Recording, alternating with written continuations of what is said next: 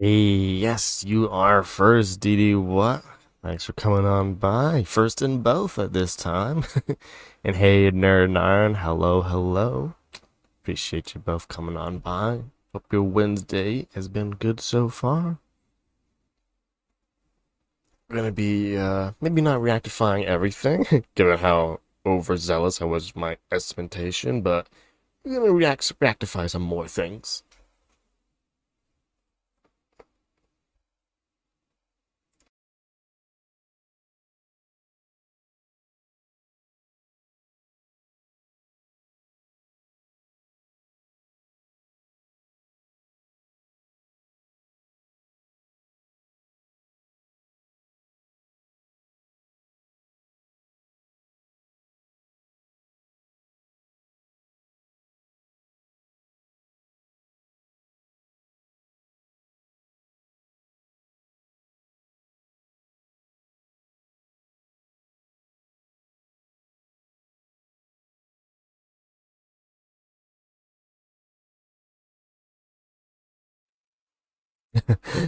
That is the plan, Nerd Nine. Reactify all the things. Just there might be a part three to this stream. I don't know. We'll figure it out.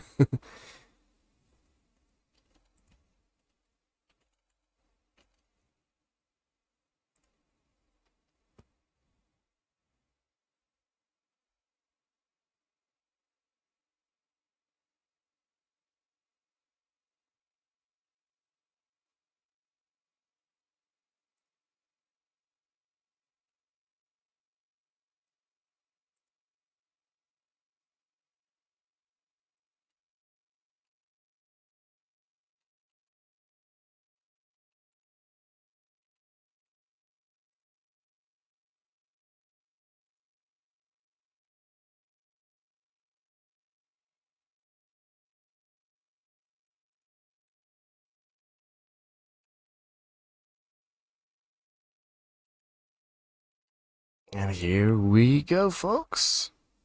So, first we're going to start off with a little bit of review of what we did last stream. So, we started off with class weekend boring. So that's right on over here. You entered in a day of the week, and it told you if it was a class day, a weekend, or a, as you've already seen, boring day. For those wondering where all this came from, this is all 100 devs stuff that we've done, various front ends, all from class materials, and then these ones, as you can see, are from GitHub. Those who are unaware, there is the 100 devs link. It is a agency with a free training program. The reason I'm doing this is because we're learning React this week / last week, and I figured, hey, might as well be able to spot the difference between them two. Class weekend boring. The next one we did was the angry parent simulator, which you entered words, and then once you click this, it throws it all hot and bold, and additionally, it speaks to you via the speech synthesis API.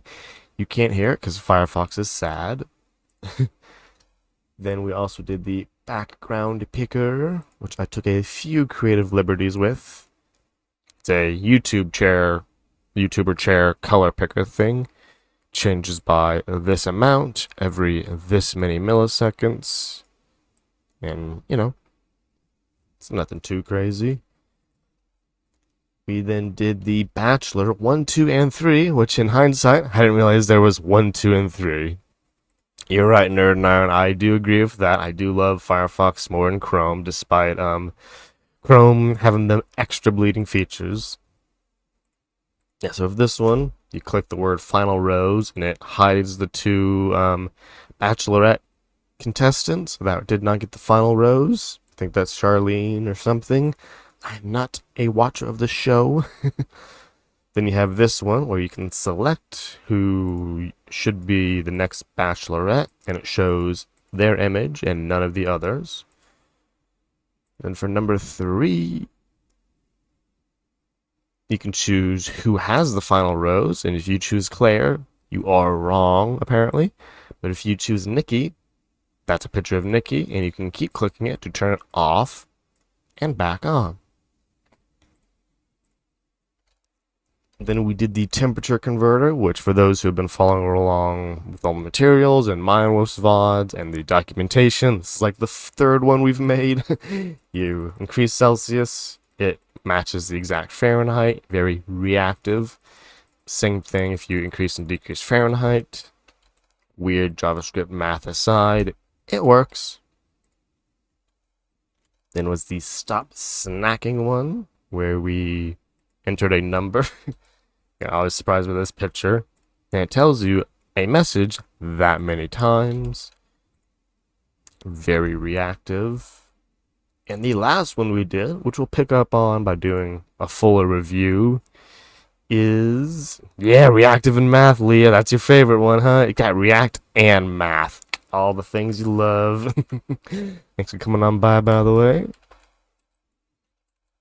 Those who don't know, most of you will probably do. Leah, fellow hunter dever, also does some pretty cool streams. Here we can see all the funny dog pics. Oh, that's a cool one there. Yeah, I think your last one was probably React or Scrimba related. I'm trying to remember. Pretty sure that's what it was. But yeah, they're always doing some cool stuff. Leak codes too, if you want to go check them out. And yeah, this was the last one we did, which we will actually look at the code for to refamiliarize ourselves. We are being baddies, writing the baddest of code using this gist I put together, which is basically a way to use React front end only without doing any NPM tomfoolery. So basically, it's all HTML, a little bit of Babel and stuff. We'll go ahead and go through it. So, as with every React app, we need a div to put our stuff into. That's where React is going to live. We import React as a script, which actually allows us to do all of the React things. This is React core. Then, since we are targeting the DOM, like this is where we want our React to be displayed, we bring in React DOM. Hey, Sushi97, how's it going? Your Wednesday has been going well. And then, since we're doing this just in HTML, we're doing a little tomfoolery here, we bring in Babel standalone, which basically allows us to run Babel in the browser. Has horrible performance, but you don't need to worry about doing any create React app or Vite or any of that weird build stuff.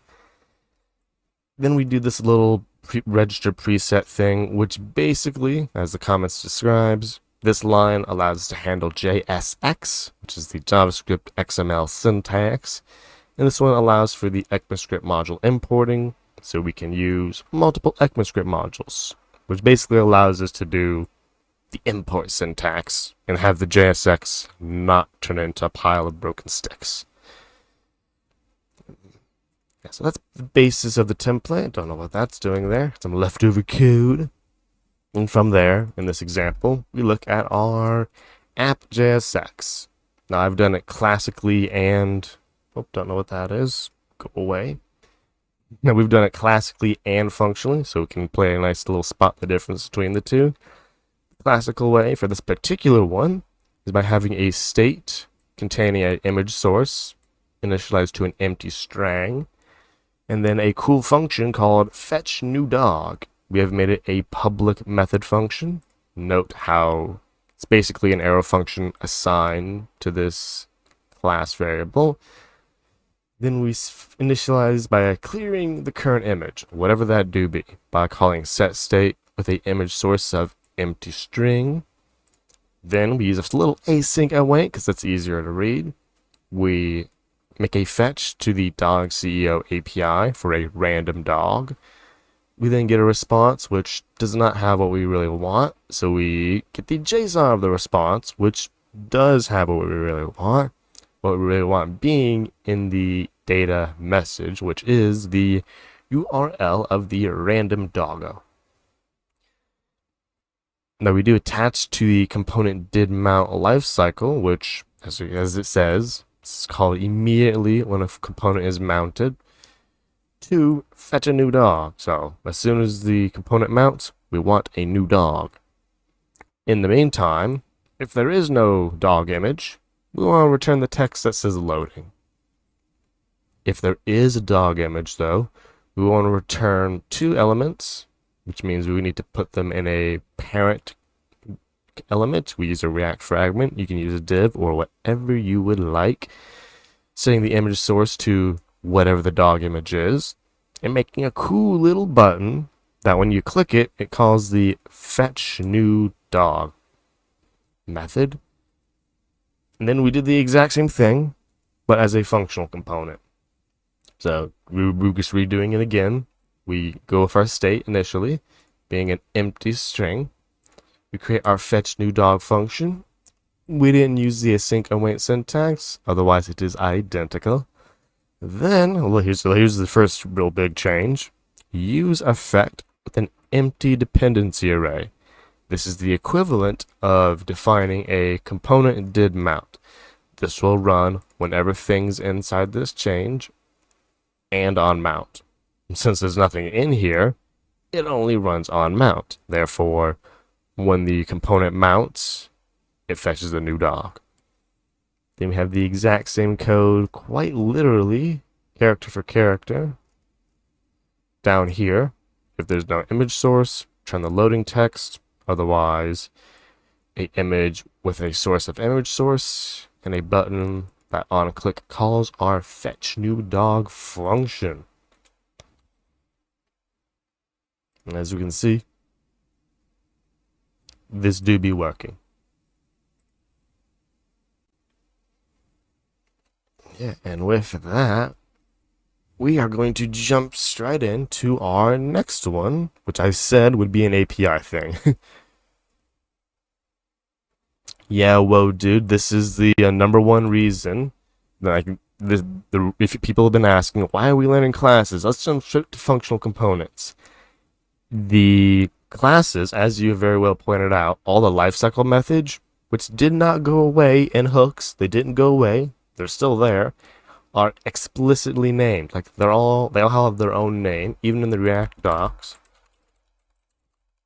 They're all literally a function that you can add to the class. They just exist there. But as you can tell, with use effect, you kind of gotta do a translation in your brain to be like, oh no, where did it go? See, here they all are. You get your constructor, your render component did mount, did update. They're all just listed right here for you to pick and choose from. And yeah, use effect, you kind of gotta figure it out. They are all available. All the ones we care about, really. There's like one that only classes still has, but no one cares about that one. But yeah, they're all available via use effect. You just gotta figure out the translation layer. The way I like to think of it is that every use effect always runs on mount. In addition, it runs whenever one of these things change. So to write it out, a dependency array of this equals on mount plus when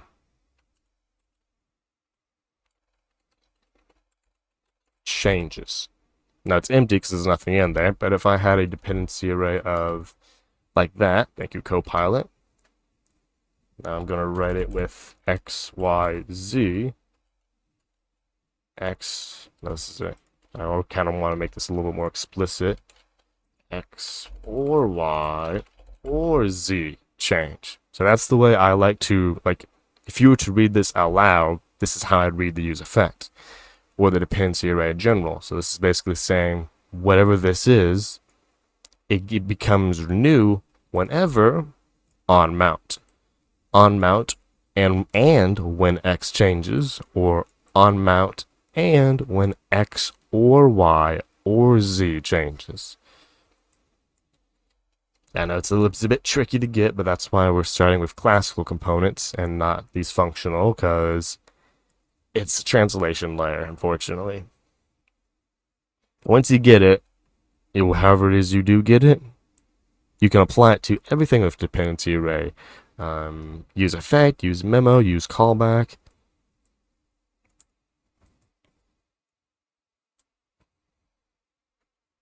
So yeah, it's not intuitive, unfortunately, but that's the price we pay for not doing classes.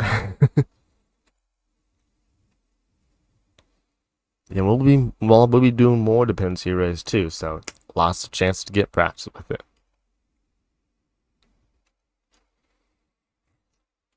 Yeah. I think with that bit of review done, Leon has not assigned the Scrimba course. They have assigned the Brad Travesty React Crash Course 2021, and the what's it called? Bell. It's Bell something. Let me hold on. My overlay didn't change. Okay, let me go actually go look for it. What's it called? Bell something. It's another course. Basically two courses, but not the one from Scrimba. Ah, it's good. It's good. The Egghead one. Yep, that's the one. Yep, that's the other one we were also assigned. The Travesty and the Egghead one. No Scrimbas assigned yet. Honestly, considering this is the last week of React and we're like halfway through it, I don't know if there will be any more real assignments for it. So it's cause like Leon said, next week we're not doing React. So yeah, you're right. Egghead isn't a bad word. I don't know. It's a good Automod. What? I guess somewhere in some corner of the world, it's a bad word, right? That's what that obviously means. Your guess is as good as mine.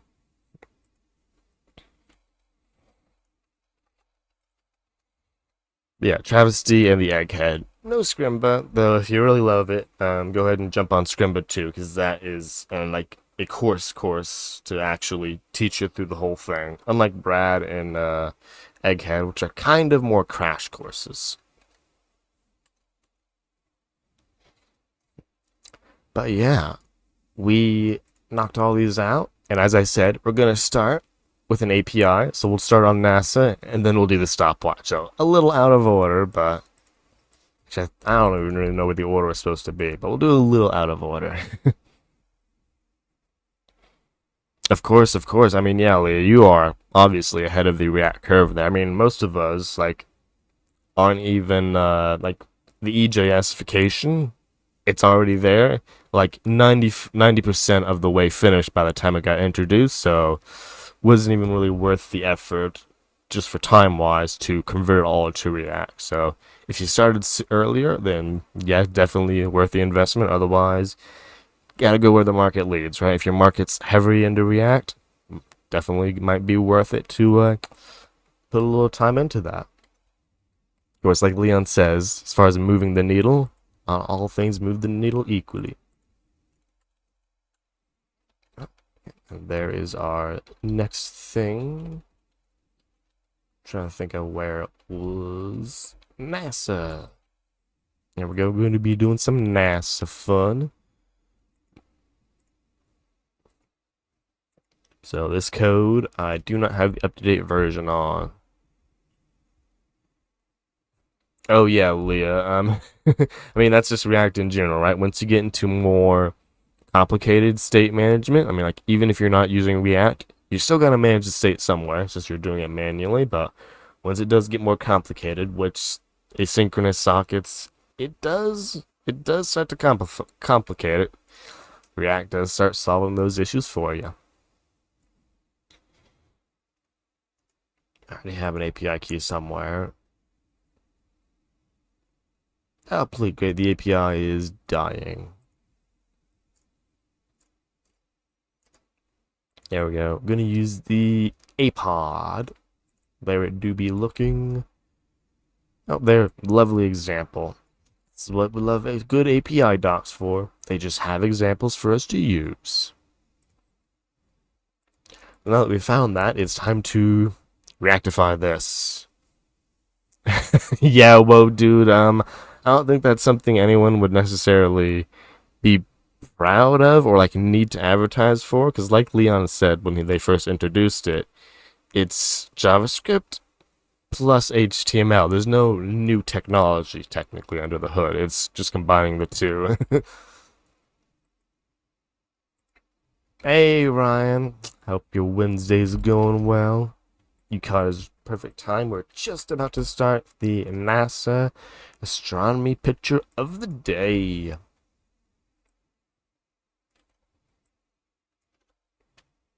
Yeah, we just yoinked out our Babel standalone, and now we're about to app.jsx.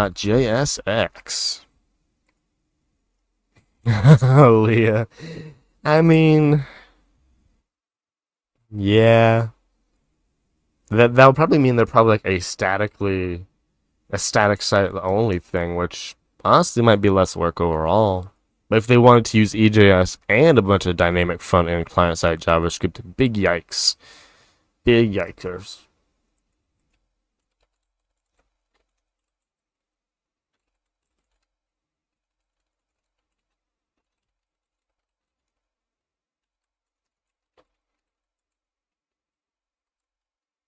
Yeah, it's like I'll write in React and have it turn into EJS for you, so y'all love it. How about that, folks?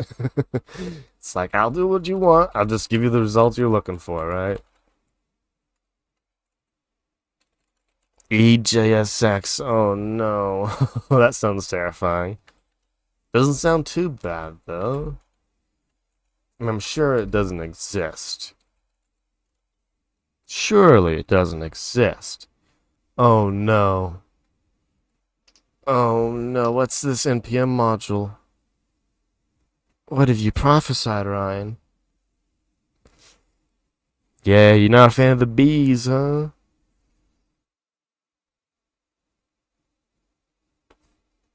Oh, this is just a different way to do using. Well, what's the E in here? There's no the E doesn't. They just the E is not for EJS. It's just for E. Okay, that's just another way of templating of JSS, which I do like. That is good.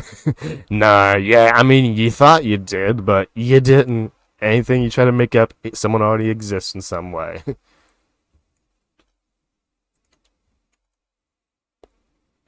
Yeah, actually, I do use it. So like, I am a big fan of JSX as a templating language. For those who hate the EJS for syntactical reasons, big fan of not using it. If your goal is not React, but rather you hate EJS, then yeah, I love that. I'm actually using it for my pairwise sorter. It is called Express React Views. Despite its name, it's not actually using React. It's just using the JSX half of it. So it's actually pretty good. It's what you think. Instead of writing in EJS, you write in JSX. So it's just 2 lines to get it set up. And then you make your components. And your options is passed in via props. So when you say .render name John, that goes in under props.name. Pretty intuitive, honestly. And you don't have to use this. You can use the ESX import. It works that way too. But yeah, honestly, this is pretty good too. Gives you all the fun of JSX without the client-sideness of React. Because it all goes down to HTML, just like it does with EJS. I just realized I did not drop the link. Which we will do probably toward the end if extra time. That is the link for those who just can't go full React. They just want to get rid of EJS out of their lives. Yeah.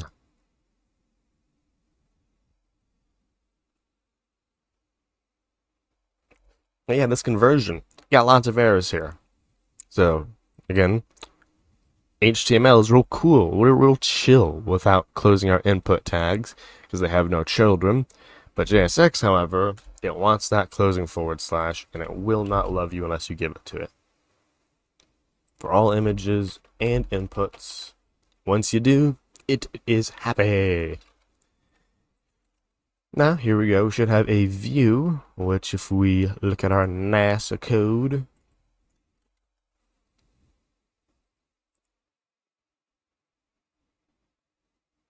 HTML. Awesome. Now we have an input box. What's this input box supposed to do? Enter a date. Awesome. Gonna take some creative liberties here. Convert this to a date input. Let's see. Yeah, so just converting that type to date will allow us to do this. The power of HTML5 compels you. Yay. And this is on, any device, all that fun stuff. Now you can see we're not able to change it. And if we go and look in the console, there'll actually be a warning about that. We've provided a value without an on change. Basically, we told it its value should be an empty string and should only ever be an empty string. So we can't change it. So since we want to, in this case, we would like to track our value because we're not using a form. We're going to go ahead and just need to store this in state. So we're going to call this date. And it will initially be an empty string.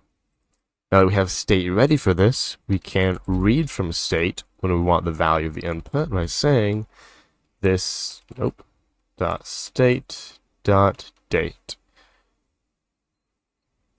Copilot it doesn't want to work today. Now when it changes, we can attach the onChange event listener. And we can receive the change event, call it event, that's what it's called.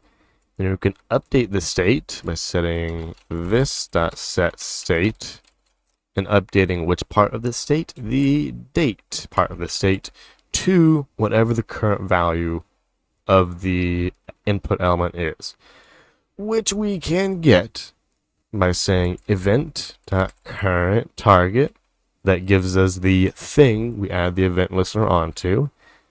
Now we want the value. I think that's all we want. We'll find out if this works really quickly, because we are able to change it. And we can verify that it's in the state by hitting up the React Dev Tools and seeing right here, 2022 10:03. We change it to anything else, 2022 10:12. You can see it is following us. And if we clear it, it goes back to an empty string. So we have now made this a controlled input. Now what we want to do is add to this button a on-click event listener, because we're not using a form. What do we want to happen when we click this? We want to call something a cool method. Hey, thanks for the follow there, Moon Kang Jin 9195. Hope your Wednesday's been going well. Fetch Nas Picture. That's a good name. Alright, fetch picture. So we've named it call of method that we have not yet defined. Copilot real smart. Hey, thank you, NASA.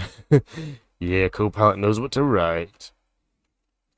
Yeah, again, this is what we want to do. Now, first, we would like to in order to store this picture information, we kind of need a place and state to store it. So first, we need to figure out what it is we do be storing. What's the response? So we'll find out by clicking this button. Date, explanation, media type, service version, title, and URL. Now sometimes it doesn't always return an image. We're not gonna think about that. We are not going that deep. But we can see there's a lot of information here. On our UI, we want to display a few things. Name, image, and description. We have title, URL, and explanation. That's basically what we want. So we can store all three individually, which we could do, or we can just store all of it as image info. And that be an empty object. So now when we come up here, we will set the state of image info to data, because that is the entire what image info is. Then in our view, we can render this.state.image info, and we know it to be called title.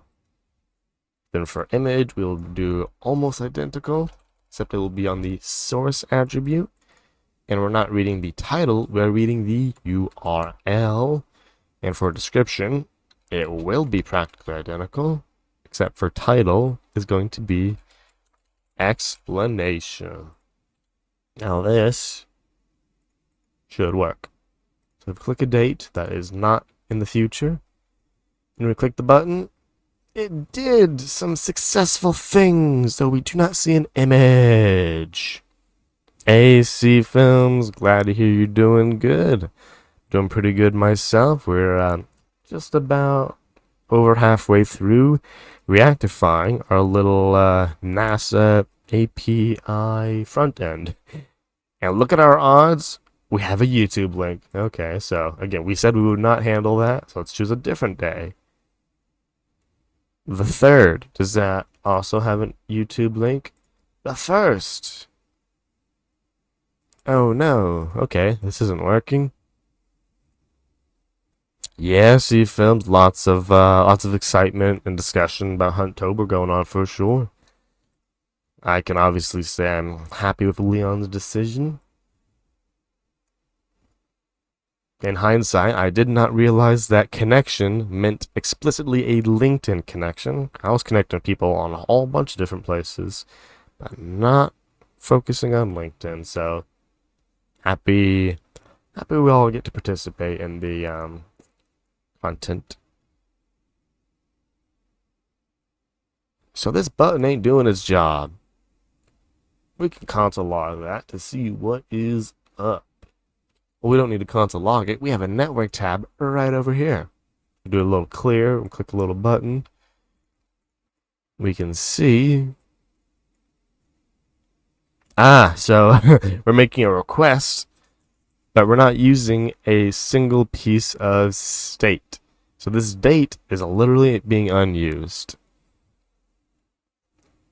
I don't know, Leah. I mean, I will admit, I got a little confused because someone did ask, has connections always meant LinkedIn connections? And Leon said yes. But then,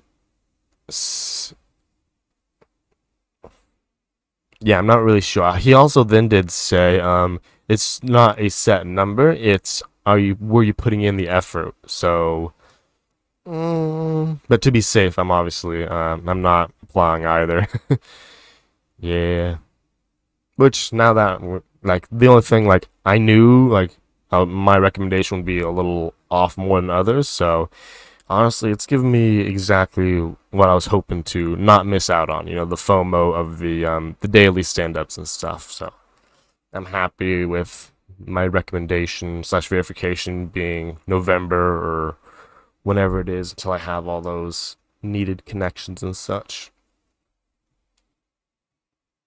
Oh, yeah, that one, C-Films. Oh, I jumped straight to the Remo, so I was too tired at that point. I did not jump on the Discord this time. Jumped in with a Remo table to jump over the React review code.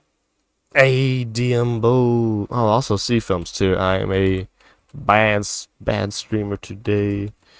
C-Films also does some cool streamings here, and so does our one and only DM Bull. C-Films always going over movies, TVs, and shows. DM Bull in the zone, going over all the React, TRPC, fun stuff like that. Hey, it's going good, DM Bull. We're, so, remember yesterday, I said I was reacting all the things. I reacted like 2/3 of the things, or 1/3 of the things.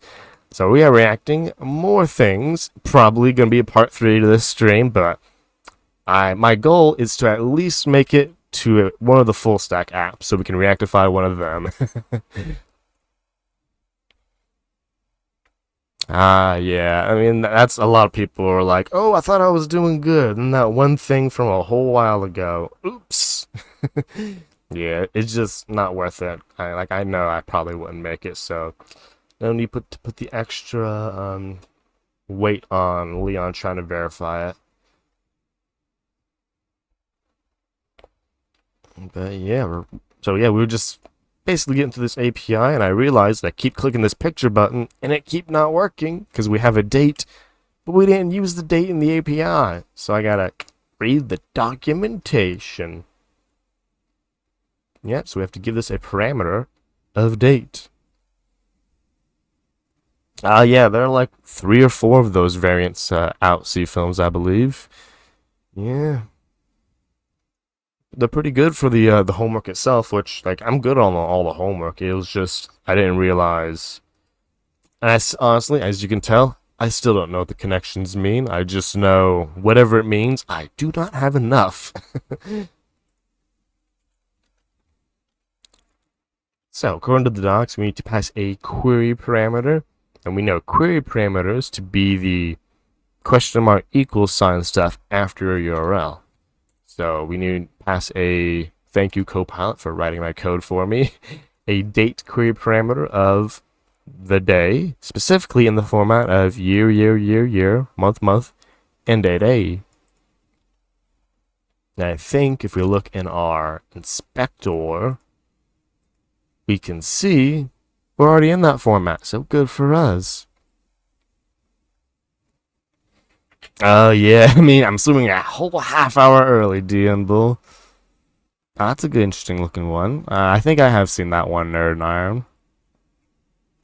Nice, C films. I mean, like, yeah, I have a bunch of LinkedIn connections too, but like, they're not like the quote connections, but not like connections that I haven't had more than 5 messages with, you know. So they're not something that would count. Oh yeah, this is pretty nice. Let's see if click a class, it's gonna show. I think I've seen this one before, but yeah, it's a pretty good way of doing it. Basically, the Discord messages as a searchable thing. Pretty nice. Yeah, Ryan. I mean, I don't know, Ryan. I mean, I've seen your tweets and stuff about like you're pretty good on that at least when you're networking with someone. Like, I always see a tweet of you talking about them, who they are, cool stuff like that. So I mean, you're doing pretty good, I'd say. Yeah.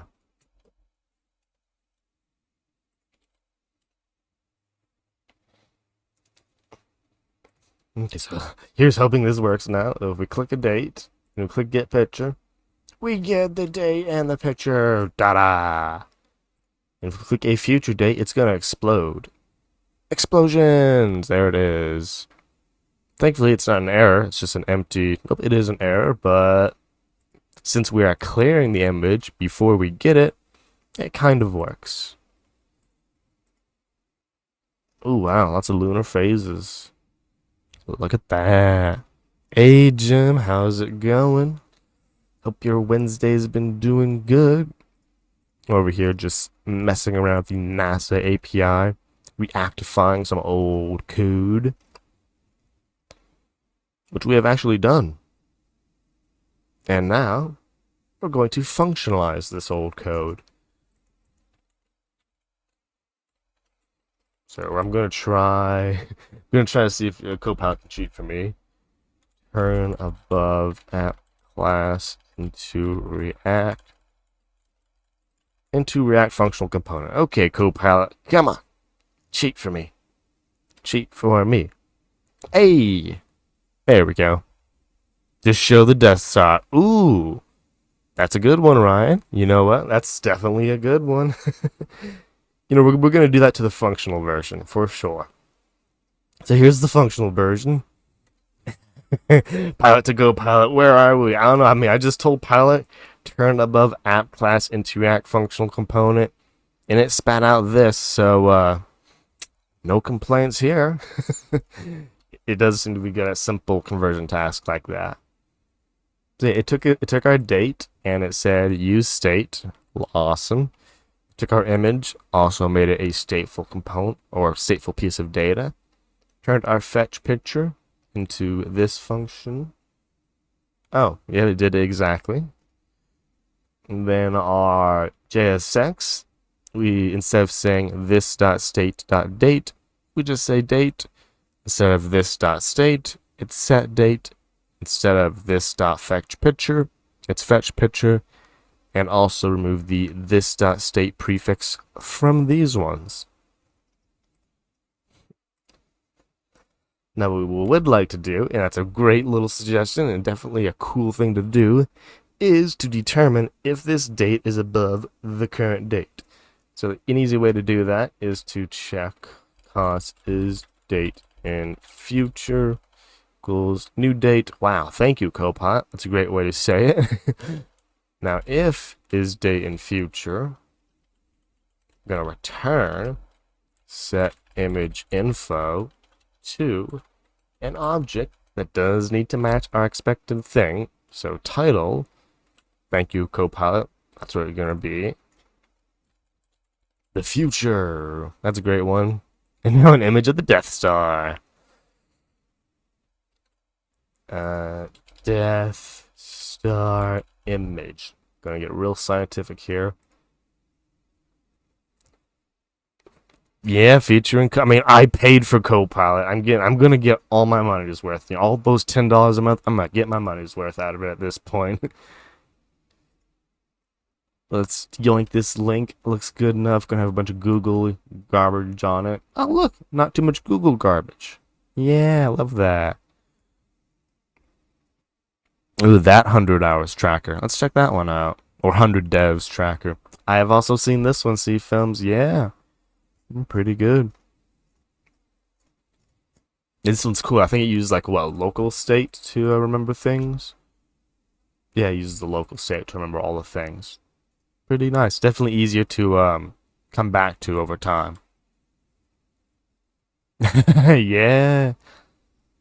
Yeah, they are pretty good visually too. I mean, they're both pretty good visually, but yeah, definitely a good complement of color choices here. Let me turn off dark mode. Okay, this is what the site normally looks like. Sorry, my extension was making it look like that. This is what the site normally looks like, folks. You got the dark blue and you got the offshoot green, then the lighter blue. Yeah, light mode does look pretty good. I mean, I honestly had no complaints on dark mode either, so it works for me.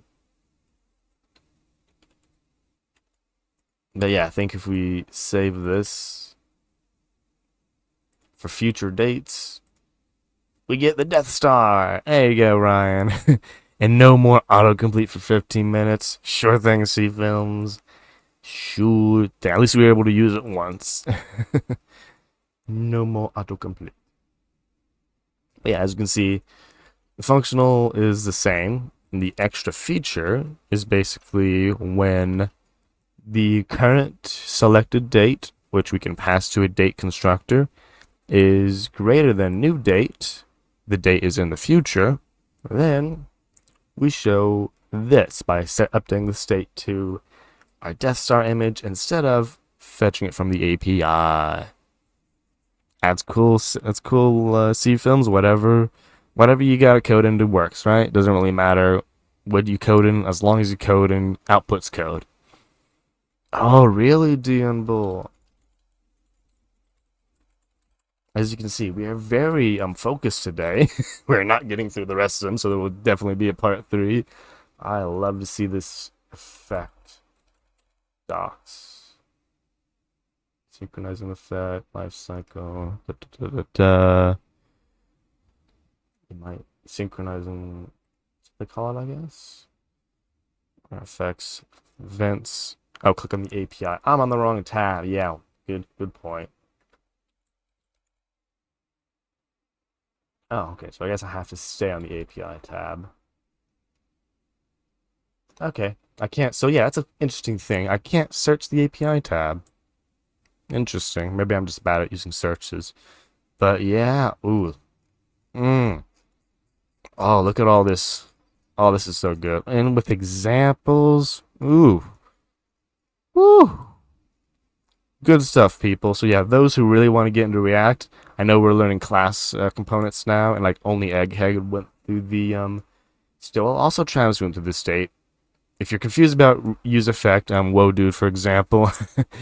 Yeah, if they can link to the main dot. That's right, that's right.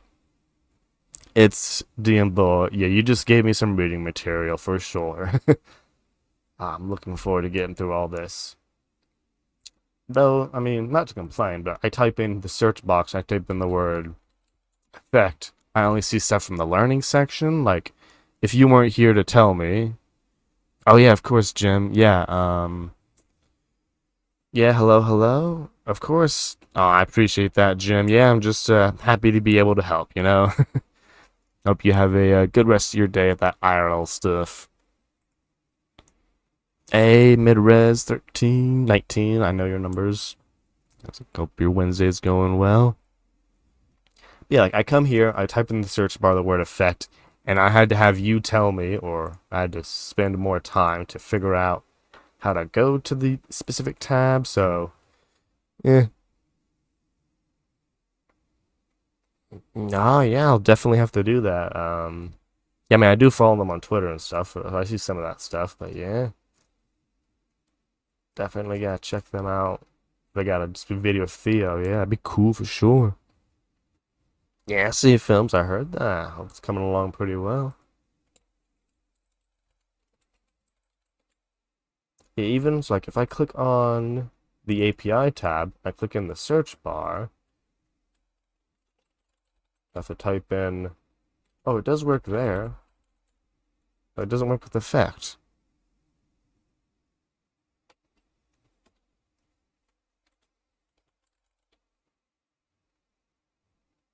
Yeah, skate patches. Whew.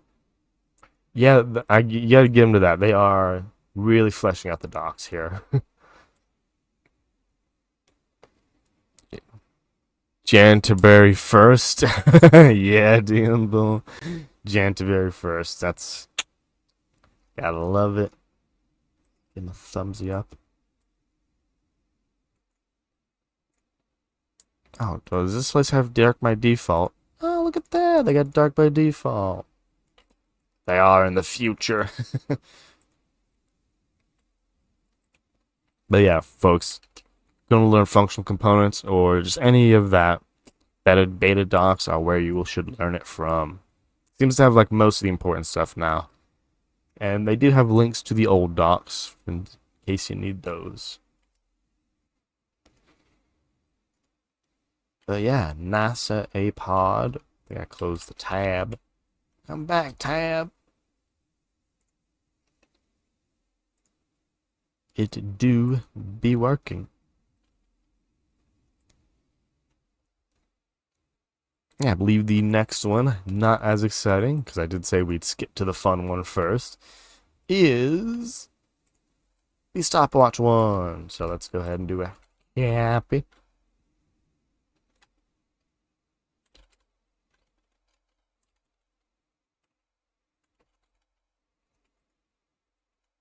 I think we'll just take a quick look at what this is. Ah, I don't have the code in here. But yeah, a stopwatch object that has 4 properties and 3 methods. We're just gonna make an actual stopwatch in React. I think that'll more than satisfy our goal here. So it wasn't really a front end part to it. Well, MD-res, we are reactifying all of the things. So all the things that we've done in 100 devs, all the interactive things were actually, we have been slowly reactifying them. We've done all of these, just did the NASA API one. Now we're going to be making a classic stopwatch, and eventually we'll go all the way up to binary upload boom. So that might be a part 3 stream if I get there. Oh no, the bot not doing a thing. What are you doing, bot? Command today cannot read properties of undefined. Reading starts with. Oh, that's interesting.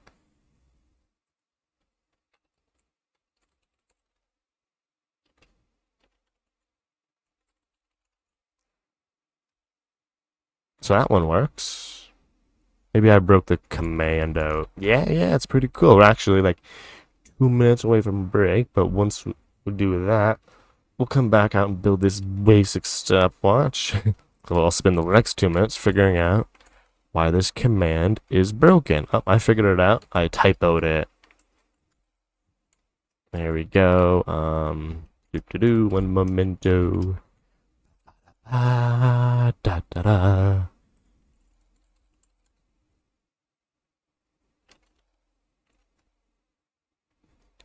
There we go. It is working now. Good test there, Ryan. Good job in QA. Real easy if that way.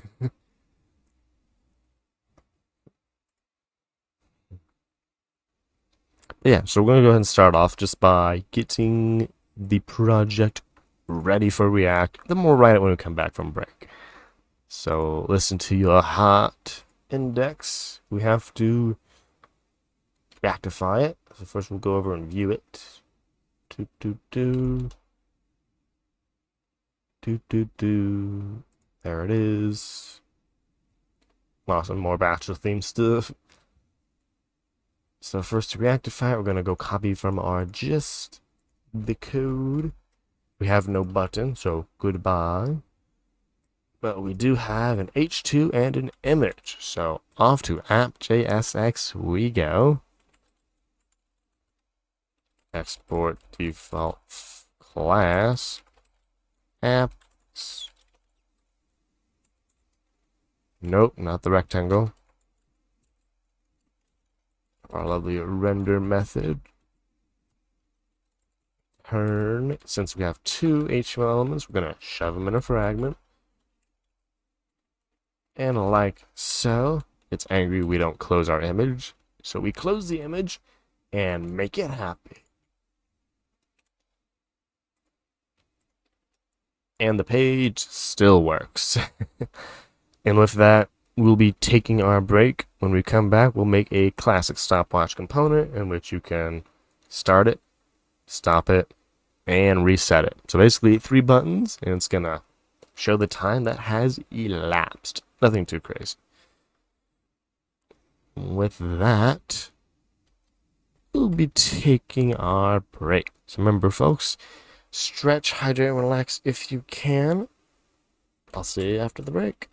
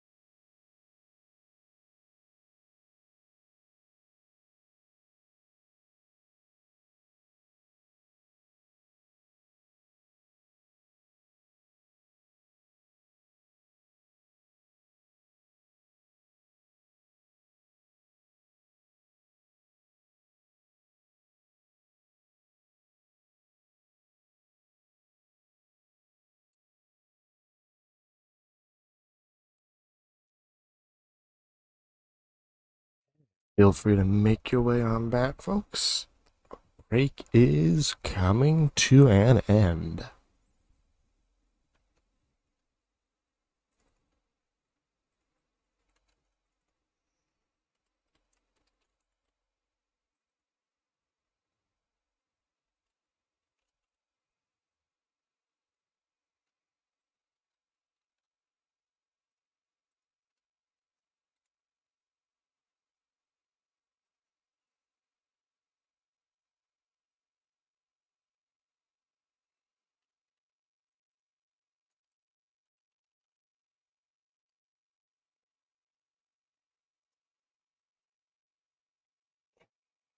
Here we go, folks. So, just a little, remember how obviously that was a little bit long of a break, but we are back. So, we're doing the listen to your heart, in which we create a stopwatch component that has 4 props and 3 methods. I don't know what props and methods we're going to make up, but we shall make them up. So, stopwatch.jsx is our first place to start. And then, because I'm using weird babbleness, I have to do an import of it up here. Hey, thanks for the follow, Taco Fed. Hope your it's Wednesday, has been going well. We're over here just reactifying a bunch of front-end projects. React.component. And then I guess we're rendering an H2, according to the old DOM. A lovely H2. Now we get to import a lovely stopwatch. Thank you, Copilot. He wrote a beautiful code.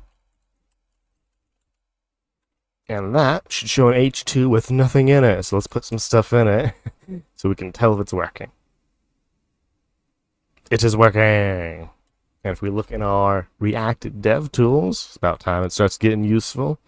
We can see we have an app and we have a stopwatch. You can see the stopwatch was rendered by the app. So they don't have any apps, props, or state, but they are here and they exist. So now it's time to do, as it says, 4 props and 3 methods.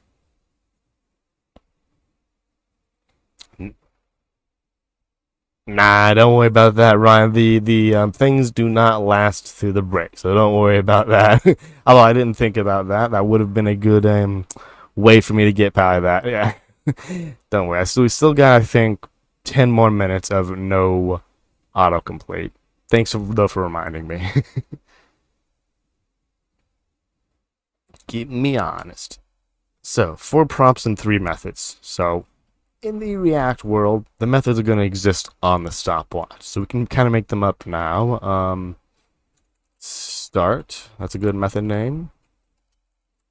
Pause, that's a good method name. And stop, it's another great method name. So boom, those are our 3 methods. I don't do anything yet, but they will. Now what props do we want to pass to this? Okay, so one prop, since it's a stopwatch, it's going to have a customizable input that basically allows you to customize how long... Hold on, I'm thinking of a timer. Not me forgetting what stopwatches exactly do. Yeah, stopwatch counts up. Okay, so one we can do is we could cheat and make all these styles. We will not. Theme equals start. So that's going to be one of our props. Maximum time equals another one of our props. This is going to be how high I can count up to before failing. And we'll make it in seconds, to be honest. So make it a minute. So we'll rename this to maximum seconds. Let's think of some more props we can give a stopwatch. Has or is started, like a initially started state. Initial, how do we want to phrase that? Initial state? initial state. That's going to be either started or paused. We'll get there when we get there.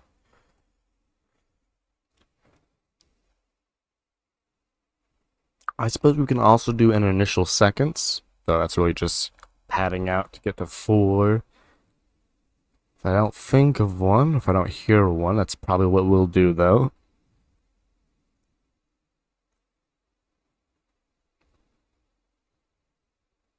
Well, I'm not thinking of one. And there ain't any other ideas, so initial. Oh, well, I know how to spell the word initial. Initial seconds, and this will start off at 0. So those are our lovely 4 props. Now we have to actually receive them and do something with them. So I'm going to bring in them as a comment, just for goldfish memory's sake.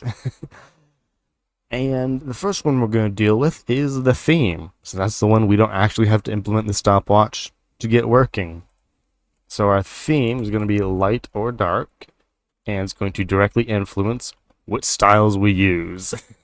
So if the theme is dark, then we're going to have the white text on a black background. Otherwise, it's the other way around. I know, the most advanced theming y'all have ever heard of. It's all we're going to do. So if this.props.theme triple equals dark, then we're going to have a color of white, background of black. Otherwise, we'll have a color of black. I know how to spell the word black. There we go. Don't forget the L. Oh, come on. And a background of white. Advanced theming here, folks. Now, this is going to become a very long line. So for the sake of readability, we're going to say const theme style equals this variable. So we're going to just put it in a variable, make it nice and readable. Then we'll use that, of course, down here.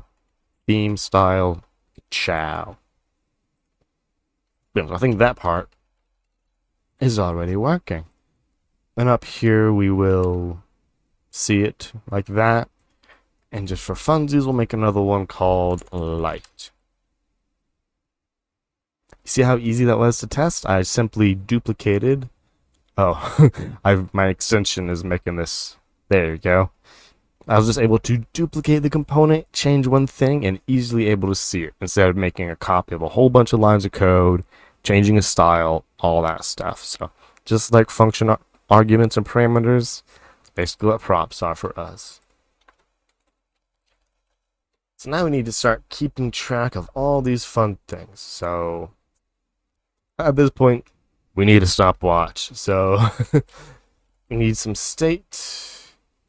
And we need to have our state be initialized as, I guess this will be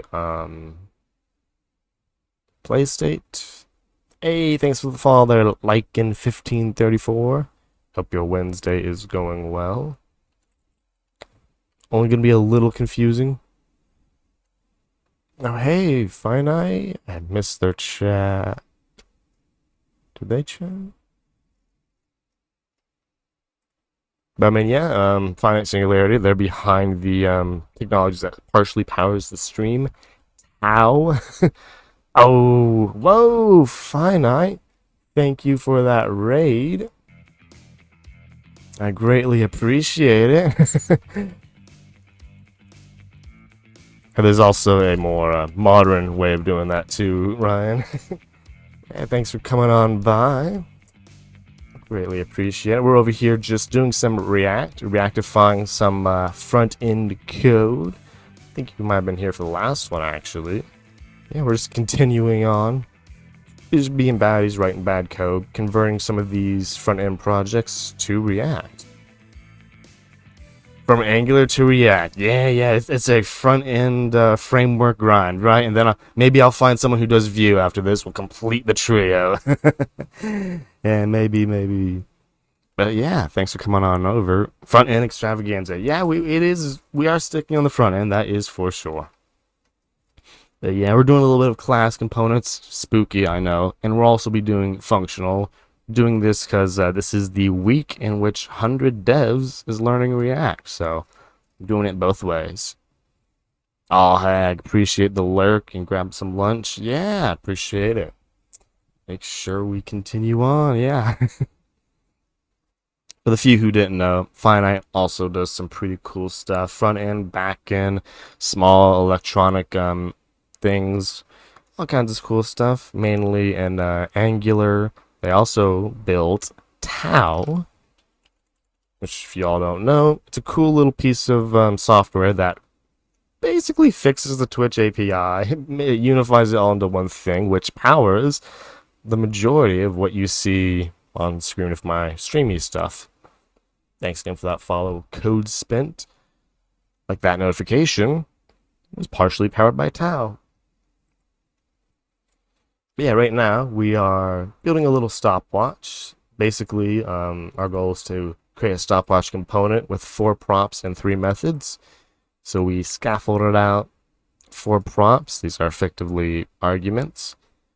And we are now actually making the stopwatch do its thing, as we implemented the theme one to be a conditional logic of if theme dark, color white, background black, if theme light, color black, background white. Advanced theming technology here, folks. Here it is in action. Very advanced. And now we need to actually make the stopwatch do its thing.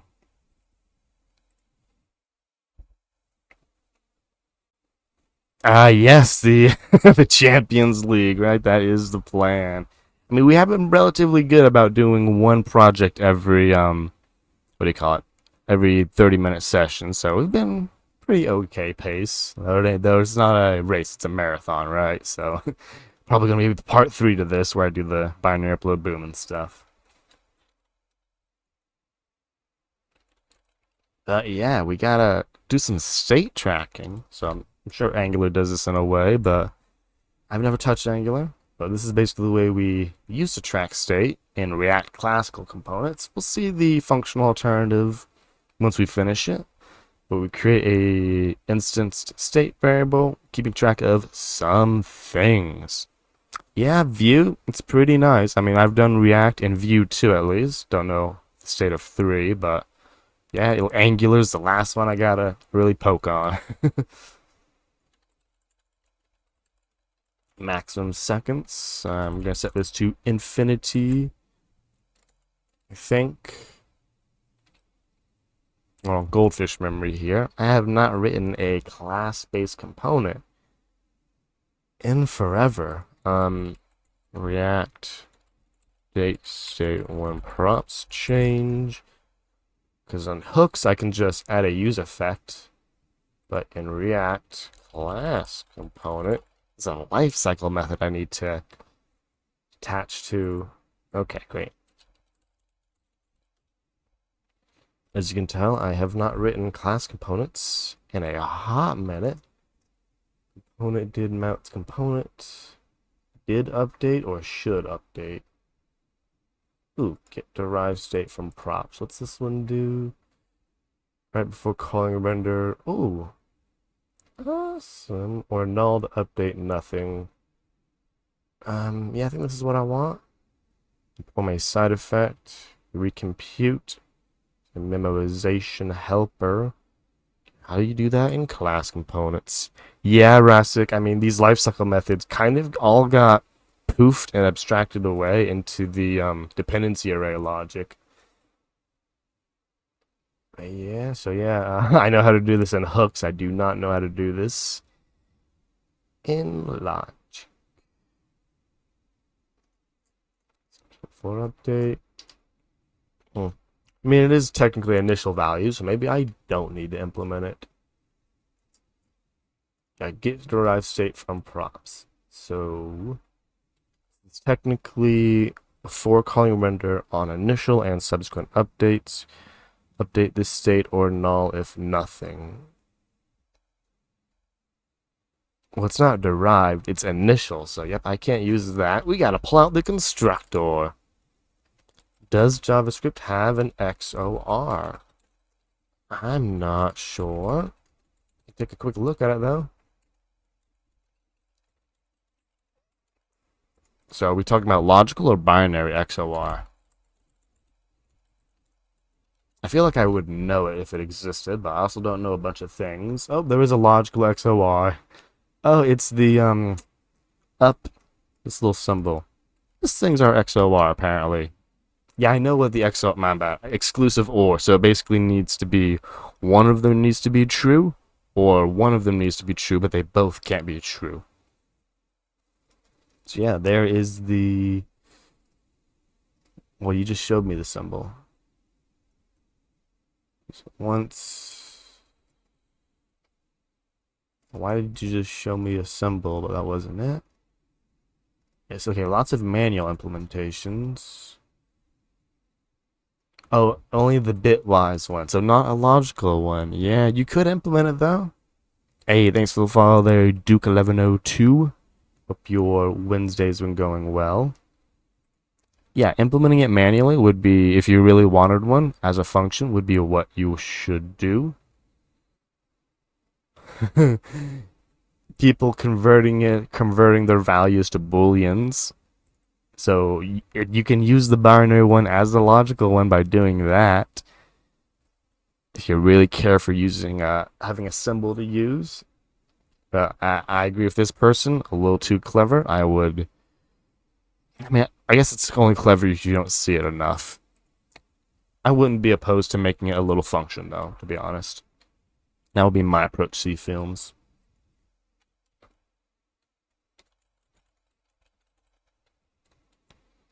There we go, and here comes our values. So we're initializing our state. Since some of these things are initialized from our props. So I'm trying to think of logic here. So yeah, maximum seconds if not specified. Wait a minute, how do you do that? Class component props default. Can I just be like, hey, these are my props. If you don't provide a theme, it's light. Is that how you would do a default? Yeah, then that would be it. Then the CFilms make a XOR method. Theme light. I do this? Would React not freak out? Default prompts. I don't remember this. Just when you think you know stuff, there's more stuff. Because in hooks, you just destructure and do the JavaScript way of assigning a default value. Huh. What do you know? Is that default props? Okay, yeah, so we'll use that. Which means our maximum seconds does not go into state.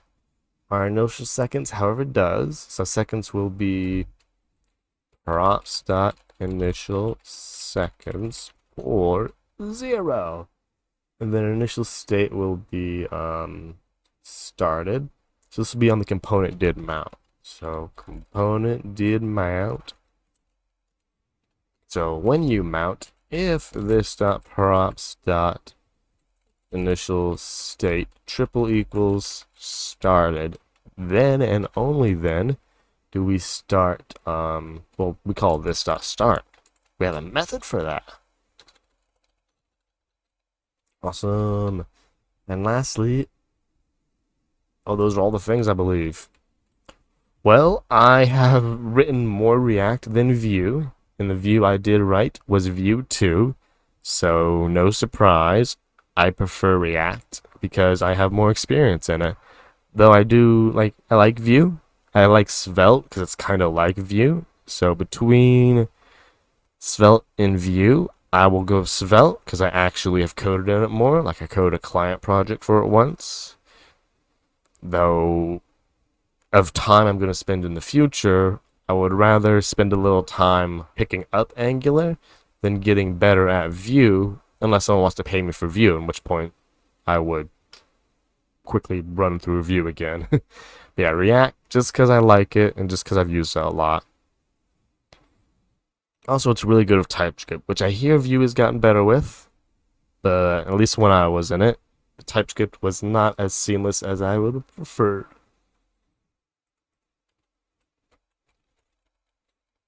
Okay, now we're going to check some extra state, some state that's not in state, being our interval.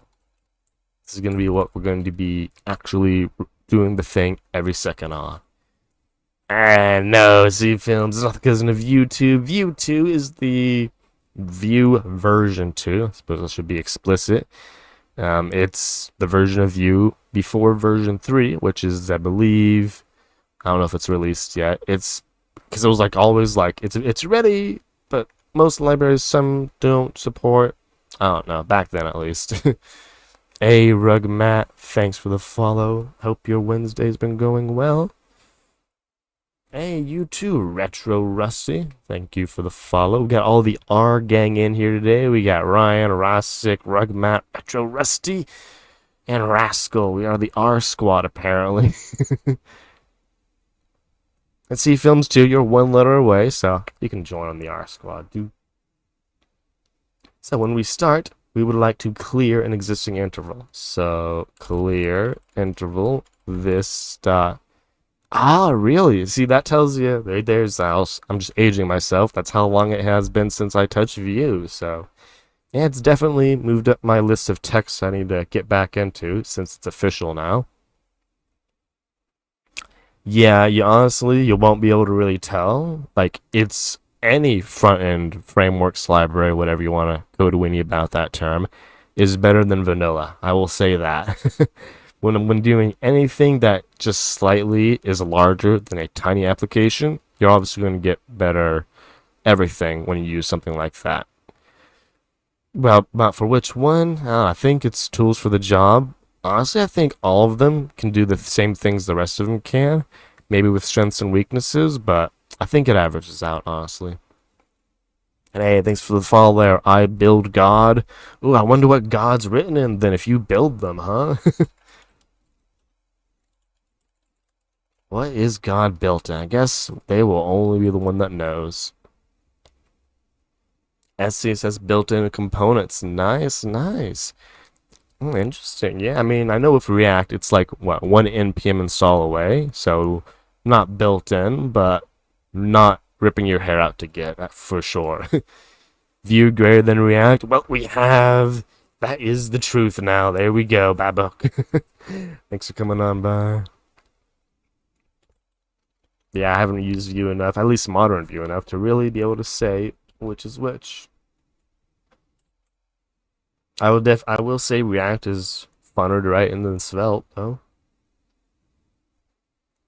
Okay, so this is our start. Basically, every second, we're going to set the number of seconds to old state. Basically, because remember, we need to capture the previous state whenever we call this function. I think we need to. This is the way I like doing it. To increase old state by increasing the seconds by 1.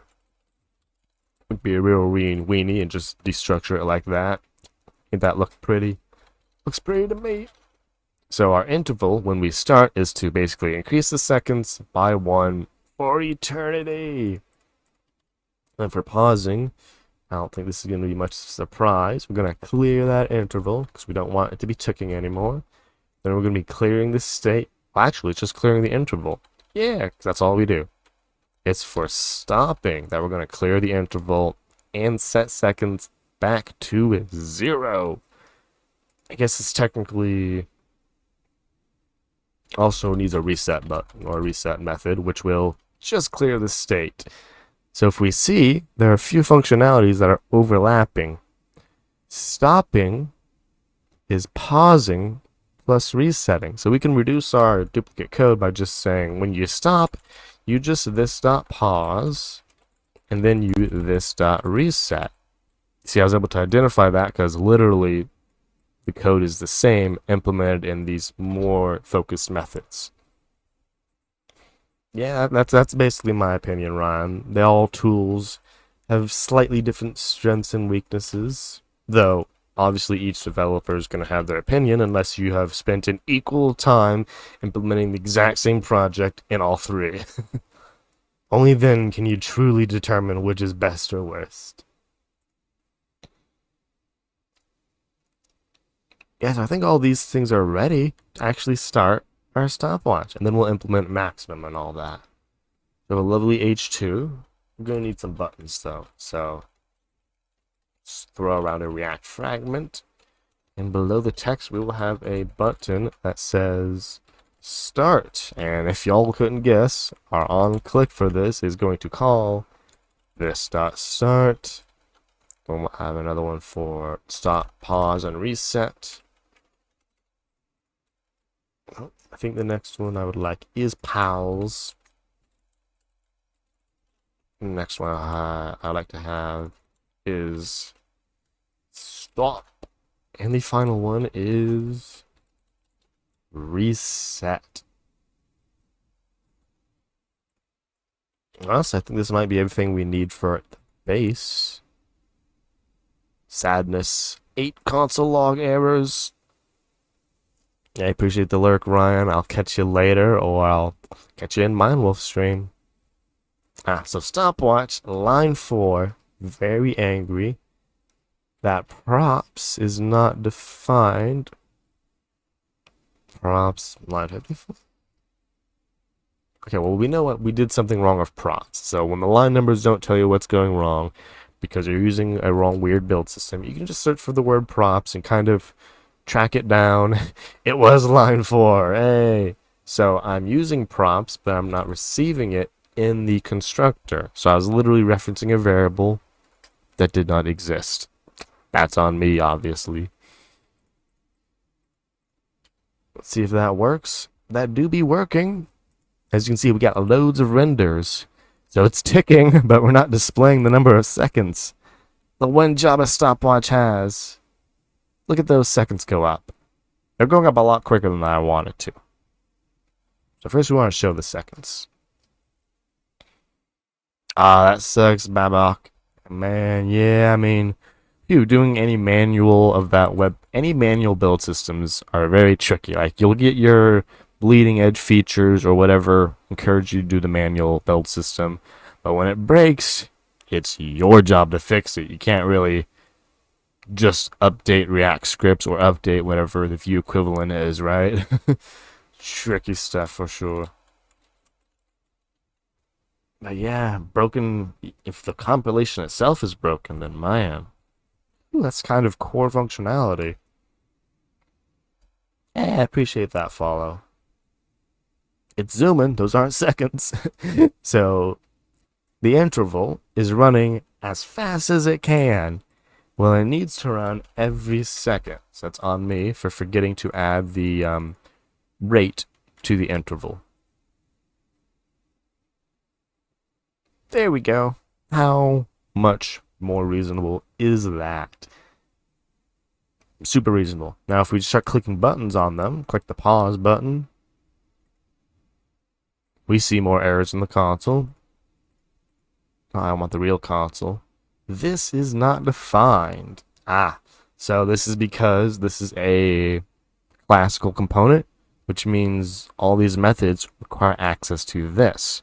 But since I've defined them as just instance methods and not public instance methods, when the JavaScript event listener takes this method and calls it, it under the hood calls like bind and then the actual button on it to do all kinds of fun binding stuff, which is cool and all, except that it changes the this, which means there is no this interval anymore. I don't have access to it.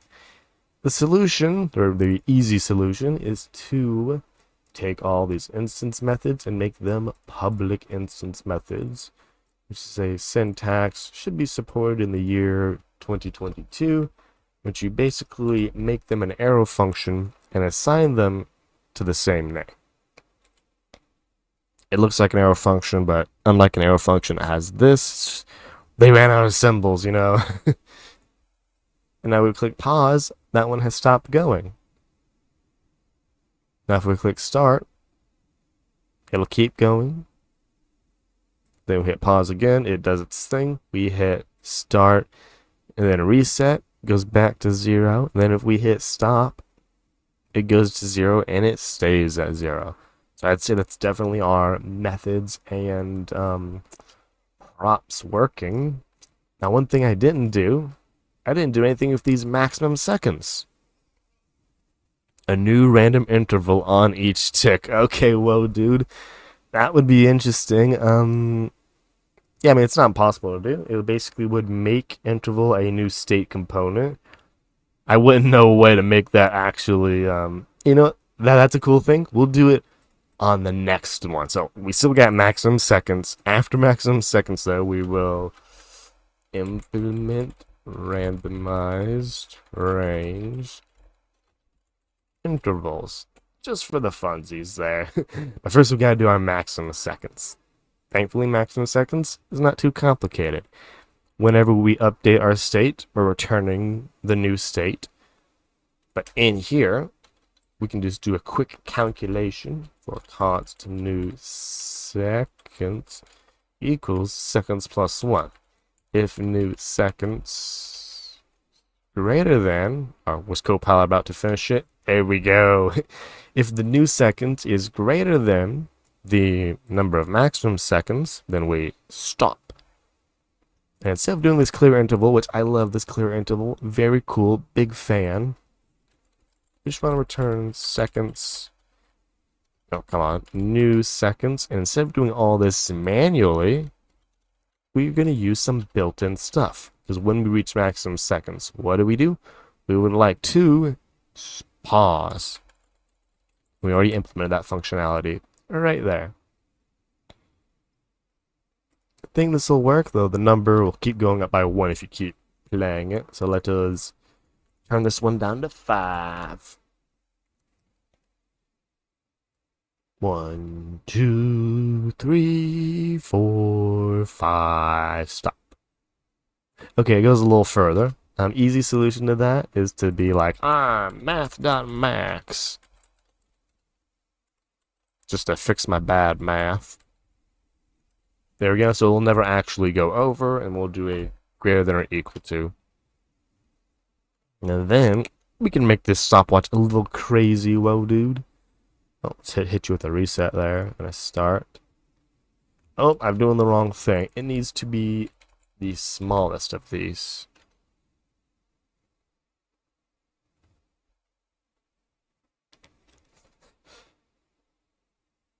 Boom, there we go. And if we try to start it again, it won't go up anymore. Now let's make it crazy.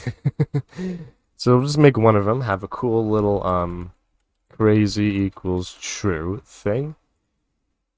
And then in here, we'll say if it's crazy, then we'll be setting it to a different kind of way. So I guess this is going to be explicit. If crazy. I gotta flesh this out first. Else, not crazy. We do all this normally. It doesn't know what crazy is. Oh, it thinks crazy is seconds plus random. that's one kind of crazy. Not the crazy we're going for. So we want to set interval to a set timeout.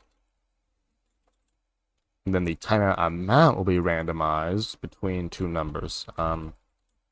Number between, well, actually it's between 100 and 1000. Thank you, Copilot. I love you, math. There we go. And what this will do every time is we will be basically setting our timeout to update this state, and in addition, call this .start. Only if we're not ending. So again, crazy feature, implementing some crazy code. I think this will work.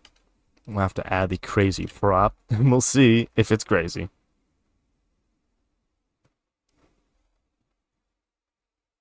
It's not, doesn't like being crazy. Hey, biggest big X, baba boom. Aw, I greatly appreciate that. Yeah, I'm just happy to be able to help. So there's a little bit more to that.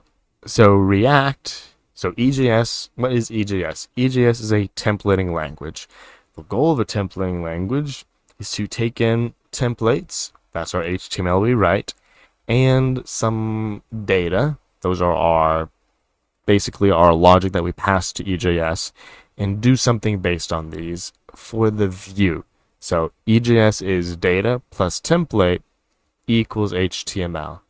React is a lot more. So JSX, what React uses, is the same as EJS. It templates things out.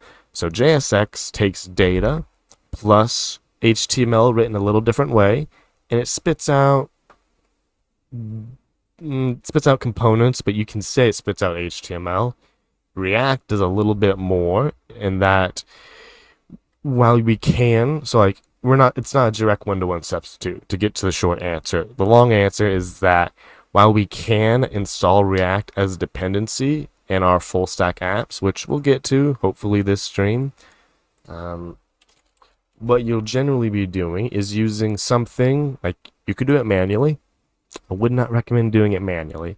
What you would want to do is probably go with something like Vite, which is spelled as Vite, or Create React App, which we'll use when we get to those two. And essentially the way this will work is you'll create them, and there'll be a different project within your thing. So you can create like a front end folder, and they will generate inside there. Then they will generate the front end assets that your backend server can serve on your as public assets. That's one way of doing it.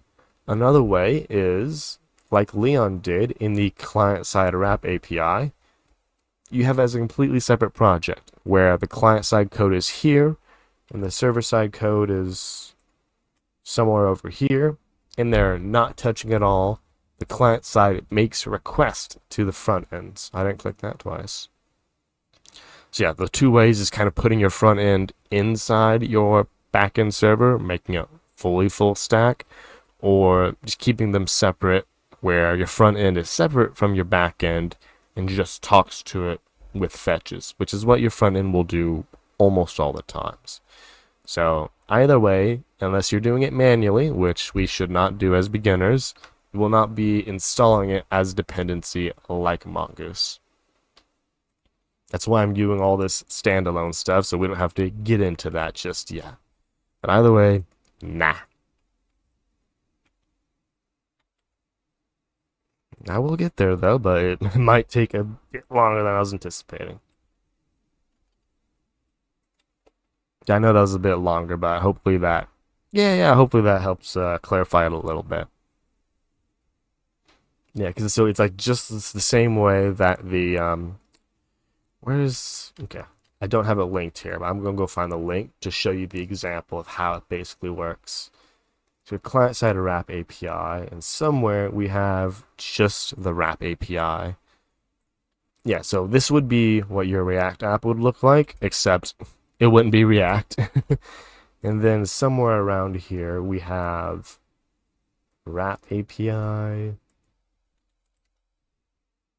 wrap names API. This is the latest one. And if I look here, yeah, and this is the, does it have the cores on it? Yeah, your backend uses cores, so your front end can talk to it usually. So yeah, that would be your Express app, the first one. The second one would be your existing Express backend server. So note that while we don't have a lot of MVC stuff here, specifically, we do not have a views here. So your views from the backend basically disappears and gets replaced with a with nothing. And then your client side does all the interactions there. Probably the easiest way to do it. The putting the front end inside the back end, a little more work, makes it into one repo though. And I'll show both when we get there, but no guarantees we're getting there this stream. Okay, this code not working? Yes, needs to be list.prots.crazy.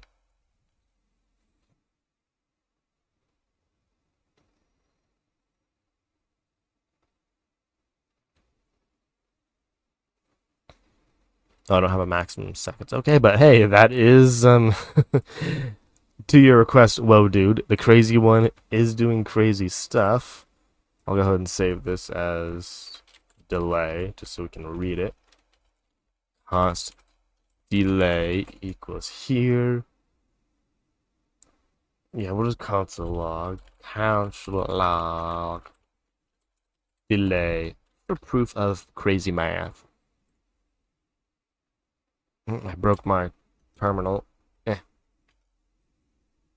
Would help if I type things correct. I do believe so. There we go. It's crazy. 700s, 5, 6.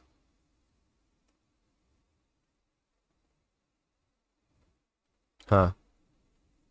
Why did it stop?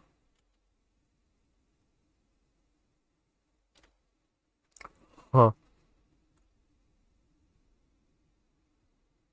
Interesting.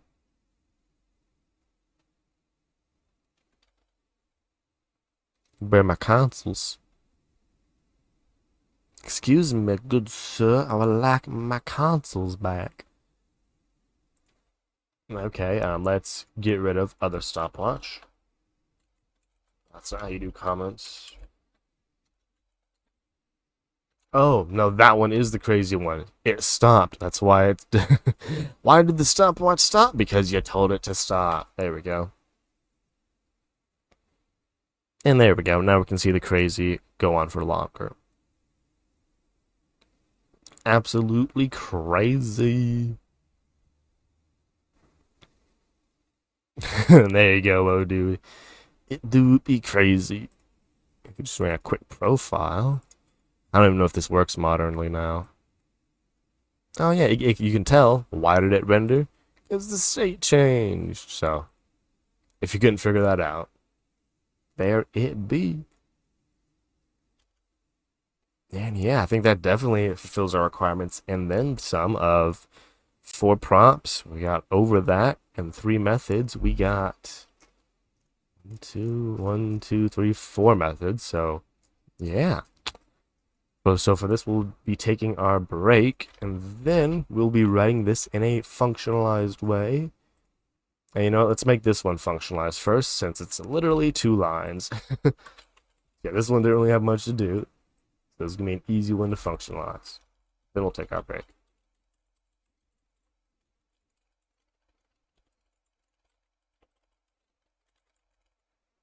Oh, too many returns.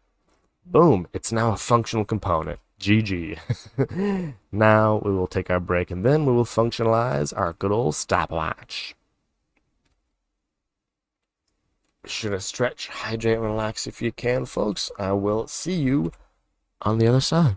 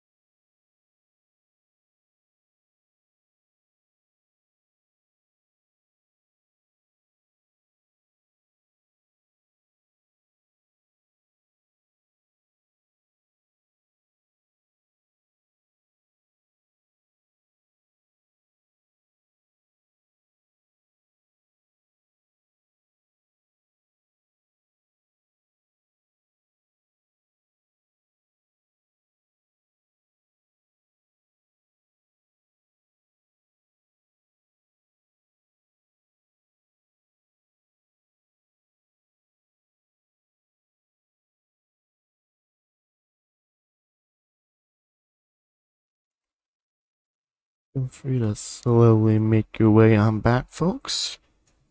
Our break is coming to an end.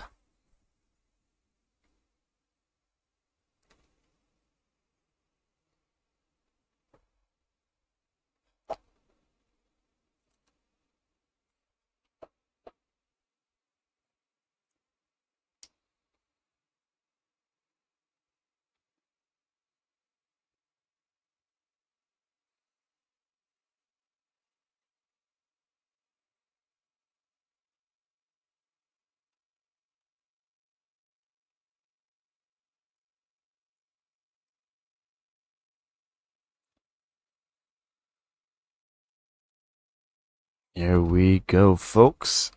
Back to our little favorite stopwatch, where we will be functionalizing it. So, begone days of old class-based component. Let's make this into a stopwatch function-based component. There's a fair bit of code here, so there'll be a fair bit of code in our function stopwatch. Let's get it started, though. So as with all conversions, the first thing that kind of goes over one-to-one is seconds. So that's basically our actual state. So const seconds set seconds equals React use state. Yep, because we're using the bad babbleness. And it initializes to prompts initial state or our very friend 0. Now we don't have prompts, but let's go ahead and define it. Corpse, we need props.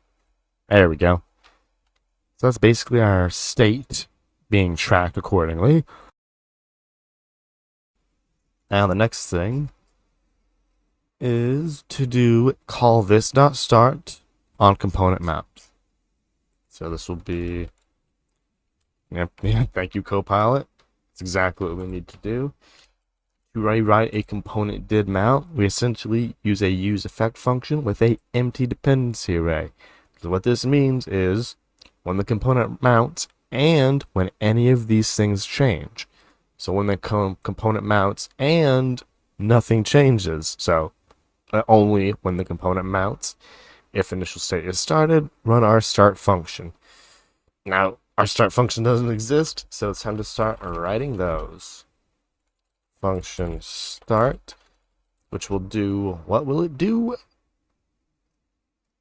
It's going to do all the crazy stuff from before, it appears. So it's going to first clear any existing intervals. Will it though?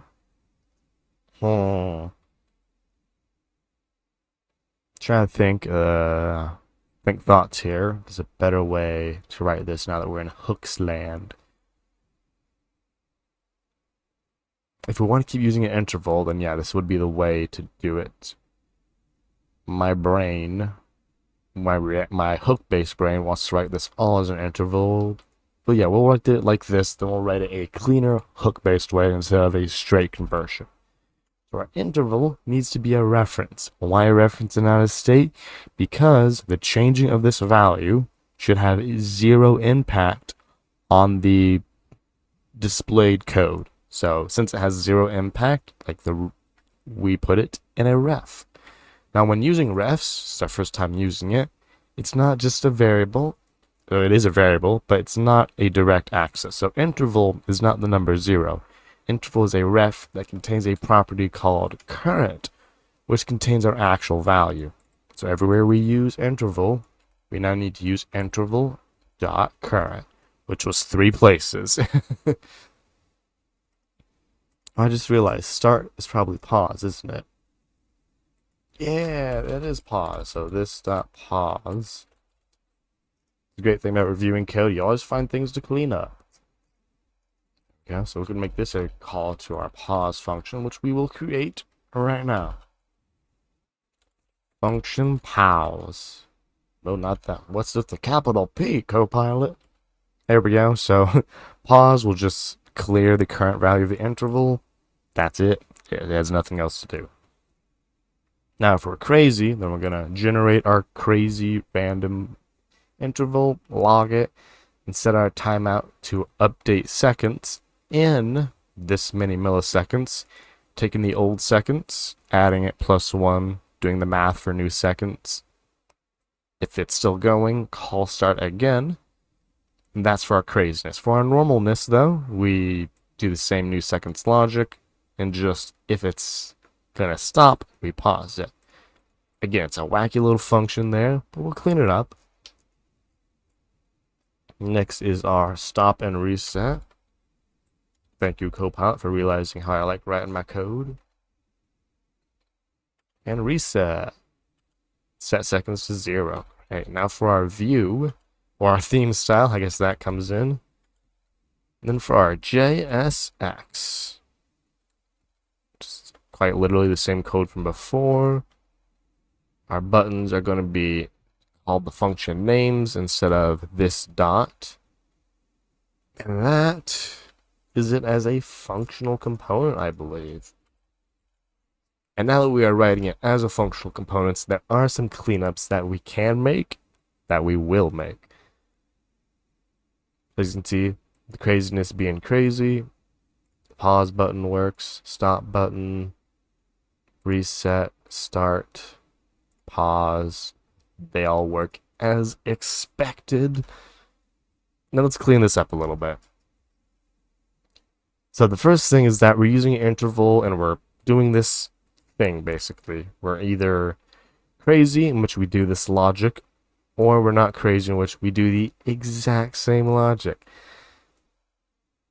So I'm going to reduce this by kind of squashing them into one, which I think I can do with a use effect that updates every time seconds is updated. So I'm going to be using use effect as the interval.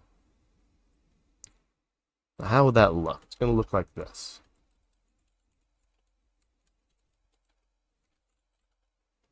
Now, when do we change? We change on mount and when seconds change. There we go. Now, what's our logic? Well, thank you for writing that. If our seconds is greater than the maximum seconds, then we don't call pause, because that interacts with a timeout. We just return. So we stop doing the thing. Otherwise, if we're crazy, we create a random delay. And nope, we don't do that. So what we do is we initialize a delay to equal 1 if crazy. So props.crazy. So if we're crazy, it's bad math. Otherwise, it's 1000. So our delay has been put into a variable for both, but into a single, not into an if-else. Now, we create a timeout to update the seconds with a delay, and then we return a clear timeout. That's for cleanup, which we never did up here. Let's fix that. Component did or will unmount this pause. There we go. We forgot, but now when we're writing it, I have remembered.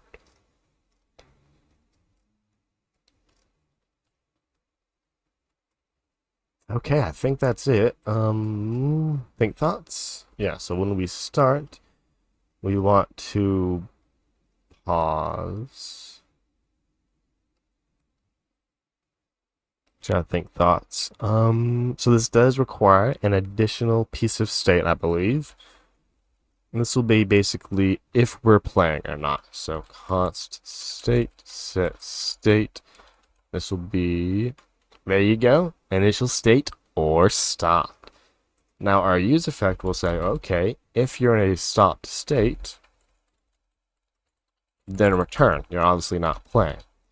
But if you're in a started state, then this will go forward. And our start, instead of starting the interval, will update the pause or the actual playing state. And our pause will do the exact same thing the other way. And I think that's it. Now, I am not oblivious to the fact that while this is shorter code, and I can go through it a little better, it is generally a little bit more complicated. So like we shortened it, but we increased the complexity by throwing this use effect into the mix. Let me make sure this thing, oh yeah, this thing works. We can see start. Okay, that button's not working. initial state started. So this, again, this is one of those things it's hard to keep track of. We also want to update this whenever the actual play state updates.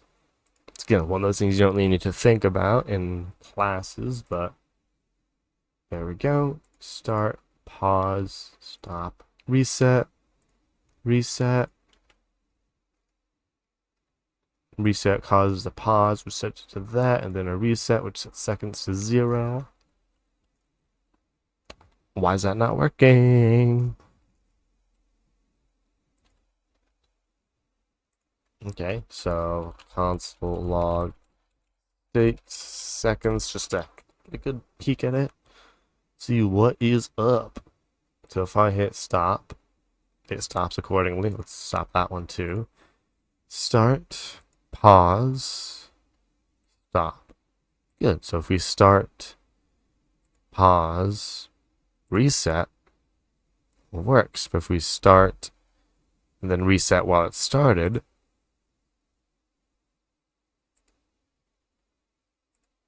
our state is still started. So the reset button calls pause, which sets the state to stopped. And reset sets state to 0. Oh, never mind. I am goldfishing totally. Yeah, that's what reset is supposed to do. It's supposed to just reset the time and let it keep ticking. So I did write the code right. I didn't read it right, though. So yeah, a bit of extra complexity, but this would be the hook way to do it. Not a one-to-one, but we already went through the one-to-one. Whenever the state or the seconds updates, try to rerun this tick, basically, using timeout instead of interval. You can actually shorten that even better. Like so, with our delay being conditional on props. Now, there's one thing that's commonly done, so I'll do that here just to show it. Props are usually destructured. So we can destructure theme, maximum seconds, all this stuff. Then in your code, all of your props dots, well, there's not going to be a props dot anymore.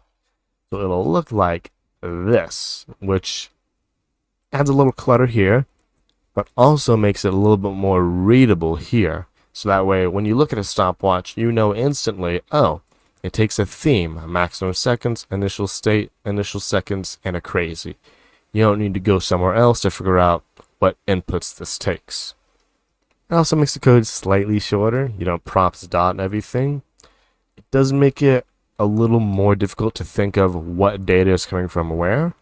Like, I can kind of tell, because like the highlighting of delay is darker than the props crazy. Like, syntax highlighting did that. But it does make the scope a bit more cluttered.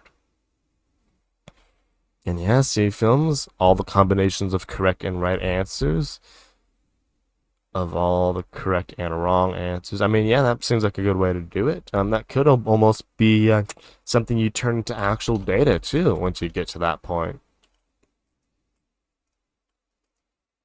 Or something you could generate, actually, if you already have the questions and the correct answers and the wrong answers. You can maybe use some code to generate that.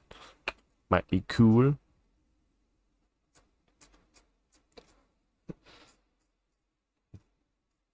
But yeah, that is our stopwatch, classical and functional. I know it got a little complicated here, but when you deal with timings and stuff, it can do that. Here's the thing, imagine doing this in vanilla JavaScript. My word, don't even do that, you know? It gets complicated, but not nearly as complex as the vanilla equivalent. Now, to the next one. That was that one. The next one, we're going to go back to the easy stuff. Object shots, which is, for those who remember, our cocktail API. Since I did this as a fully fledged thing, we're not going to see that code. But basically, there's an input box. You will input the name of a drink, and you will output in your code the cocktail name, photo, instructions, and put them in the DOM. So it's a lot like our NASA API with a different input. Yeah, see films? I mean, that's if you don't need all this React stuff, then you don't need it, you know? Vanilla is pretty great for a lot of things. Vanilla is pretty great for a lot of things. Sometimes you don't even need any front-end JavaScript at all, like with a lot of our projects we've been building so far. With forms, inputs, as long as it ain't dynamic, you probably could get away with not doing any client-side JavaScript with it. Sorry, thinking of thoughts. Yeah, so I copied it. Now it's time to Reactify it. You happy? Hit shall.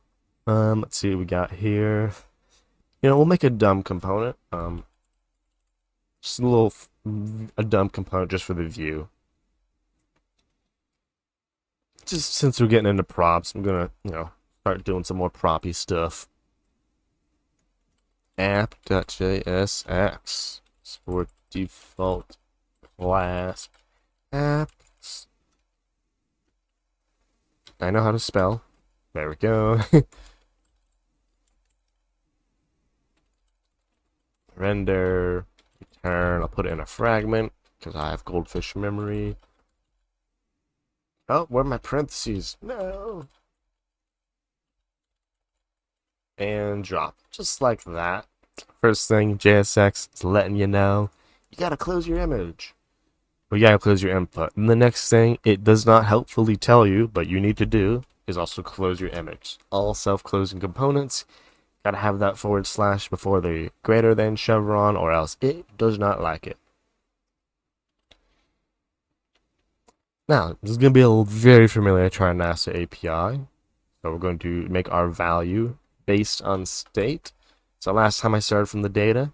This time I'll start from the view. So our value of this is going to be this.state.cocktail name.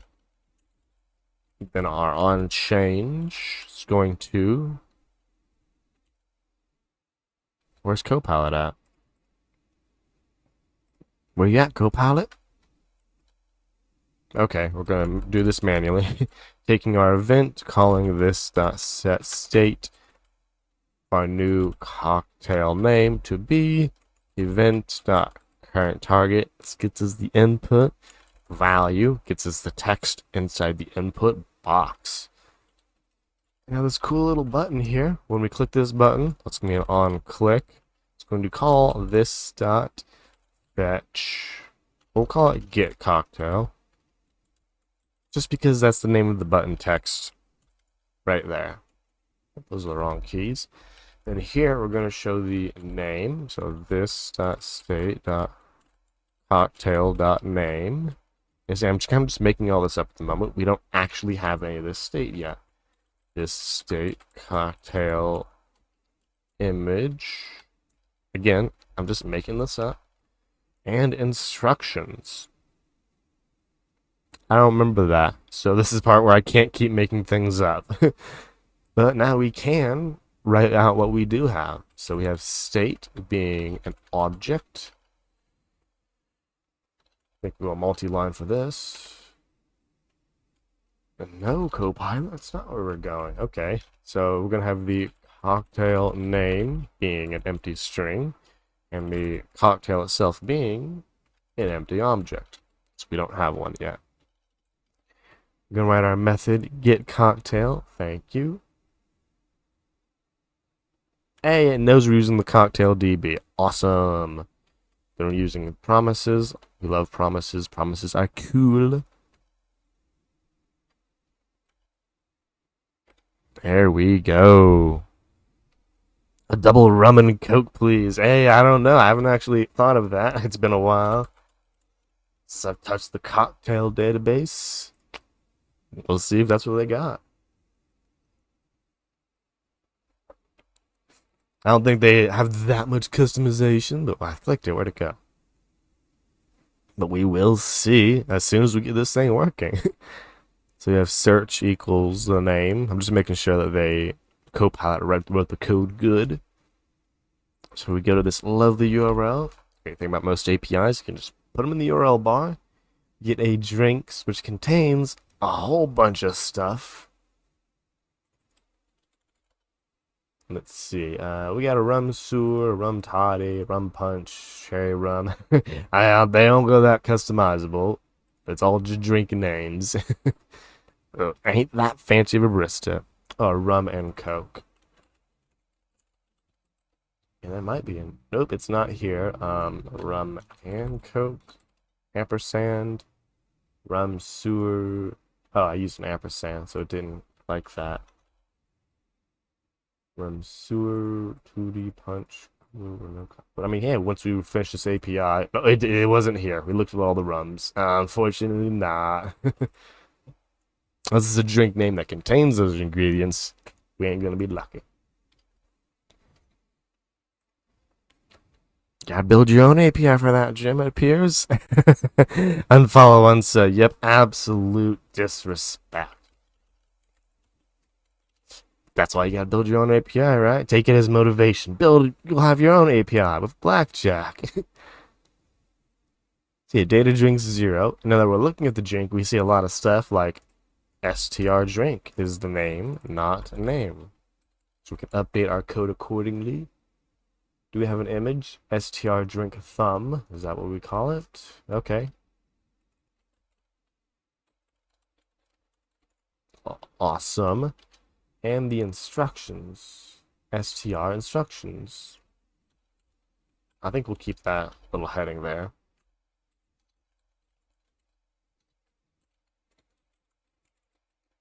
Yeah, I mean, the rapid APIs could be a bit of, they're all cool, but they're making a buck there, some of them. So, yeah, usually the paid ones are pretty good, but obviously they're not free. So that's, when you're just messing around, for sure. But once if you're actually using them for a serious thing, then they're pretty reliable. Batbox. So what I'm using is Pop OS, not the hardware though, just the software. Windows Manager's GNOME 3, I think it's derivative on. Oh, it's the wrong symbol. Yeah, Pop OS 2004. Basic, I think it's GNOME 3 derivative or something like that. Yeah, fetch is what I am using. I can make it async await. We're gonna make it promises first, because that's what the codes came out as. But we will go ahead and make it async await in the functional version. How about that? Yeah, so many memories woe do. I mean, that's also a thing that I was like, that would be an extra bonus on top, right? We'll go through Reactify some stuff, but then we'll go back and kind of compare and be like, man, remember when we were struggling with this? And we're like, for the majority, not struggling with this? Like, we can do this now a lot easier than we could then, right? So, as we come to the end of the coding part of it, just squash some of that imposter syndrome while we're here.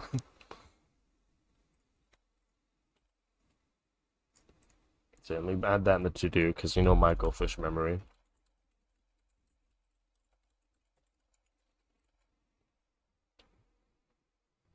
Is that Rascal 2 Reactify? Islam? Is that a Reactify? Yeah. I mean, oh, is that an ism? Yeah, I gotcha. Yeah, I don't think it's a, what's it called? Oh my goodness. Industry standard Reactify, but I like it. I mean, you can just add the word, like the prefix ify to anything, right? That's the rule. Oh, it's not my brand thing. Nah, I just threw ify on it. Like, you can Reactify, you can EJSify, you can Expressify, you can type safe. Okay, you can't type safeify. Type safe is the verb. Rascalified. Hey, I mean, I like that. Rascalified. It works. It's pronounceable. That's the bare minimum requirements. Can be pronounced. So yeah, it's rascalified. My goldfish memory is telling me this might work. But yeah, Pop OS, just the software though, babook. Yeah, goodbye timers. It is time for us to go on. Oh, is it? Where is it? Object shots. Shots! Okay, we have a cocktail. We type in rum. We get We get a rum sour. Would you look at that? Ta-da! Yeah, this is working. We're gonna go a little further though. We're gonna go a little further. We're showing the first drink. We want to show all the drinks. Now we're not gonna implement the full thing where you can select a drink. You can all do that on your own. Ah, my goodness, we are doing that. Okay. We're gonna implement a select. So what the select is going to do is it's going to go through all the drinks that the API returns. Right here's our lovely list of drinks. And it's going to make an option for each of them. Too sour for me. I'm almost there. I'll get a select and you can choose from any other rum drink you want. Which means we have a cocktail, but we also have cocktails being an array. Which means now we have chosen cocktail being the empty string. So this is the chosen cocktail ID. I'm going to be a little more descriptive. So cocktails is an array of cocktails the API has returned. Chosen cocktail ID is the ID of the cocktail that is chosen. So to update our fetching code, it's going to be cocktails is now set to data drinks. So it's already an array. Easy. And our select here is going to be going through all of the cocktails. So this.state tails and mapping over them. For each cocktail, creating an option. So that's what goes inside selects with a value of the cocktail dot ID drink. So that's the value of each option. And the inside text of each cocktail is cocktail dot string drink. So this should just make a select. It won't do anything else. We just have an awesome select. Oh, it's dead. We will not have an awesome select. Could not load cocktail JSX. That's a different error. This.state.cocktail. Ah, yeah, all of this code is very much on fire. Let's comment it out. Again, the way to do that in JSX is you have to surround whatever you want in the curly braces and the comment syntax. This isn't HTML, so you can't do the actual HTML comment. It's got to be the JSX one. There we go. We enter the cocktail name. Rum. We get all these things listed here. Ta-da! We got our first real complaint. Each child should have a unique key property. So we're going to give each one of these a, where is it? Key.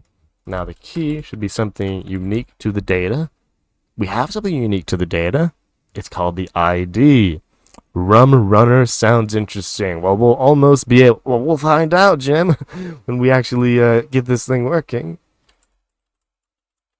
So the key is the ID of drink, and then finally, we will render our current cocktail. So, which means the value of the select is now the chosen. Yeah, so type all this out. Oof. This.state.chosen cocktail ID. Uber rascal door smash. Yeah, that's the plan. Unchanged. I mean, yeah, that wouldn't be too bad. I mean, it's a bit more full scale, but you know, like if you have a thing, you can have it automated with the Uber API. I'm sure they got one. Like all kinds of cool ways to automate that in the back end. This.set state, setting the chosen cocktail ID to event.currentTarget.value. And that's the way to get the value and update the value of a select. I mean, yeah, that's how they all do that trick, right? That's your free delivery. Well, like that's how you get the low price, right? You just put it all on shipping.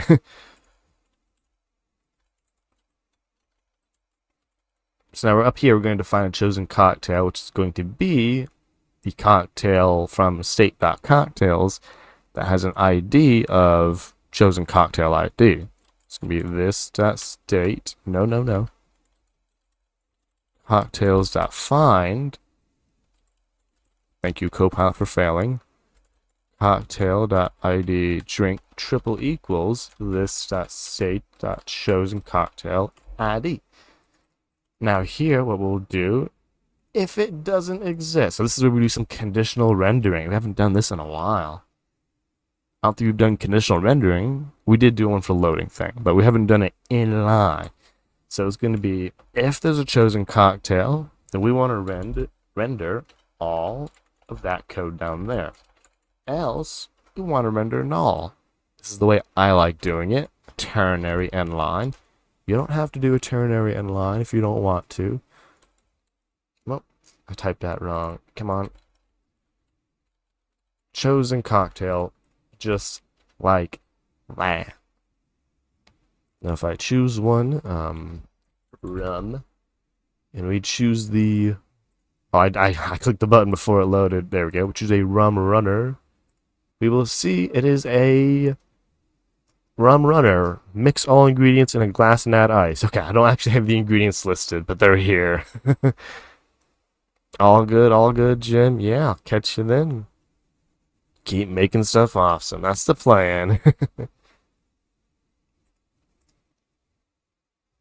Wow, those are some amazing instructions. I should hit up the network, see what is up with those.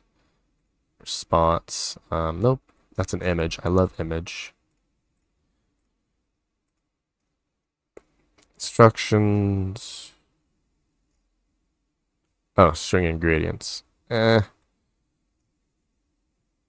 we'll also do the ingredients just for completion. So the way we're going to do this is we're going to create an array of 0 to 15. Because as you can see, this API doesn't actually include them all in an array. It's just from 1 to 15, a bunch of numbers. So the way we do this is we say new array of length 1 to 15 is 0 to 14. 14 fill with undefined, because you need to do that. Then map over each of the numbers. So the number is in the second parameter we received. And then get that text and render it. Now we'll put all these inside of an li. So I'm getting there, folks. Chosen cocktail. Here's the dynamic part. We access the key of str ingredient plus our current index number, which we'll use the actual plus sign to make it a little readable, plus I, like so. Shorten that code. Okay, C-Films, we will shorten some code. Let me finish this one off, see if I got this working. Key equals I. You'll see if we get this working, then we'll shorten some code.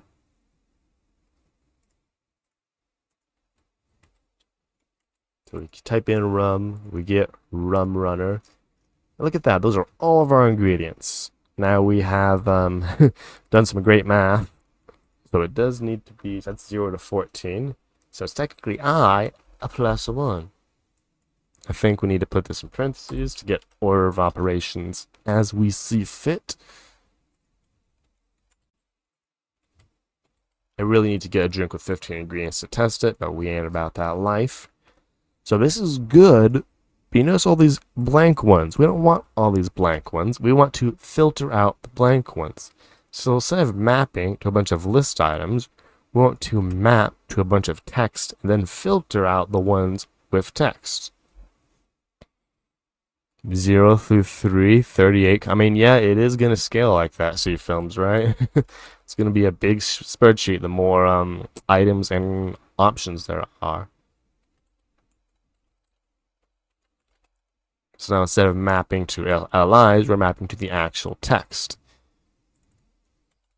Then once we do that mapping, we can do some dot filter. And we'll just go to the word ingredient. There we go. And in our li, we will render the ingredient, but only if there actually is an ingredient. So classic filter to get rid of falsy values. Pass it the Boolean function, the constructor. It will turn it into a Boolean. If it's truthy, it stays. If it's falsy, it goes. Is this bad code? You better believe it. We are having 3, it's ON over 3 for all of this. But we ain't here writing good code, we're here writing bad code. Get a runner, and it explodes because I is not defined. The word ingredient is. We might as well use the word ingredient. It seems unique enough to me. Got the same ingredient listed twice. That's on you. And boom. There it is. So that was a little bit in depth there, but it do be working. Now for shortening this. Oh, well, one shortening is definitely going to be putting in a component. But another shortening will be basically doing this in one iteration. So I like this one, but we're going to go ahead and do it in one iteration. Like so. Instead of a map, a filter, and then a map, it's going to be a single map, which we'll be real code worry about it. We'll get the current value, the index, the array, and then as a third parameter, we're doing it in the arguments, or in the function signature, to be real batty, is ingredient equals, and remember, the ones to the right have access to the ones on the left, so this works. Now, if there's an ingredient, we want to return the current li, or we want to return the word null. And to go even shorter, once I verify this works, what we can do is, instead of using a new array, we can use array.from, which has a built-in map, so we don't call an explicit map. It's still working. Time for the array.from. Array.from, how many? Length of 14. And a second parameter is a map function, which is exactly what we're doing right here. So let's grab this map function, drop it in there. Totally readable one-line function. Say something else, I will deny it.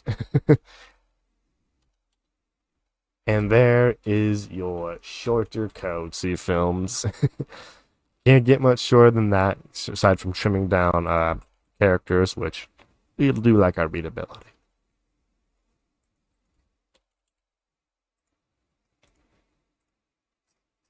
There we go. Now we will go on a little further, a little past break. I know, classic me. We're going to make a cocktail component. It's not the functional version yet, but it's basically going to be all this stuff right here. So let's yoink this. Yoink. It's going to be a dumb component or a pure one. Default function cocktail. Going to be returning this right here. This is going to make our previous component much more readable. Okay. Now here we have all those chosen cocktail references. Here we can receive as props all the chosen cocktail stuff. So str drink, str drink thumb. What's the rest of this? Str instructions, and then awkwardly for the rest of the stuff we just say cocktail, because we don't I'm not going to destructure 15 arguments here.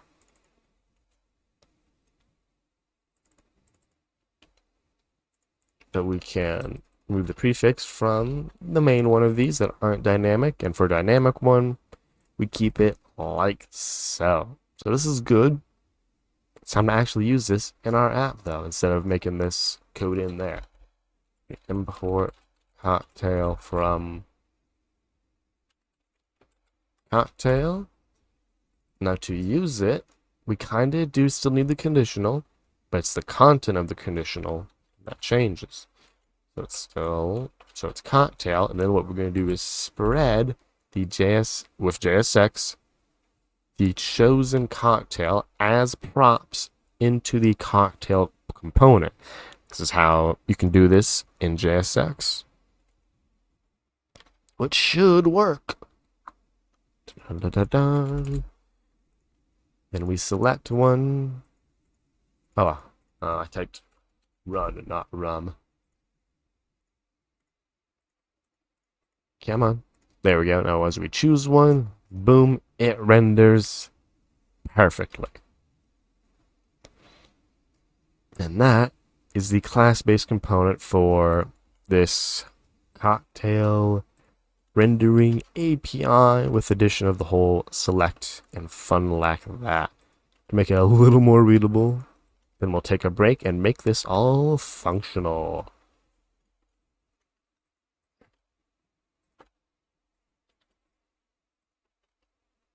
It's more readable enough. Close enough. Okay, with that, we do be taking our break in which we will make it functional, and then we'll use async and await. Be sure to stretch, hydrate, and relax if you can. I'll catch you on the other side.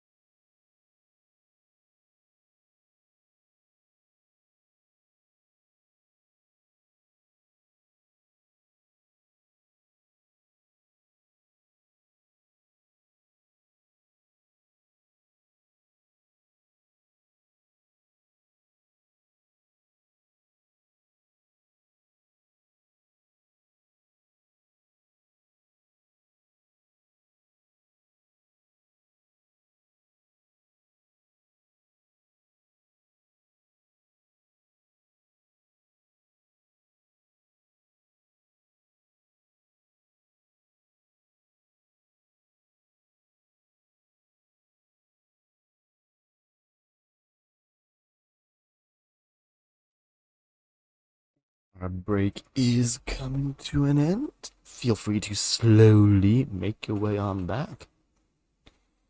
Hey, thanks for the follow there. I tried. Thanks for the follow there, JS. Vigines Kana. Thanks for the follow there, Kana. Hope your Wednesday, it's a Wednesday, is going well. Came by just in time. We're like 30 seconds away from coming back from our break, in which we will add some, do some more, convert our classical React component to a functional one.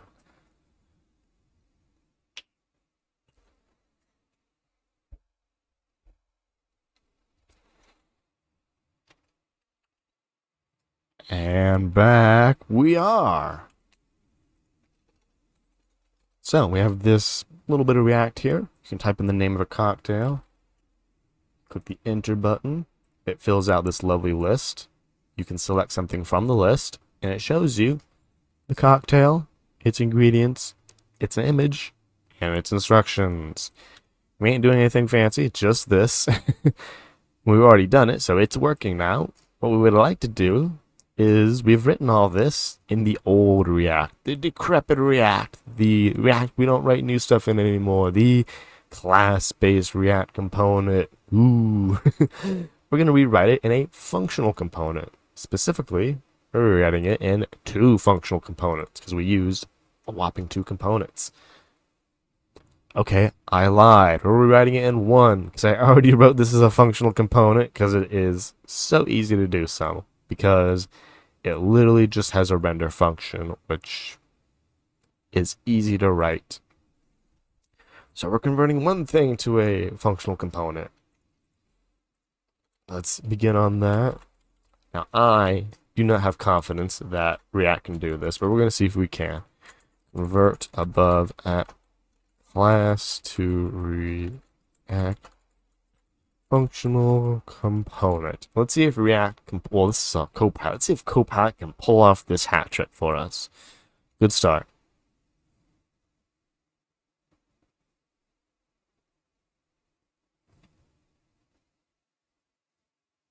Ooh, it did something.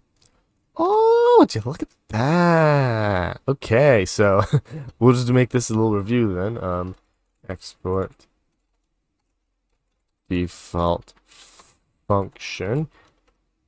We want to name this function app because it made it an arrow function. We love arrow functions, but I don't want it to be one. So the first thing we did was we took all of 3 of our state variables, 1, 2, and 3. We turned them into hooks using good old use state. So our initial state for that one was empty array, or empty string, empty array, and empty string. Then we defined our get cocktail function as the exact same thing.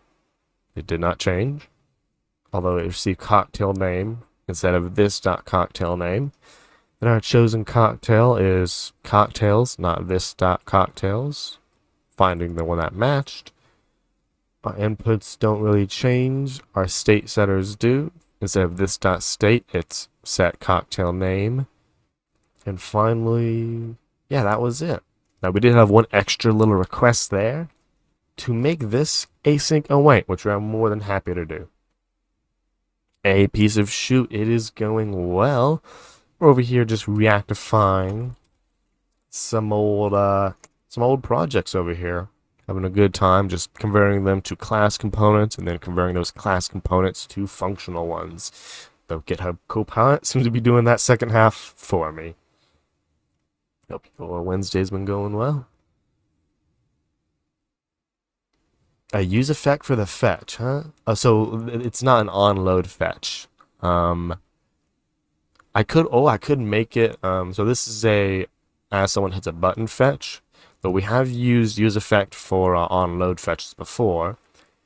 Basically the way it works is that you type something in and it updates the select, but I do see it'll fetch infinity as is. Oh, really? Well, I didn't realize I broke that bad. Well, network tab.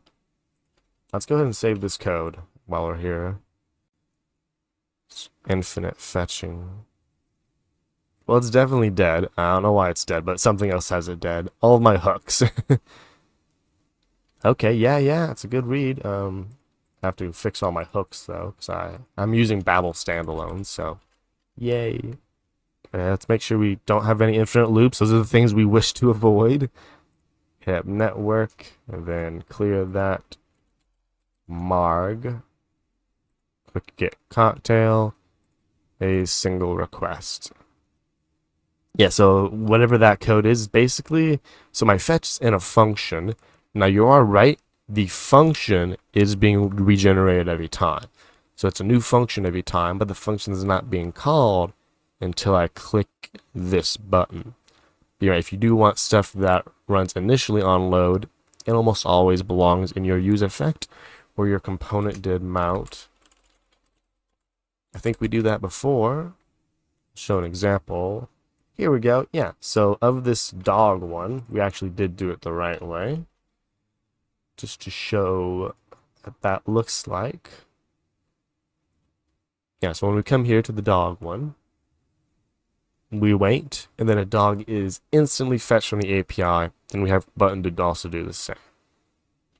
Now we did that by using the hook way. We did our use effect down here. So yeah, use effect with an empty dependency array means it runs on load only. What runs on load? Our fetch new dog function. Yeah. And then we have a button so we can do this ourselves. Now if we didn't have a button, then yeah, we would chuck all this inside here. But I personally, I kind of like things to be readable. So even if we didn't have the button, having it name something would be nice. Of course, I'm not doing any of the optimizations. Like, I'm not doing any use callbacks or use memos. We're just converting it to React. And of course, the non-hook way to do this, or non-functional, is component did mount. Y'all remember that? Half of y'all probably don't, because it's the year 2022, but that was the old way. Component did mount. We live in the future now. Future. Yeah. But yeah, good point out there. It would have caught me if I was doing an on-load thing like that. Just to show what they were talking about, though, if we just do it like this, we don't have that button. Where's the button? Where's the button? Yeah, go away. So we will hit an infinite loop now. I think we'll be able to stop it. Will we hit an infinite loop? There we go. So we see we get a fetch, and then a fetch, and then a fetch, and then a fetch. Here's the infinite loop. Hey, infinite loop. Yeah. If we just undo that. Yeah, so that's the infinite loop piece of shit was warning is about. It just kept on making fetches, and the reason it kept on redoing it is because we updated the state, which made us run through all the code again, rerunning our fetch, resetting our state, rerunning it. That's the infinite loop. Yeah, you're right. Well, dude, once you get that over that initial hump of understanding how the dependency array really works, you can do a lot with it. It does scale kind of like linearly with complexity. The more you do, the more complex it gets. But they kind of did that even with class components. It just scaled vertically, right? So, but it's better for sure at the end of the day. But yeah, we're asking about that async await. So let's tell it, convert above code to use await keyword. Do it for me, Copilot. Come on, Copilot. Do it for me. Yeah. Okay, it did it in comments. That's good enough. I take it. I will use it. Doesn't always 10 out of 10, but did give me what I wanted. Toggle comment. There we go. It converted it. I just needed a little help to do it. So here's the async away. Control K, Control U. Control K, Control U. Control K, Control U. Control K, Control U. To uncomment. I literally don't use it enough. I don't use it enough to do so. But yeah, Control K, Control U. Wow, look at that. and Control K, Control C to comment. Ah, look at that.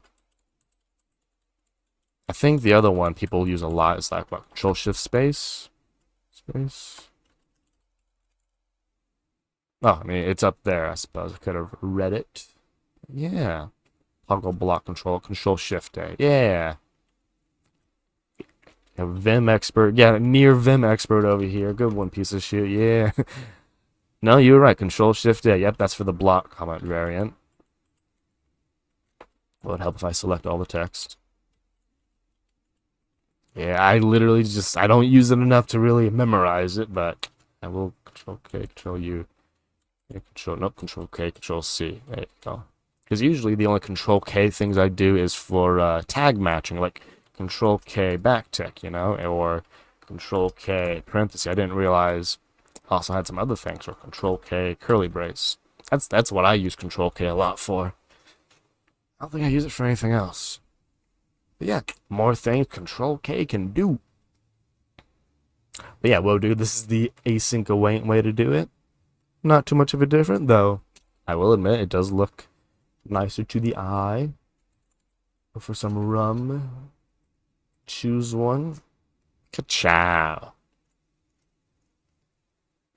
And yeah, that is our functional variant. Again, we didn't do too much with this particular one, at least that was impacted by the conversion. We had state and we updated state. That's about it. The rest of it, which is getting the currently chosen cocktail, is kind of the same. So was the select usage and the select mapping, all kind of the same no matter which way you write it. So again, main thing that changes is the state. This prefix. No more this is everywhere. With that, I'd say that one is done. Next is the PokeAPI, which I believe is a little simpler. I'm trying to remember where it is, though. API template. Okay, it's in another folder. I gotta check my list. So I'm checking it twice. Class 26 is where the PokeAPI lives. Specifically in the API template. Yeah, I mean, this is the list of basically all the things that we have done that have been front ends. Like, the only restrictions is, like, I'm not doing stuff that's like a static page, right? That's not doing those. But anything that has any kind of front end interactivity, we're doing all the things. So, yeah, that's why it's going to take a third stream. I'm going to spoil it here. I don't think we can get through all these full stack ones in this stream. Hopefully I can get to at least, you know, I'm going to move the calculator down. I want to at least get to one of the full stacks, but we'll see. We will see. Yeah, the next one is the API template, which contains the PokeAPI. Nah, I'm not flexing that much. Obviously, it's a little flex, but I just wanted to show people, like, all those things we did. This is what it looks like with React, since we are learning React. And a few people have asked, like, oh, what does Bub look like in React? And maybe I should have started there and worked our way back, but that would have been a huge step instead of the incrementals this is. So it's just going to take a little time. Yeah. It's also going to show, once we get to them, using Create React App or Vite or different things. Because, I mean, I think, sorry, Goldfish Memory. Someone asked earlier this stream, how would you replace EJS with it? Yeah, piece of shoot, that is true. So yeah, it's going to be lots of controller replacements, yeah. You know, I've thought about it, like, oh, is there a way I can kind of, like, cheese it, like, make as few changes to the backend as possible? Like, I'll make a fetch and it will redirect me, but what if I just don't follow it? But then it's like, I don't have the new data. It's like, there's no good way to not modify the backend. Yeah, it's out of the game. That's right, Ryan. It's in the game. 0 to 60 is, or 0 to 6, 60.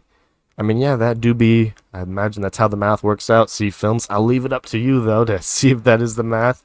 I will trust your math in this case. Yeah, that's a lot of them for sure. API template. Did I copy the wrong thing? Oh, I didn't copy the wrong thing. Okay, we're just supposed to... It has old HTML. That's cool, though. Okay, as is with every new one, we're gonna copy our little Babel standalone gist. We're gonna have one component, so goodbye button. Hello HTML. This is gonna look very similar to the Cocktail API. I'm gonna warn you now. App.jsx. App extends its component. Hey, thanks for the follow there, Casey Sleep. Hope your sleep has always been well. I hope your Wednesday, it's a Wednesday, is also going well. As always, first thing JSX we need to fix, gotta close our inputs, we gotta close our images. Next, we're gonna do a little bit of renaming, since this is a Pokemon API. And then we're gonna explore the API. So, last one, I started off with the view, just writing stuff out until I got to what I didn't know. This time, I'm gonna start out with the data. Pokemon API, how do we just type a name? I didn't click you twice. Let's type the word Pikachu and it gives me Pikachu! Look at that. Okay, yeah, so it's just going to take a name and it will return stuff. You're right, Kaiser Bread. I also prefer functional versus class-based, which is what we've been doing here. I'll take you through an example of the last one. We've been writing the code in functional, just so we can see what it looked like. And then, we've been writing it in class-based. I'm sorry, we write it in class-based to see what it looked like, because classes, they're not dead yet. They're slowly going away, but they still exist. And then I would like to rewrite it functional, so we can see all three variants: vanilla, class React, and functional React. Some of them have very few changes. Some of them have actual changes that, do need comment on. Because I do personally believe that, at least learning React as a beginner, it's easier to learn component classes because the lifecycle methods are all explicit. Hey, yeah, Manny. So I'm not really reviewing code. So I guess it's a little review. Welcome on by the way. So I'm part of 100 Devs. They are an agency with a free training program to, get a job in tech, specifically using the MERN stack. These are a bunch of front-end projects, dynamic front-end projects, that we've, done as part of the training. I'm going back through them, and I am converting them all to React, since we are learning React this week. So yeah, the last stream we did, I think, this many or something like that. This stream we're doing as much as we can. There will be a part 3 eventually. And I'm going through them, looking at the old code, so it's a little bit of review. Then we start writing the new code to do exactly what the old code did. First, in class-based React components. If you don't know React, there are 2 ways to write what's called a component, which is basically React code. Class-based, which looks like this. And then function-based, which looks like this. I don't know how much you know about classes or function, but the functions are the future, the class is the old one. But classes aren't dead, which means legacy code bases still might have this code, hence why I'm writing it first classically, then converting it functionally, because that is something that one may be paid to do. So, yeah. Most of this code is single prompt, and the bigger code, as you can see, has GitHub repos to the actual code. Most of them are kind of prompts at this point. So the current one is a Pokemon API one, in which you enter a name of a Pokemon and it shows you the Pokemon. Very classic. Pretty good beginner API one, to be honest. We're going to start off by making this component a control component, allowing us to get its value at any point. Okay, Kaiser Bread. Well, everyone step back. We got an expert in here. There's confirmation, though. Paid to do exactly that. Okay, wow. Is it specifically React or just other legacy code that you're paid to swap back to modernization? Yeah, there's proof. Literal confirmation. Awesome to see. Awesome to see.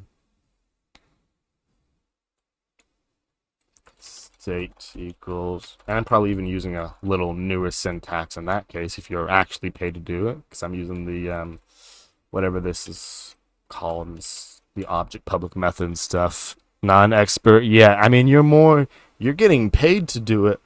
I'm not getting paid to do it. That makes you more of a professional than me, so that's how it works in my brain.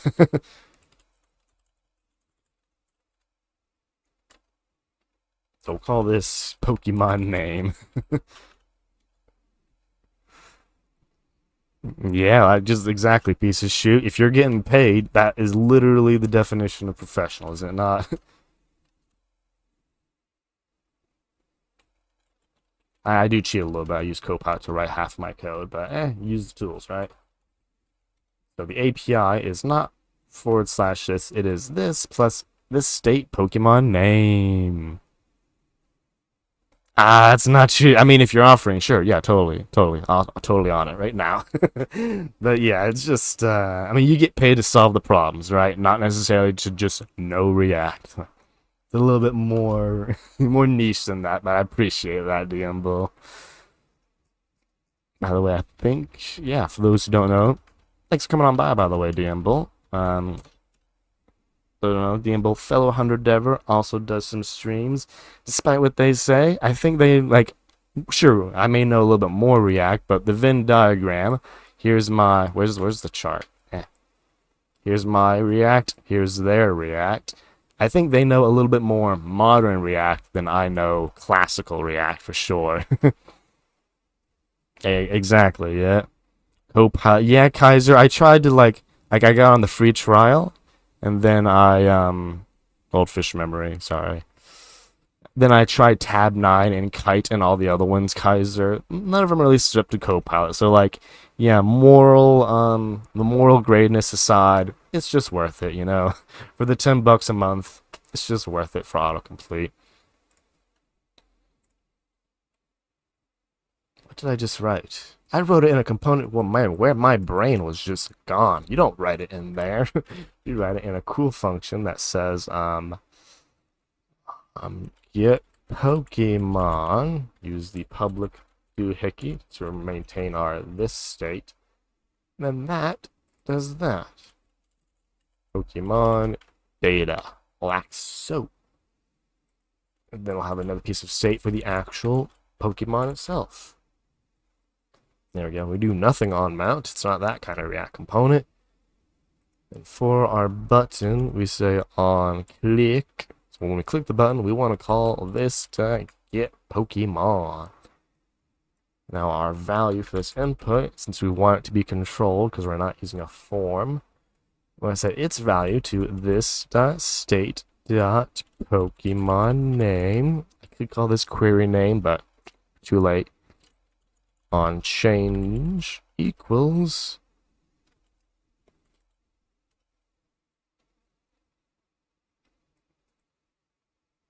yeah, sometimes Copilot's like, hey, you want to do stuff? No more. That's probably just VS Code been open too long. Event is event. Oh, I need to update the state. This.set state. What state am I updating? I'm updating the Pokemon name to event.currentTarget. This gets as the input. .value. This gets as the value of the input.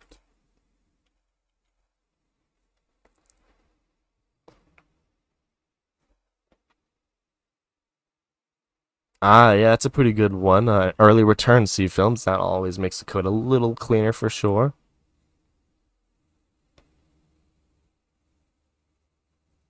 Yeah, Kaiser, I will admit, like, yeah, I guess I also started in class based, but I guess I'm a little opposite of you.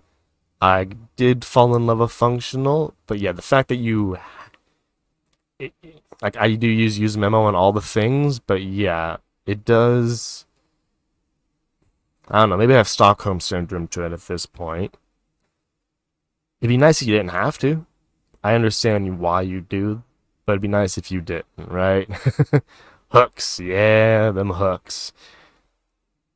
It's all hooks, hooks all the way down, right? So I mean, I don't know.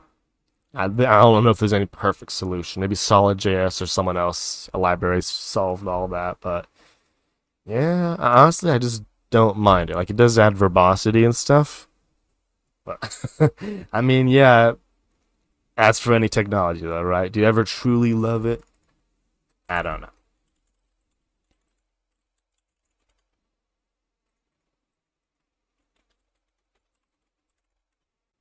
This is the way. Yep, that's how we know. Like, I didn't know if you were lying about being a professional earlier.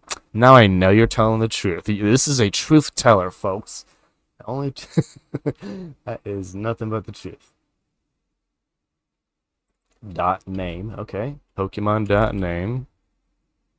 Ah, pure going from React to pure JS.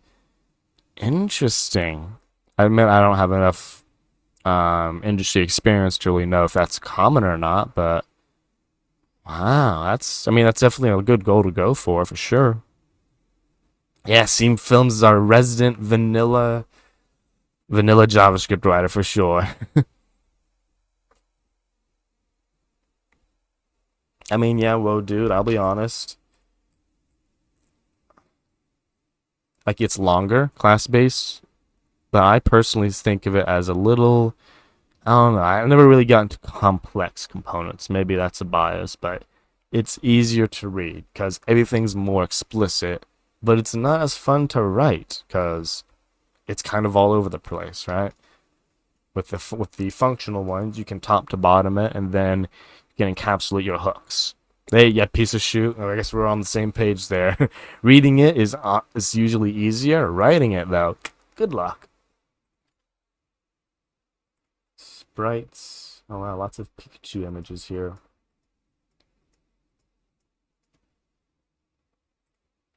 Back female. Shiny female.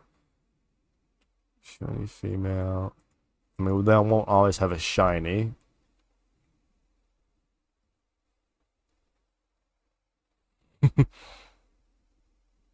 Yeah, for sure, for sure. I mean, that's honestly, I think it's usually like, I think I've already mentioned it. It's easier to learn the React lifecycle and all that stuff as a whole through classes than hooks.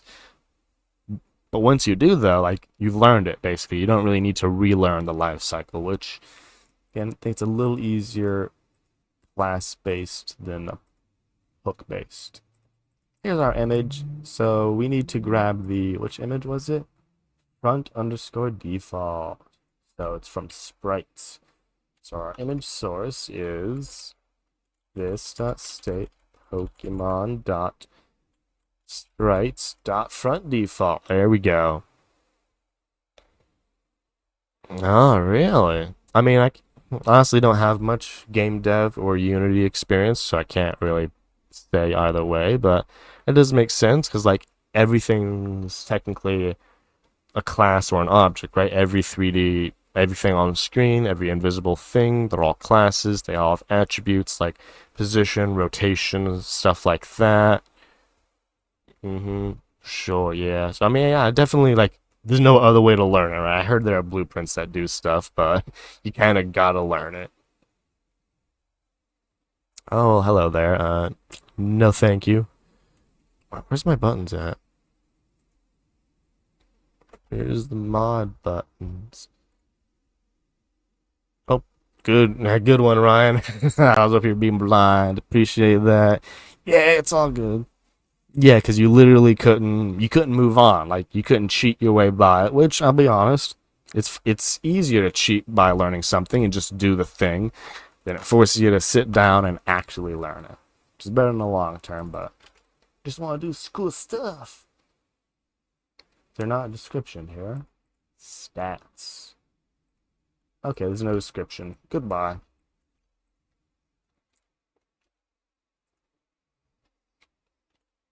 Close TB tab. What is a cock? Nope, I'm looking at the wrong API. API template. I mean, if you can use them to accomplish your goals, see films, I say they're pretty good for sure. I mean, that's the general thing of any tool, right? If you can't do what you need to do, then either you're not good enough at your tool or you're using the wrong tool. Otherwise, you're pretty good at it.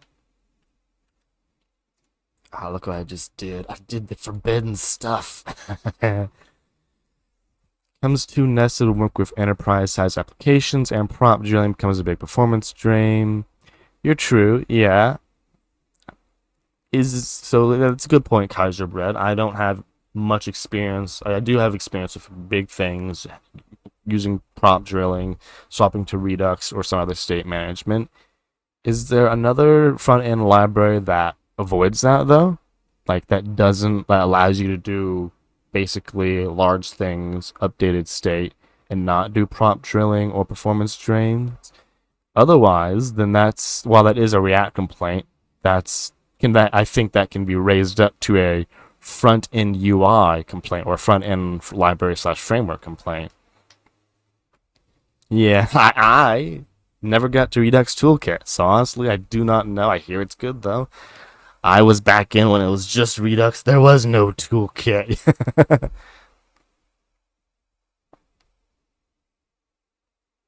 Yeah, the context API, right? Yeah, I mean, honestly, after the context API, I haven't touched Redux since. So, I mean, I've used hook-based stack things like Jotoy and Zustand. I'm saying it all wrong, but I don't know.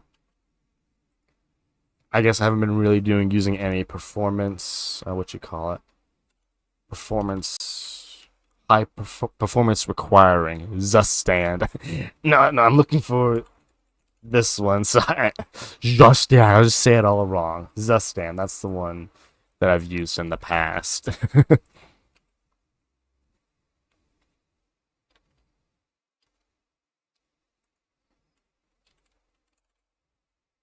Pikachu! And there it is, Pikachu with no image. Awesome. So it's not rendering an image because something. We can inspect it and find out though. Da da da da da. See, this is nice. I like DevTools are awesome.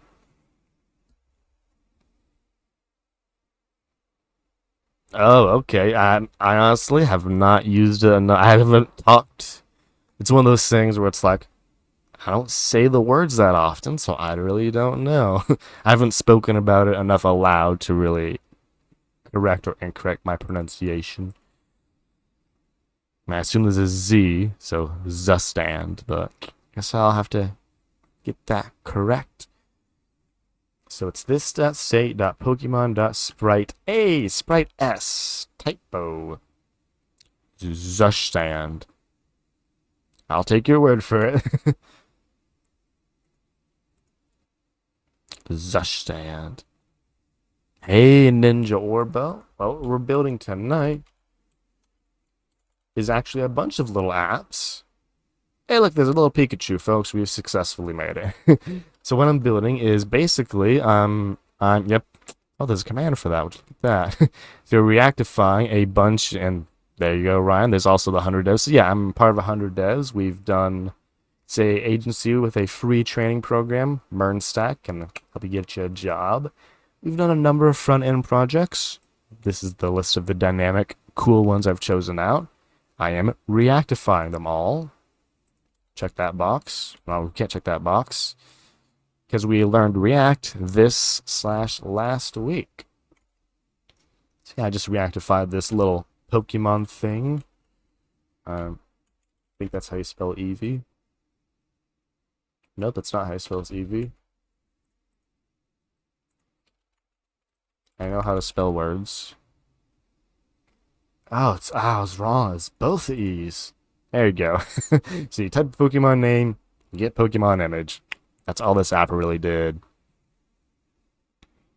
Okay, yeah. I only touched on use callback once because I'm not really gonna go super code weenie until we get there.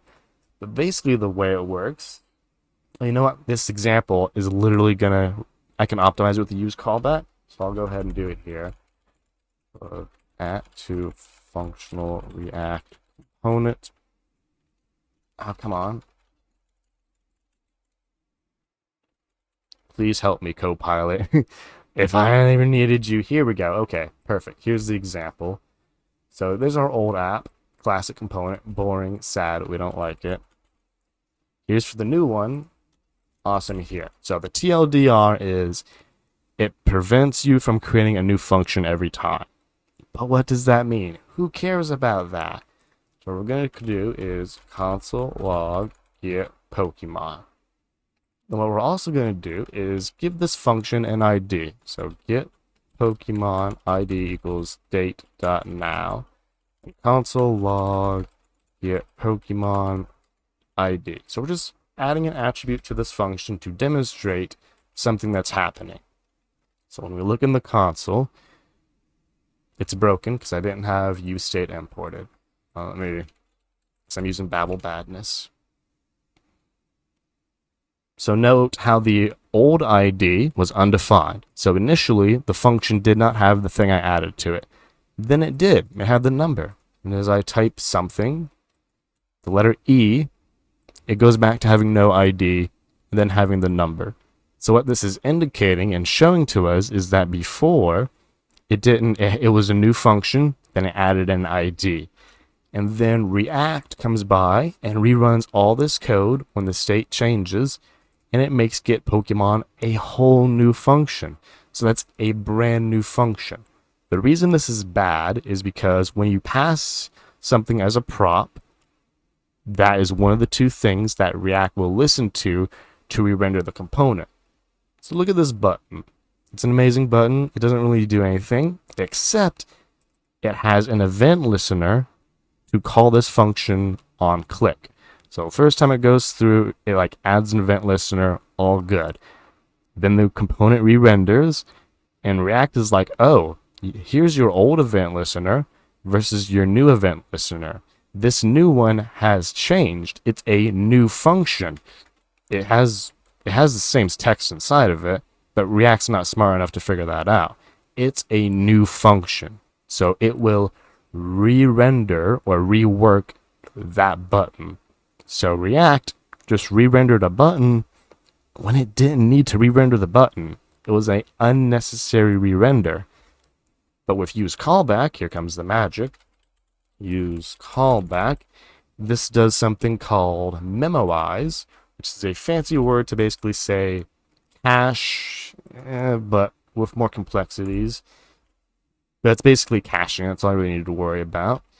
And that here, you can see the initial number is undefined, and then there's a number. And if I change the state, look at that. There's the old number. It's remembering it from before. So instead of making a new function every single re-render every single re-render, it uses the old one. I can make a better example. If not get Pokemon, so we can actually use the same number. There we go, that's a better example. But now as we make changes to our component, which it's gonna happen, the number stays the same instead of becoming a new number every time. This is what use callback is doing. It's saying, based on the dependency array, none of these have changed. So I'm just gonna use the old function. Now, if something does change and like I care about it, like if this function uses Pokemon name, for example, we're gonna see that right now actually. See if I click get Pokemon and it's like not getting, well, let's type a real Pokemon. It's not getting Eevee anymore. Why is it not doing that? Let's go inside this function and console log what our Pokemon name is. And this is the last of the complexity, don't worry about it. So, EEVEE. We click get Pokemon. The Pokemon name is an empty string. Well, that's obviously a lie. Maybe I messed up the state. Let's go check the state. No, it's Eevee. So what's happening here is because I incorrectly configured the dependency array, it's not... that's close, piece of shoot. It's not the arrow function. It's the fact that I didn't configure the dependency array to regenerate this function when Pokemon name changes. So like it's a little bit tricky here to remember that the old function had a scope. Specifically because of scope, it could see Pokemon name. So if we keep using the old function, it sees the old Pokemon name. It requires a bit of scope knowledge, unfortunately, to realize that this function can see everything above it in the scope, but when you create a new function, it sees that current state of scope and nothing else. But now that we say, okay, give me a new function every time Pokemon name changes, then it will always be up to date, and in our case, the number will update EEVEE, but only when Pokemon name changes. See, when I click Eevee, the number stays the same. Even though some state is changing, our Pokemon, but our Pokemon name is not changing. So that was a very long explanation. That was a bit more complicated, though. Yeah, I appreciate that. Yeah, it was a tough one. Let me catch up a little bit. What plugin do I have there? I'm sorry, I'm not sure which plugin you're referring to, Ninja Orbo. Thanks for coming on by the way. And hey, Goofer G, what is up?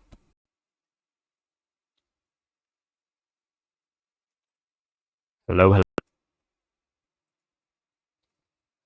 hello. Hello. I think it should be working now.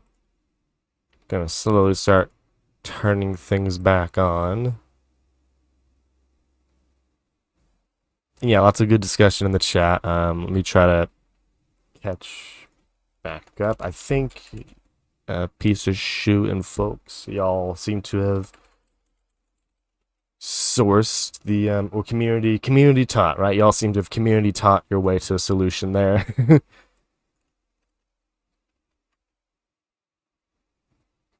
Let me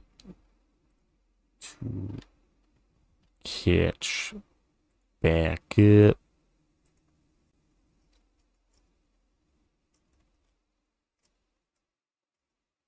And yeah, it wasn't you, Goofer G. You didn't crash it. Don't worry about that.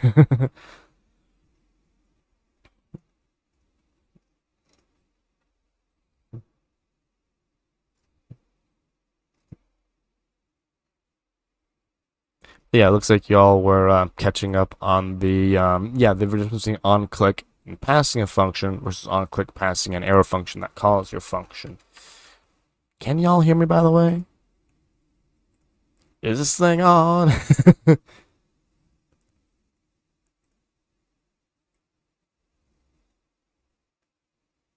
Okay, glad to hear it's all seems to have caught back up. And yeah, the stream is always available as a VOD here. Yeah, just making sure everything's cut back up. Yeah, because I turned off a bunch. I don't know why OBS was seg faulting. I literally just whatever solved it though was me closing my overlay stream and something. So something about WebSocket was crashed, catching it. Don't know what though. Don't really care as long as it doesn't happen again. But yeah, I think you got your answer answered. But the difference between on-click Pokemon versus a function that calls on-click Pokemon is that this one removes the event state. As a consequence, causes additional re-renders. The reason I'm able to do it here is because this function here has no dependence on the this state. So I don't care if the this of the get Pokemon function gets overridden at all. And I honestly don't care about the event. Though if I did, I could receive it Alack so. Hey, of course, Ryan. Yeah, go ahead and enjoy that concert for sure. As Leon says, right? God, family, academics. So appreciate you coming on by and have a great day. Go record too many videos of them, right? Gigabytes of video. The this of Theseus. Yeah, well, dude, it's hard to speak about. But generally, you like as you can see in this onChange event, I am always passing an arrow function. This is bad because it means every time this input changes, like for example, when I change the Pokemon, this input is re-rendering because it's receiving a new function every time. To be fully performant, what I would do here is use a use callback. Or, yeah, I mean, how would I have to use it? I would use callback itself, or I would make a function outside that did use callback. And in the dependency array, I would put set Pokemon name. Now, I think in React, you don't actually have to put setter functions in dependency arrays, but I do because I like to be explicit. This basically means that this function will only ever be new, therefore will only ever re-render the input when set Pokemon name changes, which internally it doesn't, but essentially preventing that extra re-render. At this point, though, some don't like doing it inline because, as you can see, it's getting a little bit long, so they put it in a function up here, which is what I've done with most of my things, but it's readability. Most people like readability. Some people really like readability, and will put this in its own function, declaration above. Yeah, hopefully y'all are able to answer community taught, and that should be what you were looking for. Again, coming back from the crash, let me know if I missed anything. If you're still here, Goofer G, if you're not, I feel bad that you thought it was you. You didn't break it, I promise.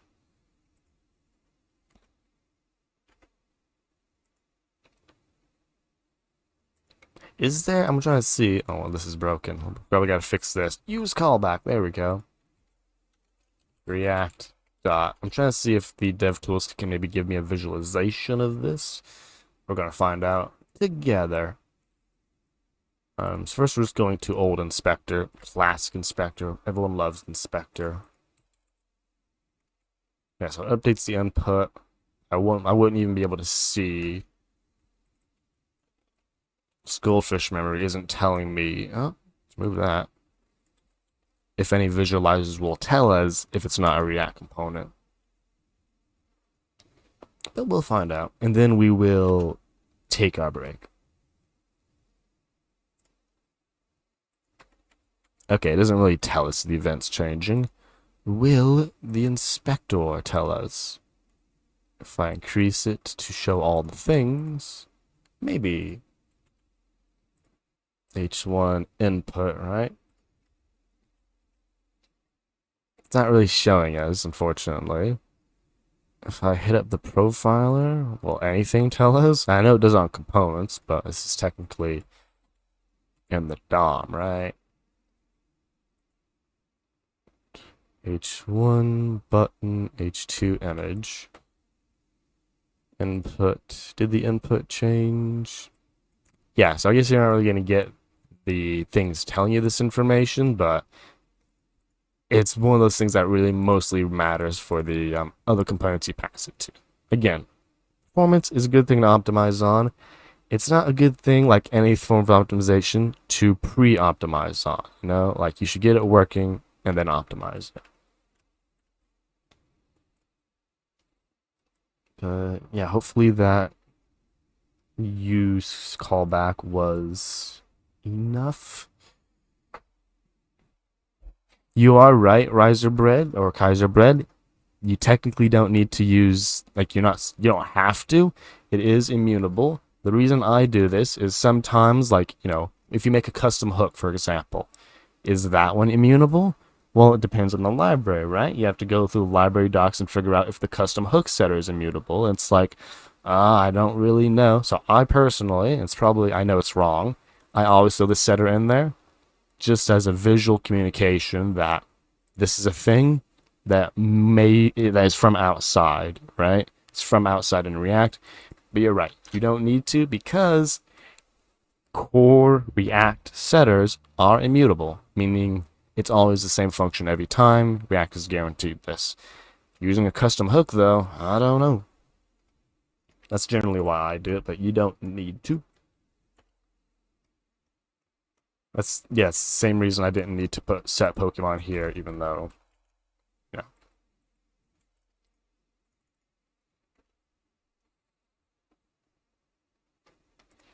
But yeah, there it was. So our class and function version of the Pokemon fetcher from the Pokemon API.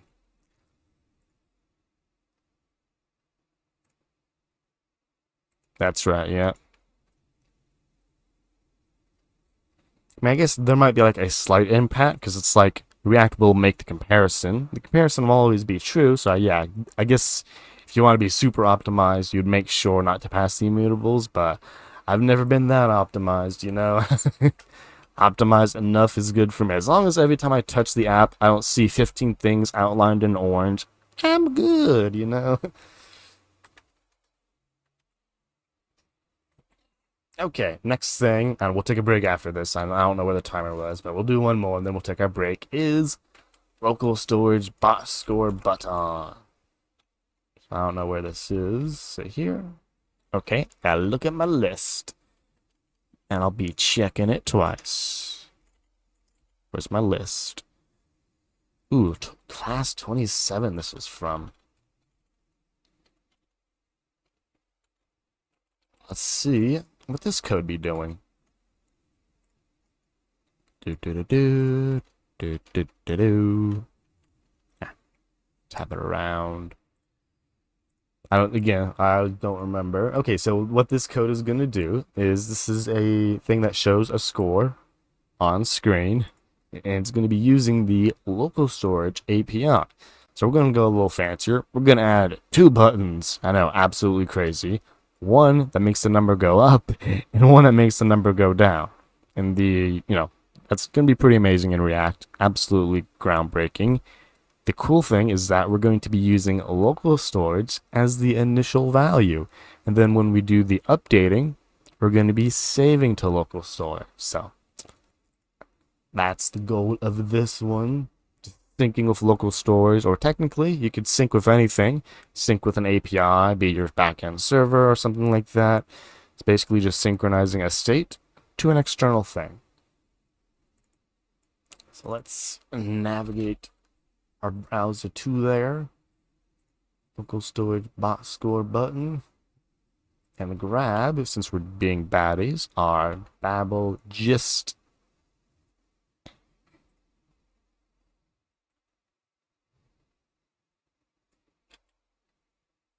Hey, ArcLancer, yeah. Explain again how the arrow function calling and prop is different than just calling the function name. Of course, of course. So let's go back to the last one we were at, which is API template. Let me see which one I want to point to. Yeah, okay, you'll do this one because it's pretty simple. Let's move this out of the way so we can see what we're talking about. Let's decallbackify it just so you can see only what we care about, nothing else. So here, we're passing to onClick the function getPokemon, which is also going to be receiving the event. So it's the same difference. We're going back to old code, document query select or selector app. Instead of doing add event listener, click your function. It's the exact difference between doing this and doing this. So if you ever understood this part, exact same thing in React. The exact same thing we're doing. Otherwise, to explain this is passing the function, your function, to the event listener, meaning the event listener will call your function. Alternatively, this is passing an arrow function as the event listener, meaning on click, the code will call the arrow function, which you have written to call your function. Now, the difference here is that in our case, an event listener passes an event with its argument. So in this case, you will receive the event, your function. In this case, unless you write it explicitly, your function will not receive the event. The last difference is that this way, the this state of your function is unmodified. This way, the this state of your function has been bound to document query selector app. This doesn't really matter in function-based components since most people are writing arrow functions and don't use this keyword. But back in class land, it mattered a whole bunch. And I will demonstrate how it mattered a whole bunch right now. So if we write this function as a classic method using this syntax, then we hear this.getPokemon. I'm going to go up here and console log this.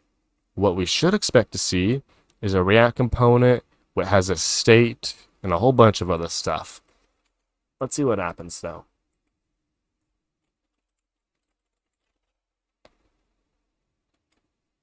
So I'm going to open our console to see our lovely log. As we type get Pokemon, we get undefined. So, and you even get errors. This is undefined. So since we passed this function to it, it modified this state. Why does it do this? I don't know. It's the way they wrote it back in 19 or 20, whenever. We don't really ask why. We just have to deal with this is the way the world is. Oh, I appreciate that, Kaiser. I know I'm a bit rambly, but I get it eventually there. So like with the 3.5 explanations, you can pick out the parts you need. Now, what the common solution back then, because there are like 3 solutions, is to pass an arrow function. This will make it, because what it will do is it will bind the this of this function. Arrow functions don't have this state, so nothing happens. Then we call this Pokemon and we get what we're looking for. And we're going to see this will work. EEVEE. And we have our React component. What a React component looks like, your console log it, by the way. Just stuff. And it works. Yeah, I'm trying to recall back on exactly that. But yeah, when they were lifting props up, oh, you're right. Okay, I think I know the exact code. Before, they were saying on click equals, and then they were doing stuff. Then they changed it. They were doing something like this.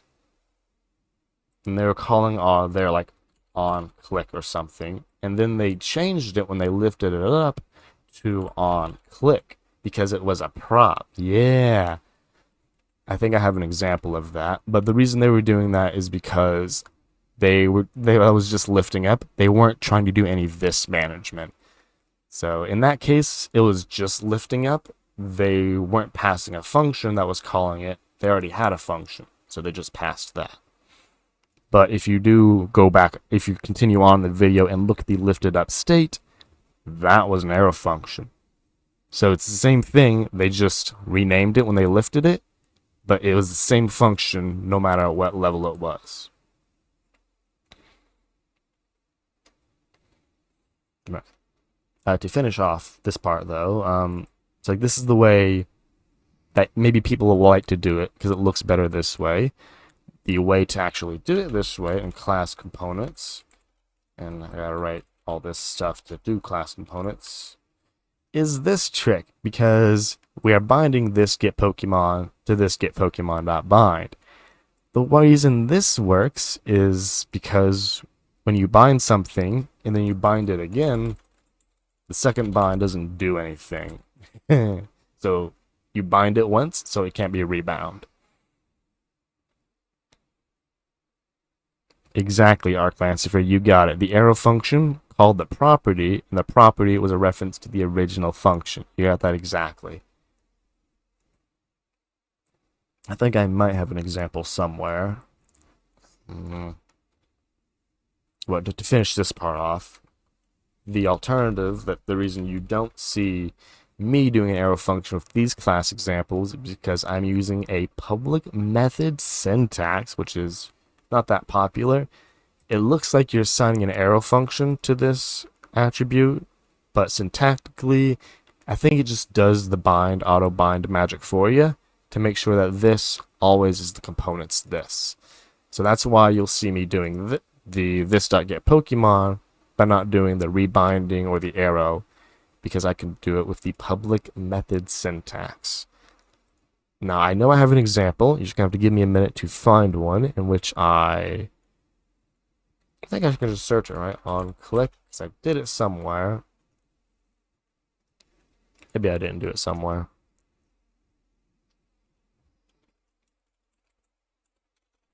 I'm trying to find all my imports, right? That would show me one of them. I think it'd be a single quote, not / cocktail. Yeah, cocktails not interactive. Maybe I didn't have an example. Yeah, I don't think I do have an example. Ooh, for Stopwatch. Nope, no examples, unfortunately, but I think the travesty one is a pretty well thought. Like, it's got a lot in there for sure. And even you can look at Leon's the slides from the latest one. It also has the same kind of examples in there. Hey, yes, obese. Well, we are doing some Pokemon stuff. And yeah, basically, I am rewriting a bunch of old, smaller front-end components or front-end apps in React, Yozo Beast. I appreciate that, Arc Lancifer. Yeah, I'm glad. Yeah, like I said, you'll get it through one of the explanation, that's for sure. Yeah, at the end of the day, we're community taught, right? But yeah, Yozo Beast, I'm a member of 100 Devs, and it's an agency with a free training program. And this has been a number of our non-static front-end projects we've done, and I am converting them to React, because we were learning React this weekish. And yeah, the Pokemon one was a classic example. You enter a Pokemon name, click the button, get an image of the Pokemon. And I had just written this as a class-based React component, and then a functional one, just so we can all play a good game of spot the difference.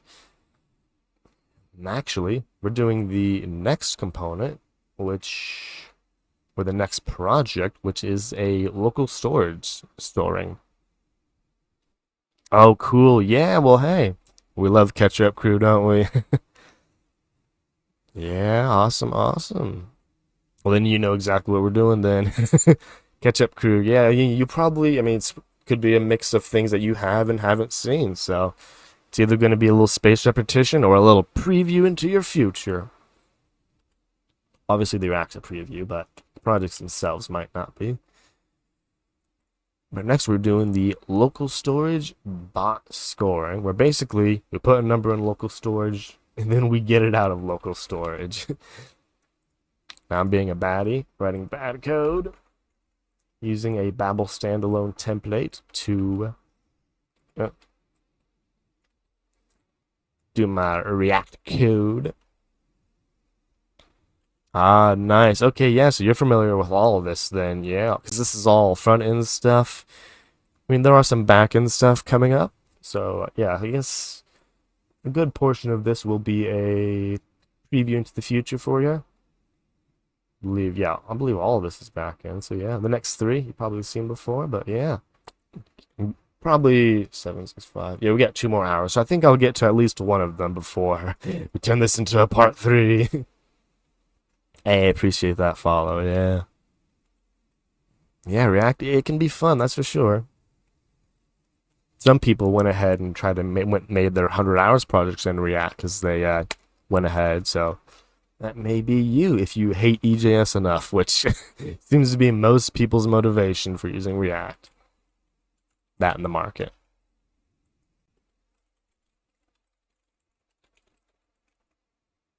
function. Oh, it's class. Oh, that's also a function. But yeah, I mean, I assume you also are catching up on the, or maybe you jumped up ahead live just to see the React. But Mayan Wolf is also, if you want to go deep into it, that you're catching up, so maybe not. They've also done a walkthrough of the React docs and the travesty tutorial. So when you catch up there, or if you want to peek ahead, Mayan Wolf goes in depth on it for sure. Hey, welcome back, C Films. Ooh, and thanks for that stretch there, Arcs.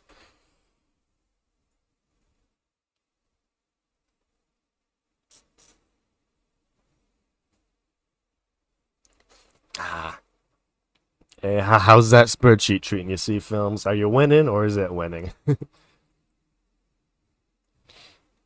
Oh, cool, C Films, yeah. Will it be, so right now it's fine. Yeah, so I mean, Mine Wolf's gonna be raiding at what time? 7 p.m. So I plan on raiding them, but if you're streaming earlier, I'll definitely give you a shout out for sure. Do I have any component will update? I did. I was crazy. I was like, I'll write one. Oh no, I didn't. Wait, is there a component will update? Or is a component did update? Component will update is a thing. Unfortunately, I do not. I did a component did update though. So yeah, unfortunately, I do not have any component will updates. But essentially, for my component did update, which is basically when anything changed, I reset an interval for a constantly rotating animation. Gladly did, yeah. I guess I got into React just as it was dying because I literally never heard of it. I imagine though it's basically the pre-hook to component did update. So you got your setting of state pre and post. Assume it's a pre. Gladly deleted. I'm curious to see though. Yeah, I mean it's probably one of those hooks or one of those life cycles that hooks didn't implement, I imagine. Because I think there are like what, two of them? It's considered legacy. You should avoid them. Yeah, loving that. Component will update. Dropped in age 17. Look at that. Currently, wow, it's so it's so depreciated. It's not even really hit me with the alternative. Dang. Well, I wish you luck at updating that code. It's a super edge case. I mean, it sounds a lot like should component update, to be honest with me.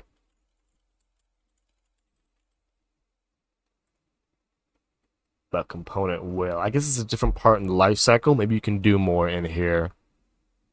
Good, good, good, good. I'm glad it got scrapped. Because it sounds like, in certain of these life cycles, you can't update this state, right? Or you shouldn't. So it sounds like one of those things where you couldn't, and then the should just return if you should. And then the will is like, oh, this is where you do your state changes. But like I said, I did not get that deep into it before the switchover, which is a good, because yay. It's a bad, because I didn't have to learn it. So I'm glad, though, I did not need to learn whatever all this is.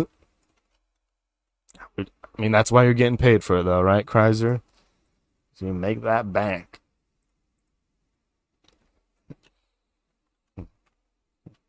Okay, and here we have a lovely app. What we want is we want two buttons, one to increment and one to decrement. And then we want to display a number. So this is the first one. We kind of got to write our own HTML, like peasants. So here's the negative button. Here's the positive button. Oh, look, there's a span of a 0 in it. Who's a smart React? Okay, now we would like some state to track our value. And the goldfish in me is telling me I should do this. I don't know if I can do this as this thing. But we'll see if we can. Local storage.get r2 count or the number 0. So it's going to be plus r2 count or the number 0. think that'll work. And then we'll have a cute little button called update. Okay, well, we'll rate 2 of them, be explicit. Increment. Good Copilot, and then decrement. Good Copilot. There we go. Now in our state or on our view, we will show this.state.count. Easy peasy. And in our decrement, we will say on click, we will this.decrement. And in our increment, we will say on click equals this.increment. Ta-da! And this should do our number changing after we go to the correct folder. I think I'll just navigate there manually. Making our way. There it is. Something's broken.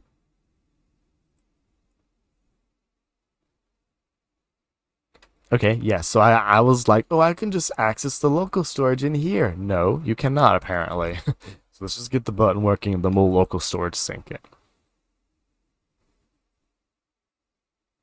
There we go. We have a 0. You click it, it goes up, and it goes down.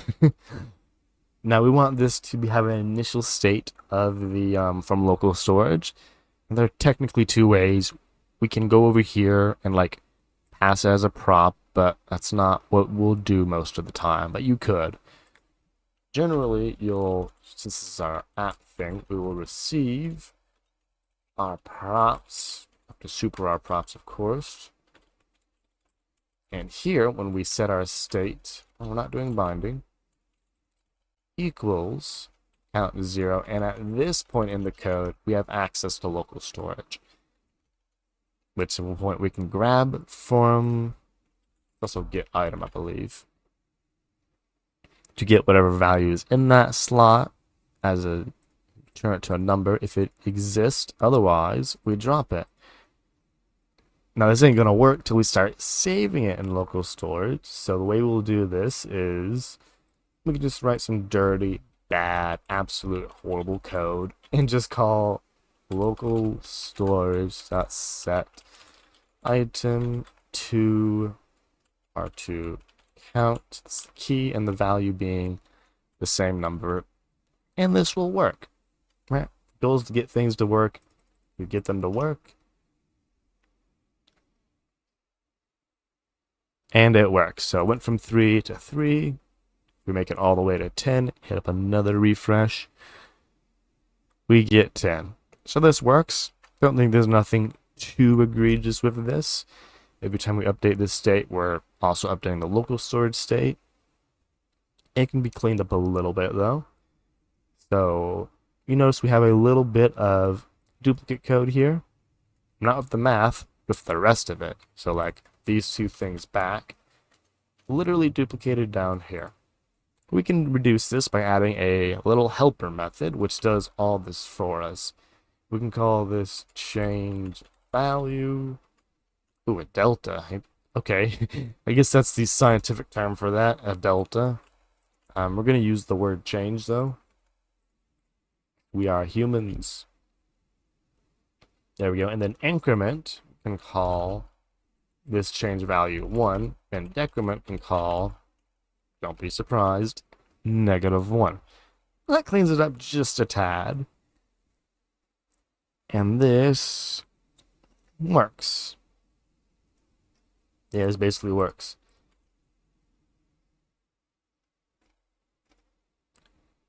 And yeah, now to make it functional. Let's see if we can tell Copilot to do our work for us.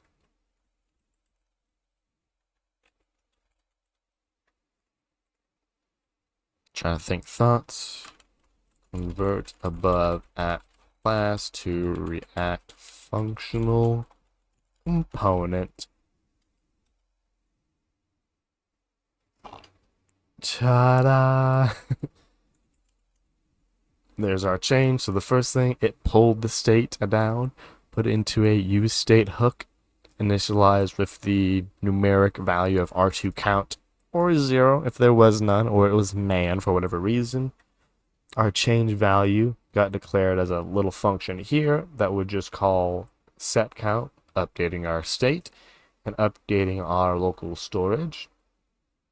Change value 1 for increment, -1 for decrement, passing all three functions to these three right here.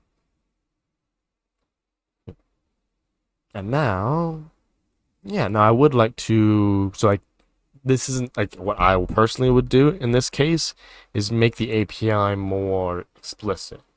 What I mean by this is that we can call set count, and then we have to explicitly update our local storage. What I would like to do this is say const, first I'll rename this to set count value or something like that. I'll make a new function called set count that takes whatever the new value is, and then calls the setting and the syncing at the same time. So now the change value isn't responsible for local storage synchronization. I am, and now this does its one thing. So remember, change value used to do two things, math and setting and syncing. Now it does one thing, math and setting. It varies wildly on what you're doing. Whoa, dude. It's definitely an investment for me. It's worth it. Like, doing things like that, obviously a pretty cool thing. You can also ask like simple math thing, like a random number between two values. It'll figure it out. So, I mean, I definitely like it. Fortunately, there's like a free trial, right? If you haven't used it, you get a free trial. You can go check that out, or do what you're doing right now. Watch streamers who use it. There's me, there's Bull. I'm sure there are all the other big ones. There's some other big ones that probably use it too. But yeah, that'd be my approach for it. Then yeah, it's very much like this is popular code. That's a very popular thing to ask of it. So the more popular the thing you're doing, the more likely it's going to be able to get what you're looking for, because it's, sourced off of GitHub mainly.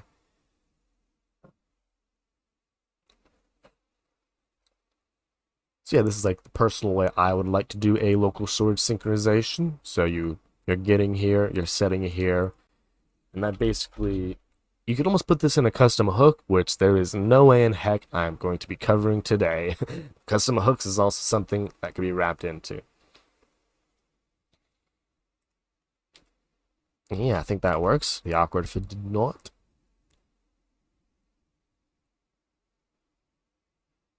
Clicky clacky. And there it is working. Suppose we could even look in the application, the local storage. Nope. The storage tab to see all this stuff changing. There it goes. R2 count is changing as we click it. Click, click, click, click. All the way down to 0. So that's a pretty good way, or a pretty simple way, to synchronize maybe your state with local storage. Yeah, do all this up here, and then you don't really need to worry about figuring it out down here. I know there's technically some more work here, because the setter takes a function and a value. I didn't implement the function half. Again, we ain't going into all that just yet. It's not a 1-to-1, but it's a 1-to what most people care about. Check that. And now we'll be taking our break, after which we will be doing the card game. Let's see if we can get a sneak peek of that. It's in class 28.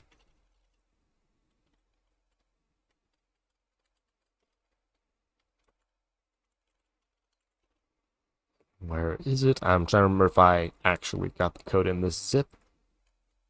I guess I did. Yeah, so yeah, we'll actually be able to direct comparison 1-to-1. Let's go ahead and give a preview of what it does do. Go whetting some appetites. So you draw cards, and it tells you who won based on the values of the card. So a 7 of clubs versus a 3 of diamonds. I guess you're going for highest value, right? Then a two of clubs, a two of hearts. Ooh, it was war. We redraw the card. Player two wins. King is higher than four. King is higher than king. Six is higher than. Yep, so yeah, we think you basically get the gist of it. Draw cards. Whoever has the highest value wins. We're going to reactify that when we come back from this here break. Since that was a little bit longer, we're going to add an extra minute to the timer. Be sure to stretch, hydrate, and relax. And we'll catch y'all on the other side of this break.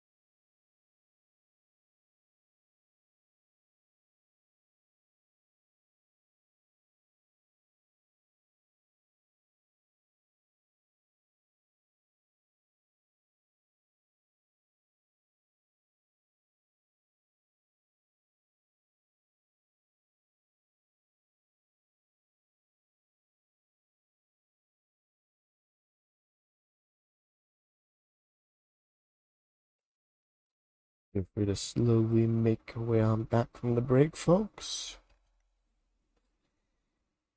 Hey, and thank you for that follow there, Sandrago.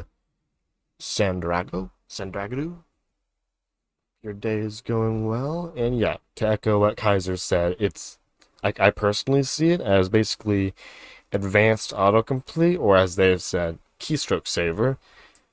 If you don't understand what you're asking for and what you would have typed, then you're going to get into the problem of it's just going to generate stuff, and you're going to have to trust what it generated is right. And you should never trust, like just trust, like, oh, I trust it generated good code. You should verify that it generated good code. It's like every time I have, where's code at? I closed. Sorry, I had to close VS Code for a sec. But every time I've done it, you always, whenever it generates, you need to verify it. Because it's not guaranteed to generate the right thing, and it's not even advertised as, ooh, we always generate the right thing.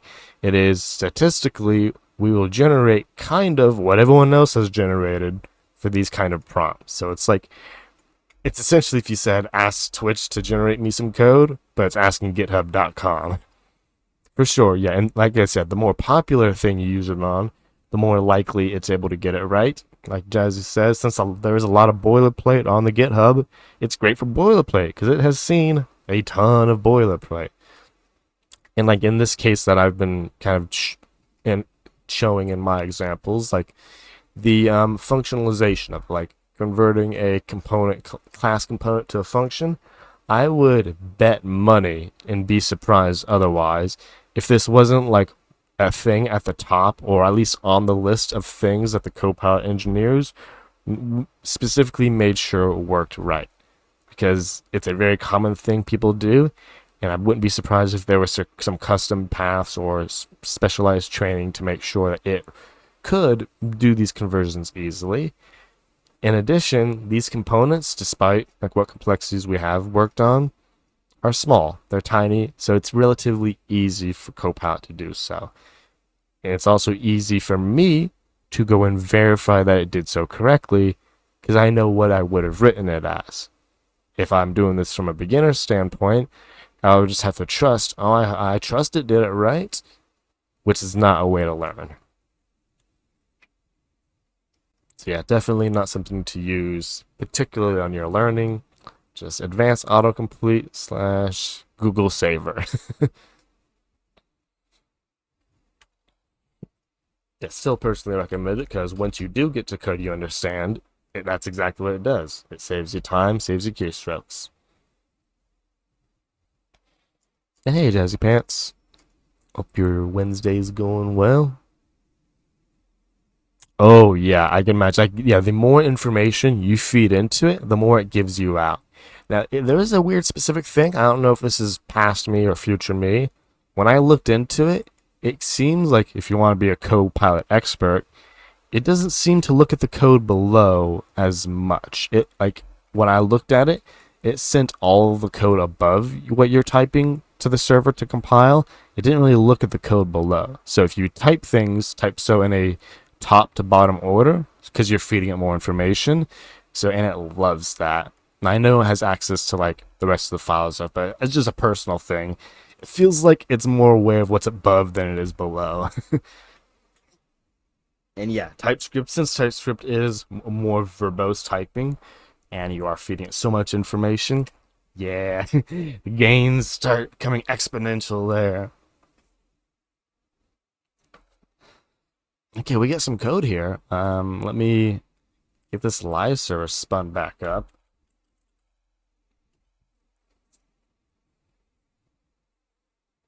For sure. Because what I did way back in the beginning, like in the public beta phases, because I was a little curious, like, I wonder what Copilot is sending off. It might have changed now.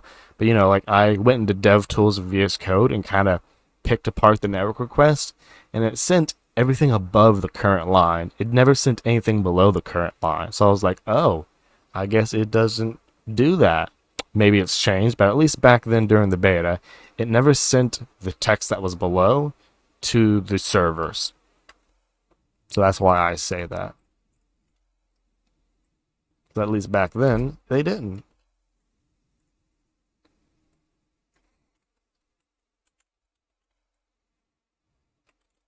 exploit the default class app extend component render return, put it in a parentheses, and the parentheses put a React fragment of all this lovely text. Now, as you gotta close our image tags, because React loves close tags, I like so. There we go, and then, oops, I forgot, forgot my gist. Boop. There we go. We'll be using one component. Yeah, we ain't there yet. And now we need to start doing some stuff with the API. So let's look at old code. We'll do a side by side. We make a fetch on the initial thing. Then we update our deck ID. Then when we click the button, we call get fetch, which, what's this do? It draws 2 cards, and then it updates the DOM accordingly using a cute card value function. Looking at this card value function, it seems like super pure, as in it depends only on its inputs and outputs a certain thing. So I'm just going to yoink it.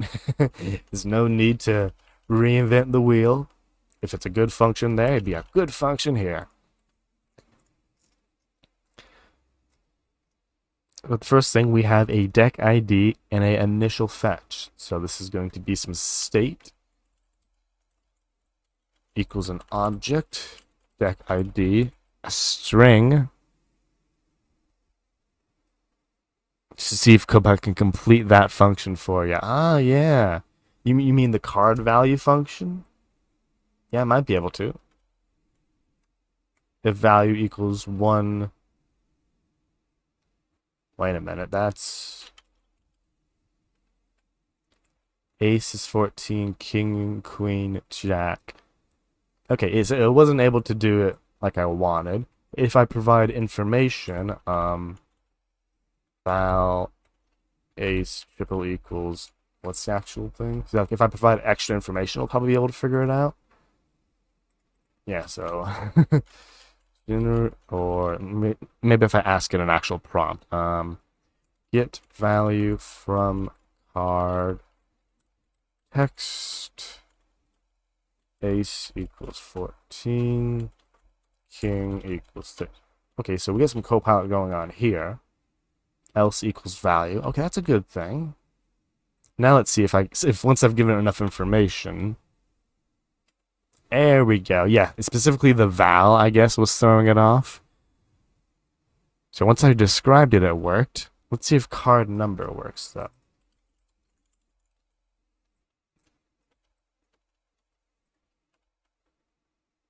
No, still give me the thing, card text. Yeah, the more you feed it, the more it figures out. It shouldn't be too much of a surprise. Oh, here we go. Okay, it's doing something. It's doing it based on what it thinks the values are. For ace, it thinks it's 1. For these, it thinks it's 6. So it's probably the fact that, like, in this particular game, like, in the brain of Copilot, 51% of people asking for card values are valuing ace at 1, jack, queen, and king at 10, and the rest of them at the number value. So it was able to do it. It just didn't know my particular number. So I would say the initial one was pretty acceptable then. And yeah, robot needs context. Another way of doing it, like I've done it in comments, obviously, but another way of doing it is say card value. No, come on. The way I like doing it is to say the word ace, then put it in comments. See, Copilot knows what I'm writing. King. Oh, come on. Oh, come on. Okay, it's given up. Yeah, doing it in like kind of test cases, it does like to do. Like it really loves test cases, I find.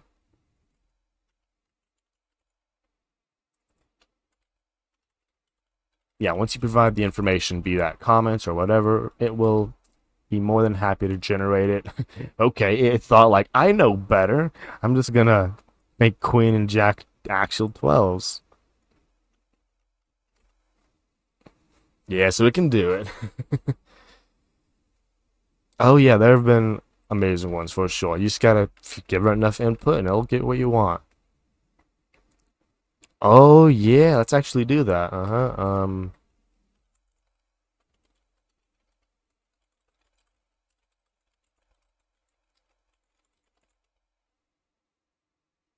Oh come on. It's usually pretty good about this. Ah,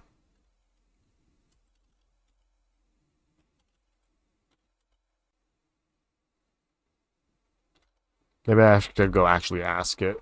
Because the auto suggest doesn't seem to always give me all of the suggestions for whatever reason. And hey, Dark Oblivion, what is up? We're over here writing some React. Well, now we're messing with Copilot, but we're doing a little bit of both. I am Reactifying a bunch of 100 dev front-end problems. Wow, it's just, we have stumped Copilot, folks. It does not know how to rewrite the above code using if-else statements. Maybe if I drop it out of the function. Rewrite hard value using if-else statements. Okay, maybe this is, here we go. Here we go, okay. It just wasn't able to figure it out, I guess, because there was a return statement, and it was like, I can't write code here because the return already happened. So again, make sure you also tell it where to do its thing in the right place. Yes, our jobs are safe. Don't worry about it. Not yet, at least. I don't know. It's kind of a varied amount of experience. Like everyone's experience isn't the same, but I like it. It was my well, it is was and is my first front end framework, aside from jQuery if you want to count that. So big fan of it. It seems to do what I need to do. I've used React natively. I've used it with Redux. I've used it with other state things. My portfolio is written in React, Next.js specifically.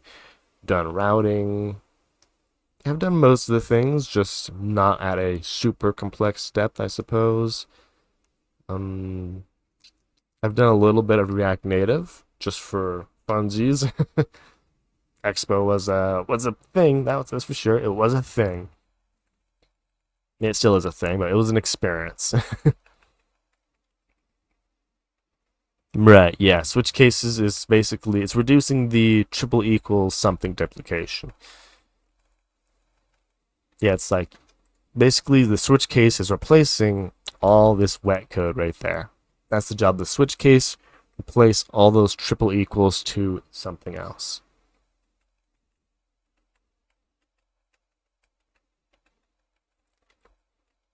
But of course, we have code right here. We're not gonna change it. Yeah, I mean, I've used so Redux was what I learned back before all the hooks things came around. So Redux was good with me. I mean, I only use it for larger things. I tried to avoid it like the plague if I didn't need it. Like I wasn't afraid of a little prop drilling, but Redux was the management I went for. But now there's Zustand, which is what I personally use as my hook management, state management thing. Haven't really used any complex React things since then, so not scared of prop drilling to be honest. But yeah, React query, good, lots of good state management. But Zustand has been the one I went with.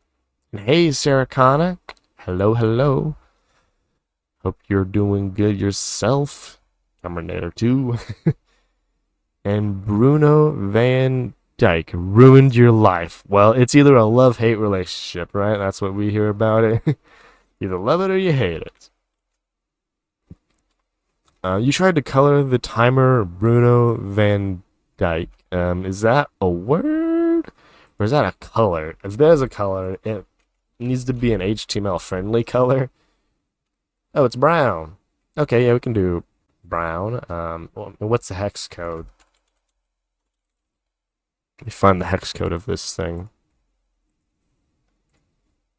Yeah, right now what we're doing, Sarah Connor, is I'm a member of 100 devs, and essentially I am Reactify a bunch of projects we have done in the past. So if you don't know what 100 Devs is, it's a agency with a free training program. Sorry, I'm calling a timer right now. Oh, I'm on pixelated view. You can't see the color. There it is. And it's not working. I'll redeem those 10 points, don't worry. Yeah, basically we've done a bunch of front-end applications. Here is the list. The list of front-end things we've done, dynamic front-end, and I am reactifying them as we have learned React this weekish. And yeah, Jazzy Pants, that's right. The more you learn, I mean, you don't know if you need something until you try it, right? It's like ice cream. Well, maybe that's a bad example. You don't need glasses till someone starts putting lenses up in front of your face, right? I mean, if you're happy with it and the client is happy with it, if you're your only client, then sure. But yeah, if it's good for you and you've tried the alternatives, I think that's the important thing. If you've tried them and you still prefer jQuery for insert your reasons you prefer jQuery here, then yeah, I see nothing wrong with it. Now, if the person paying you is saying use jQuery, then that's reason enough. You don't need to convince me. Person says use jQuery and they pay your bank. Sure, I'll use whatever you want. I will use sticks. If you pay me and you want me to use sticks, I will use sticks.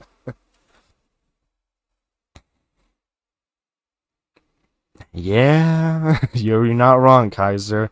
It's a solution to a problem. So, is it a good solution? No, but it is a solution. And now that context has come around, I think that fuels a bit more of the modern disdain for it because now there are alternatives.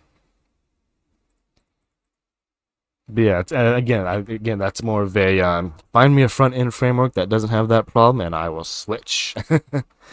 Yet to find one. I mean, that's not even front end. That's just UI or state in general. Client is. Oh, I meant like, who is it for? Like, is someone paying you to write the code?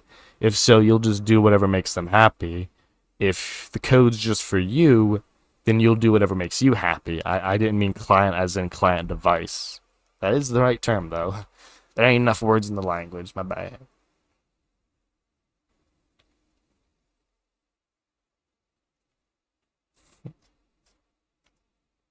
Yeah, it's client as in whoever's paying for the code. Either it's you paying for it by paying yourself or someone else paying for it.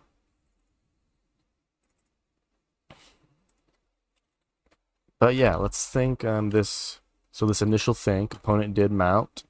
Yeah, so see, this is the cool thing about Copilot. It does have contextual for other files because it knows I have some code over there, and it's now copying it basically React. So like, but the con is that I know what this code should have been. So I'm trusting it, but I'm verifying it by reading it myself. Aquatic play. I am not currently working at a company. So yeah, I mean, it's the goal. So it's not a hobby. I mean, streaming is technically a hobby if that's what you're referring to. But yeah, I am looking for an open position as we speak. Interviews have existed. How about that? We'll just say that they have been had and not successful up to this point. But I'm getting there. And that's kind of what 100 devs is pretty good at because it's not it's not just knowing technology, it's networking and all that stuff that really gets you the job, which that's why I'm not streaming networking because I'm not good at it. Oh yeah. So you are just dependent. I mean, hey, if that's what works, right? Keep them in the cloud, always get access to them as long as you're signed in. It works, right, Sarah Connor?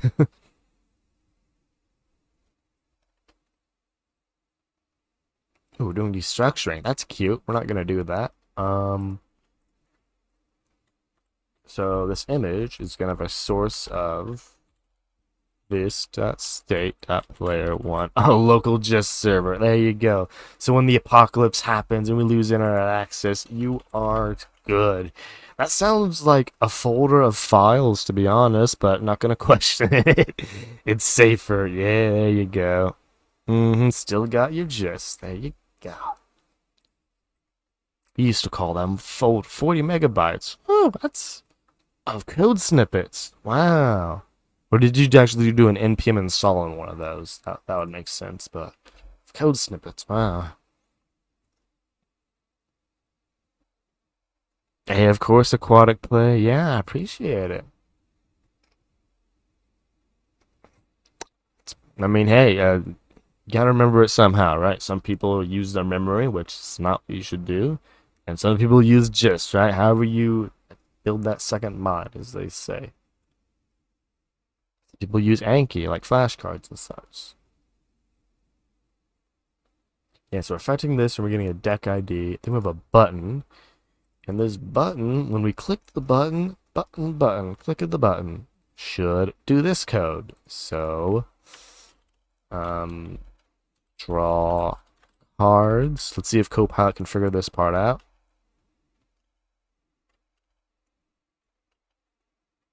Okay, it figured it out. It didn't really, Yep, I need to close this tab. We need space. So it just put the cards in there, which is cool. We need to do more. 5 to 10 keyword just name. Yeah, that's a pretty good way of going. It's just enough to link your memory to whatever it is you're looking for. Okay, so we actually need to keep track of a winner too. Yeah, let's yank this code. In our state, we need we need an image and we need a value. Interesting. Okay, so we're just gonna swap these out for objects, image and value. I think. Player1 dot image or img. We're gonna yoink this out. Paste all this in. I think this code is actually still good. And now we're updating our images to this accordingly. And then our winning text doesn't actually need to be in state. So looking at this, we can put it in state.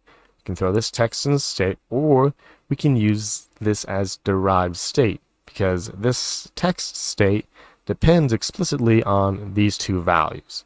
So we have two approaches: put it in state, or put the numbers in state. Yeah, Sierra Khan, I mean, one way or another, right? That's all it works. Definitely frees your mind up for sure.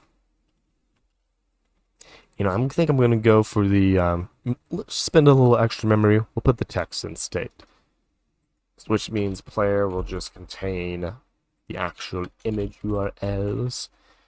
Then the one will be a string. So let's say const 1 equals, see, his Copilot will help me here. Thank you very much. Well, it's also not writing the rest of it. So if it's greater than, hold on, brain's failing. So yeah, this is where you gotta verify Copilot does what you want, because it did not. Here's the thing, when it's a draw, it's like we're not doing a player 2. So that's where. And then it's war. There you go. So it's like you said, folks, it's autocomplete tool. That's about it.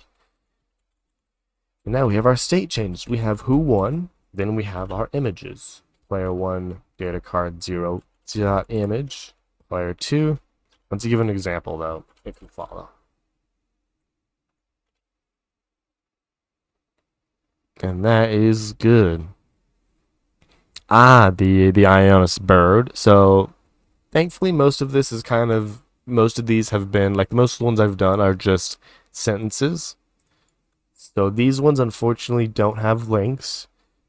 But these ones, like, they're actual GitHub links. I'll place them in the chat when we get to them, but they're all they're all, as you can see, a number of 100 devs. If you do really want these files as downloads, so if you go to the 100 devs, so they're on, like, I'm not really comfortable with distributing them since they're really not mine to distribute, even though they're small things. So they're on there and they follow along material channels. is where all these originally came from, because they're like things to do during class and such. So if you really want them, they're there. Follow along materials channel. They're in zips. So, and yeah, you have to scroll up a bit to find them. But if you really want them, they're here. Otherwise, they're kind of one sentence prompts. Like, let's just click one. Background picker. What was the example? Well, in this one, it was just change the color. I took creative liberties. I chose a horrible example here. But yeah, he's like, some of the snippets contain stuff like this, where it's like, oh, what code are you supposed to insert here? While some of them contain, again, these aren't the original zips, so I'm not giving a good example. What was a horrible example? Yeah, some of them just contain a literal sentence. And like the rest of the context for these is in the actual VOD that Leon, the instructor, went over with this example. So they're missing a lot of context. Zero knowledge proofs. I have no idea what that is. It sounds mathy though. So I'm gonna say no. Whatever that math sounding thing is, I probably don't know it. Zero knowledge proof. Oh, cryptography. One party can prove that it's true while avoiding any additional from the fact that the statement is true. Oh, yeah, I'm not really into crypto enough to say that. I mean, hash salt, I'm good for that. I can generate a signed key pair, verify stuff is not changed. Yeah, I'm zero in math too, so both of us zeros will end up as a zero. So I figured that part out. Yeah, I mean, that's all, community taught. Maybe someone in chat knows about that stuff.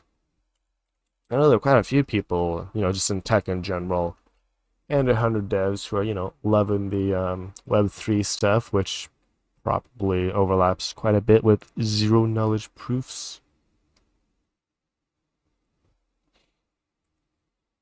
I guess technically bcrypt is somewhat zero. Well, it contains the salt in the thing, so no, there is knowledge in there.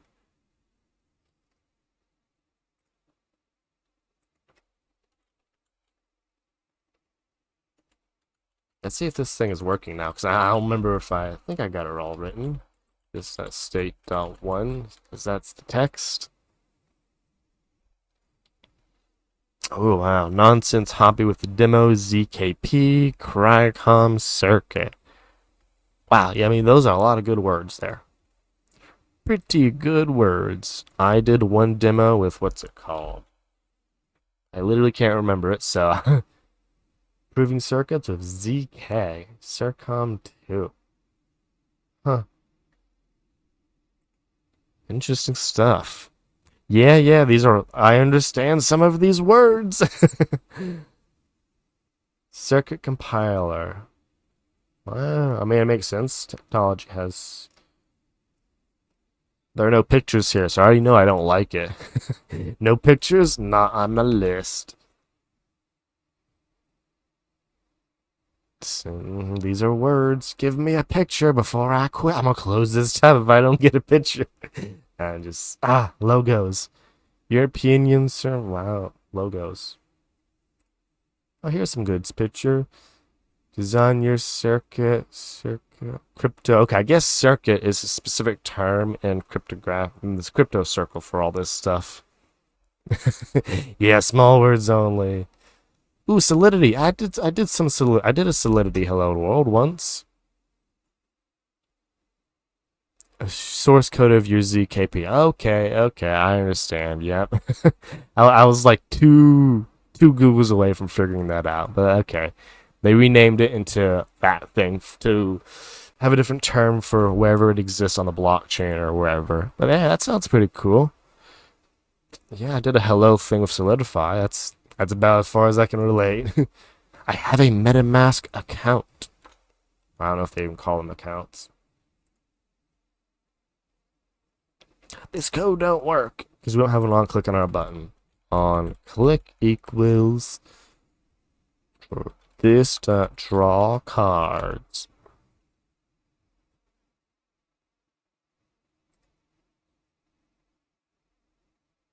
There we go. It works. So who wins? King versus a 2. Click the button again. So what we should do is when we click this button, we should clear out this information. Just from a user experience standpoint.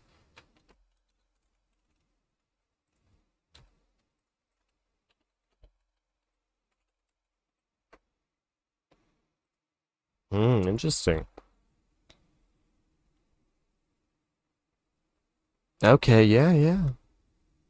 I mean, it's definitely, going for that decentralized whole approach, which is very cool. And I know it's on my list, of things I really do want to get into, but after I get a job, maybe, right? If you paid me, I will learn all about ZKPs and circuits and all that, but till then, as a free time thing. The Jack wins, correct? The Heart of 2, Heart of 4 wins, correct? And the Club of 5 wins. Is player 1 ever going to win? There you go, player 1 wins. So yeah, this is the class-based way of that classic little card game.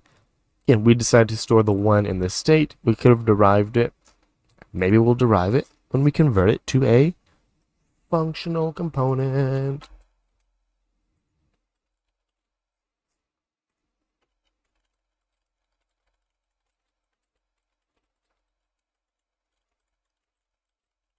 I think it's simple enough for, nope, don't do that.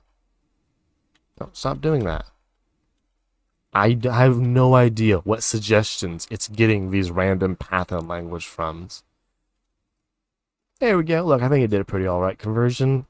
Let's go through it. I mean, first let's just see if it works. How about that?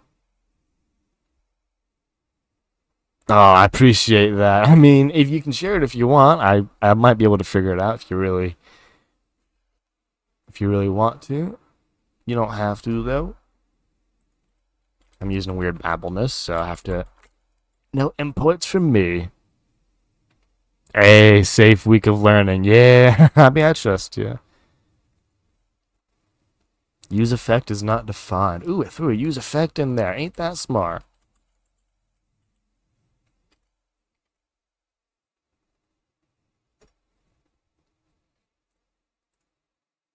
Look at that. Copilot wrote working code minus my broken Babel setup.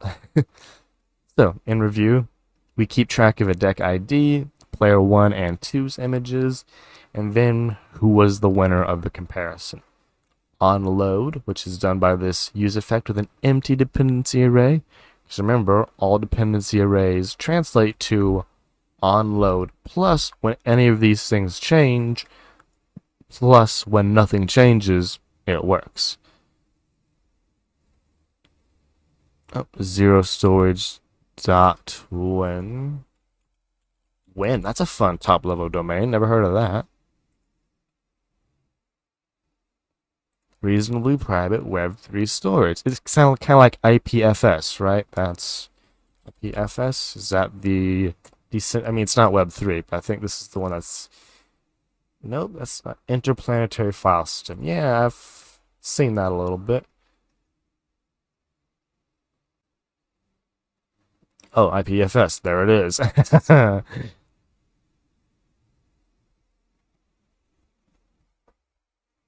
Man time.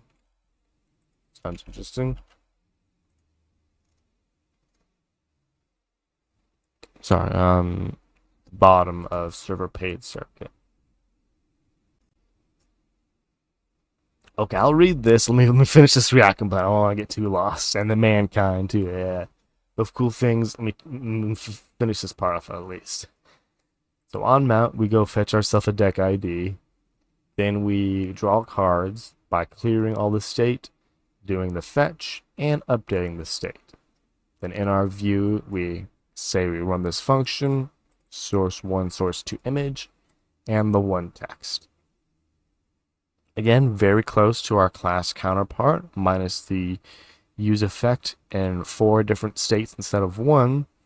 It's practically identical. If that, we can check out this. So, root, siblings, cube. Okay, so we're building a chain. Current secret deposit server. Cool. Signal inputs and outputs. So yeah, parameters, returns. Out root is root, out server is server. So this appears to be assignments of some kind. Okay. Okay, it makes sense. Yeah, we're assigning things to things, doing some processing or some constants. While I20 create 20 siblings or link the siblings up. Okay. Yeah, it makes.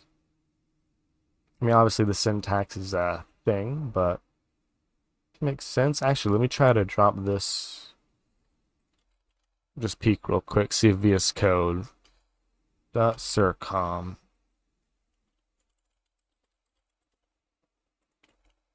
Ooh, no syntax. Let's see if Marketplace has got one. Hey, Circom highlighting.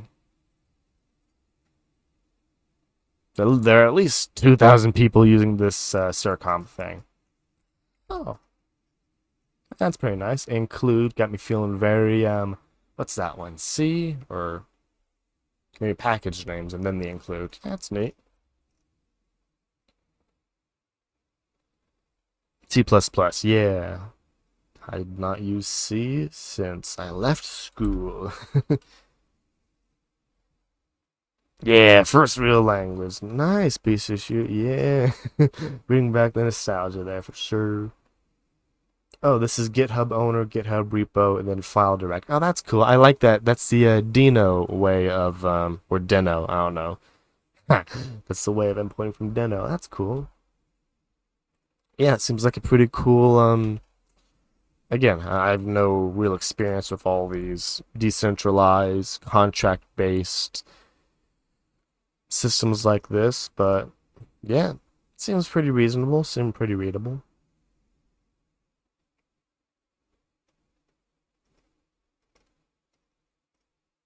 Statement siblings. Who decided statement? Okay, yeah. So it has an array of siblings. Makes sense. Hmm. Interesting, yeah.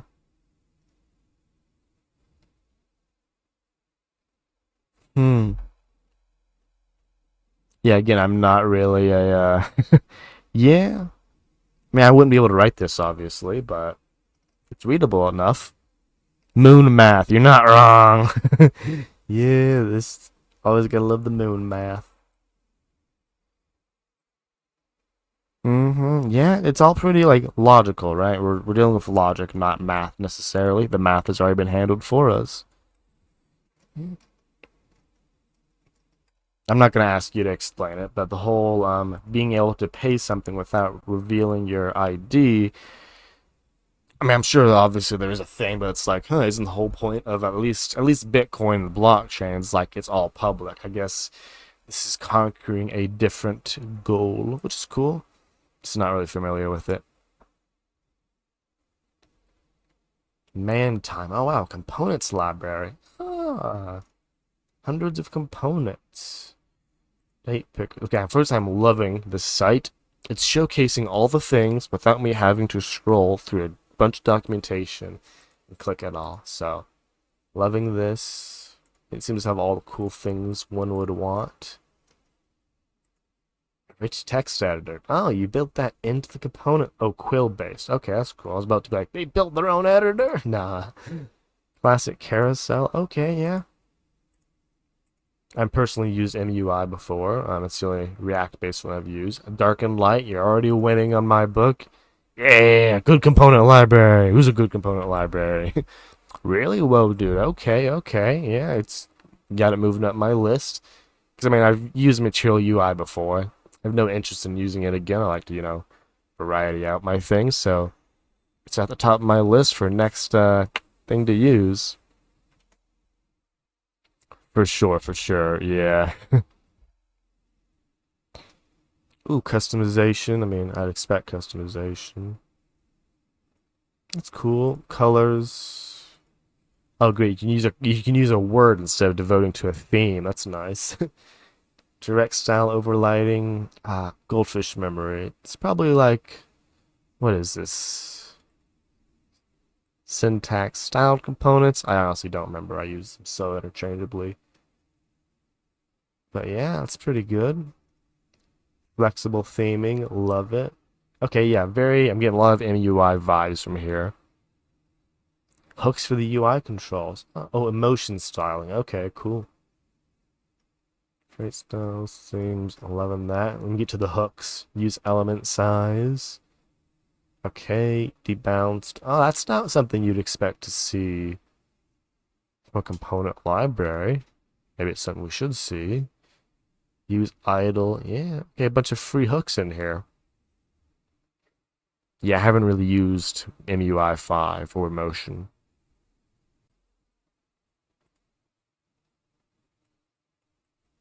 Oh, is this... Okay, slide behavior over one. I thought they had drag and drop built in. I was about to be like, okay, how much space is this library going to take now?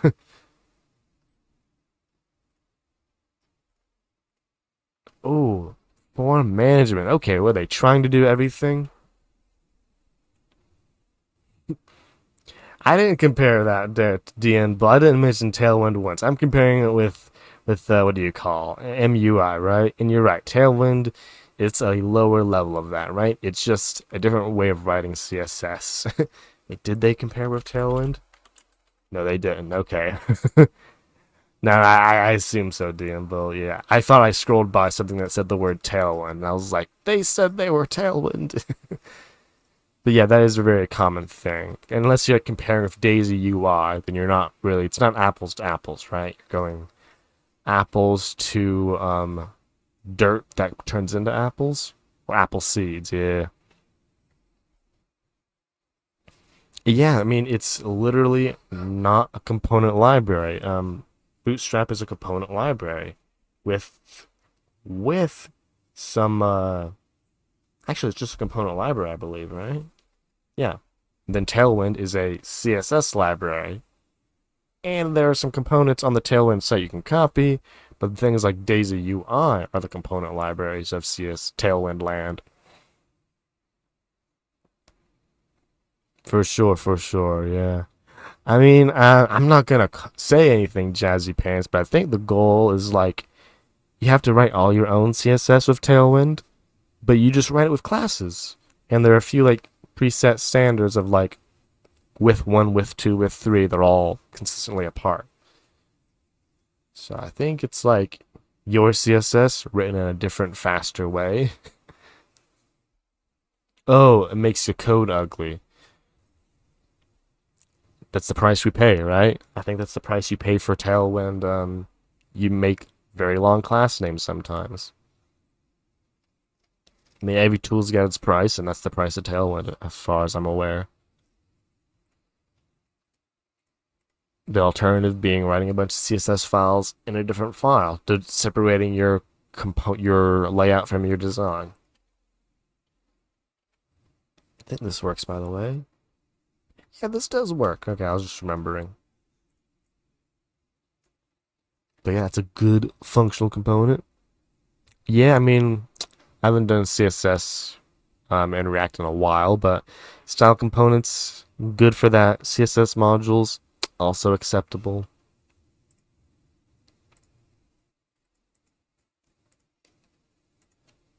Both are good in my book. Speaking of the book, D&D, okay. This is it. It's the last front. Okay, it's second to last because technically we have client-side wrap API. It's technically another front-end only one. Let's go ahead and bring over the D&D code, get a preview of it, and take a break. So let's find that code. Got a list. Checking it twice. Check what folder this code comes from. Oh, it's from the same one. Also from 28. Wow, my autocomplete is like on fire. There, D&D. Speaking of D&D, Critical Role. Tonight at 10. Looking forward to that. No spoilers, but looking forward to Imogen live server. Really looking forward to Imogen's, well, not Imogen, Loudness performance. It's whatever you hate less. Dungeons and Dragons. I guess this is your answer. I was like D&D, like, oh yeah, it's gonna be drag and drop. I completely understand why 80-90% of you thought this was drag and drop. It totally sounds like a drag and drop thing. Yeah, it's Dungeons and Dragons. I think we're using a Dungeons and Dragons API. Oh, look at me. I wrote the code for this at some point. Class what did pass me do? Choice. Where's the... Hold on, I'm blind. Oh, up here it is. Which spell? Fireball. The best spell, obviously. It's not Fireball? What's wrong here? What is wrong with you, code? 3.5e for life. Hey, that's cool. I enjoy watching D&D. That's about it. Why is this code not working? Oh, maybe it is working. We're just... Like I said, I didn't... Some of this code is straight from the zip, so as you can see, incomplete. There it is. Okay, it's working. So yeah, we're going to be showing the class, subclass, and some other stuff about this magical spell when we get back from the break. So I will catch you after then. Be sure to hydrate, stretch, and relax if you can. I'll see you then.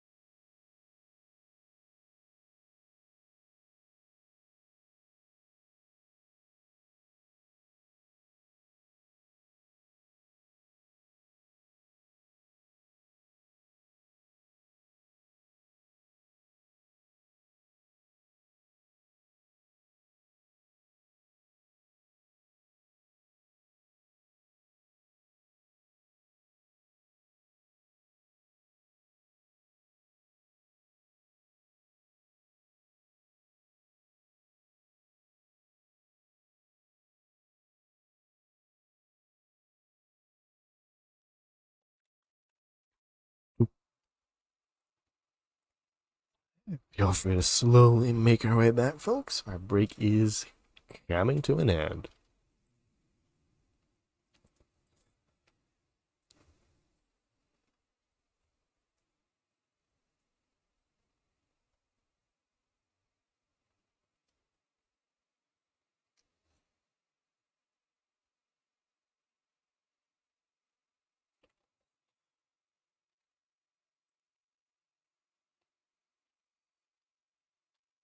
There we go.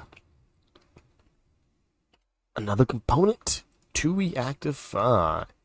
Let me set this up. Timer. That's not how timers work. There we go. More time for there, please. 35 minutes. Yep, that is the amount of time we have until we raid Minewolf. So,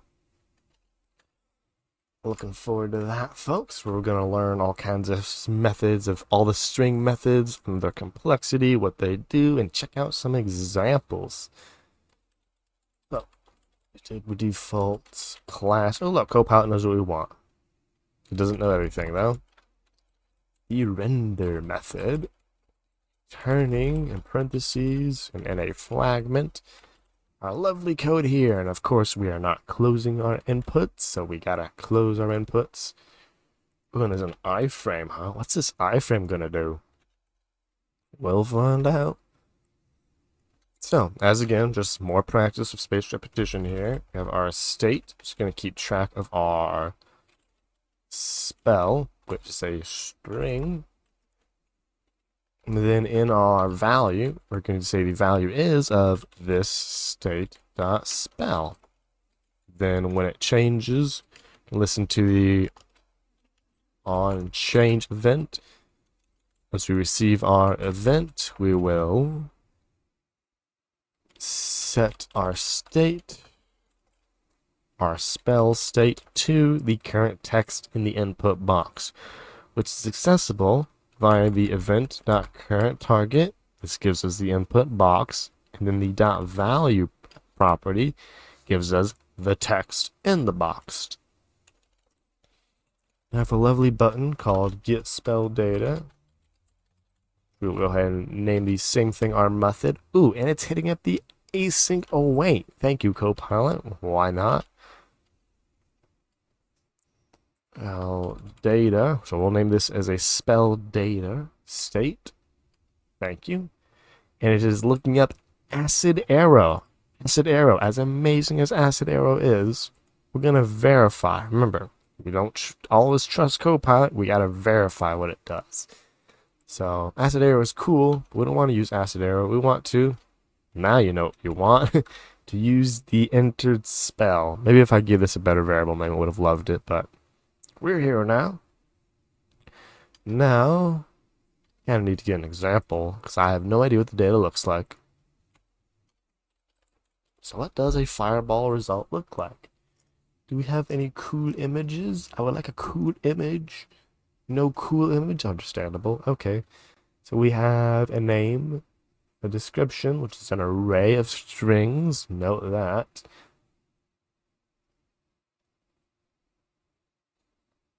Classes, which is an array of objects, and subclasses, another array of objects. So we want to display the name and iframe. What's this iframe about?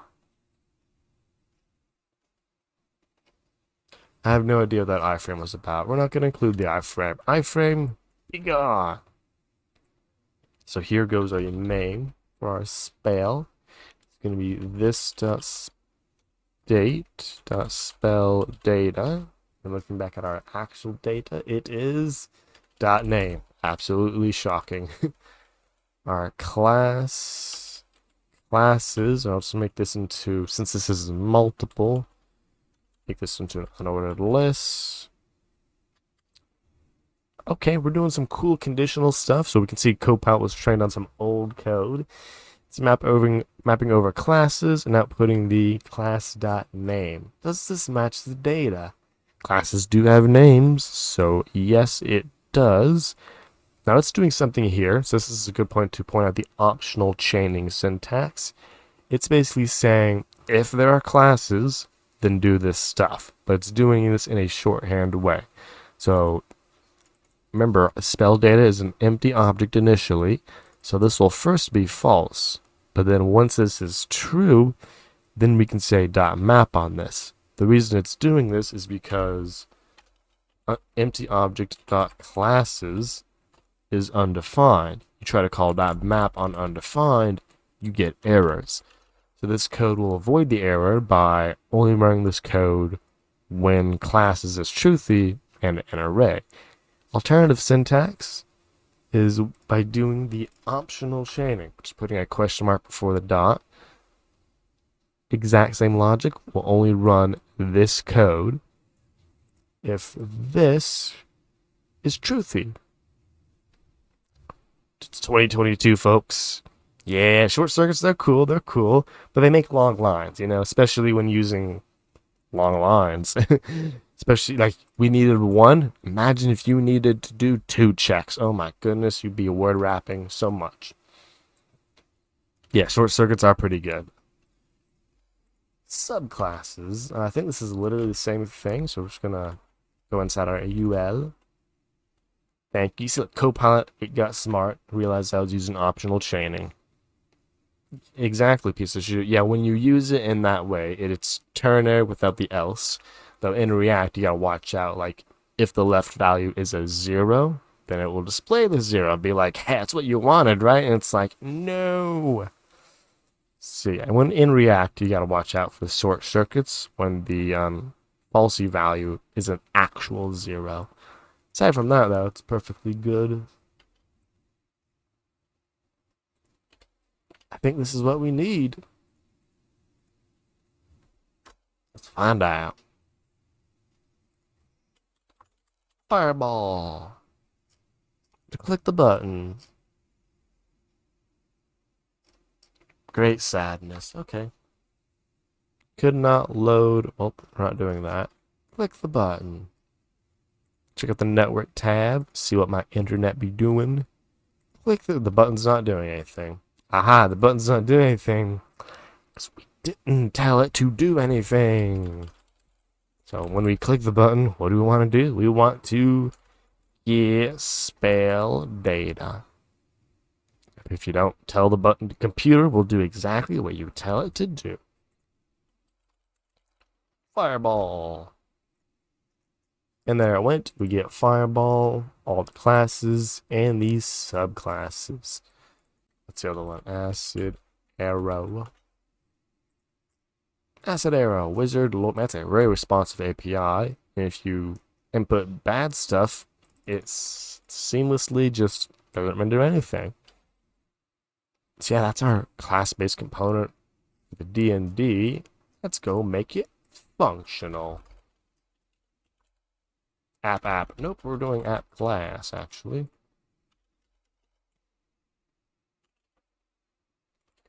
Convert above. Oh, maybe just the word convert to functional. Okay. We give you 0 context. Why you would do that every time? Copilot's like, this is JavaScript, and don't you forget it.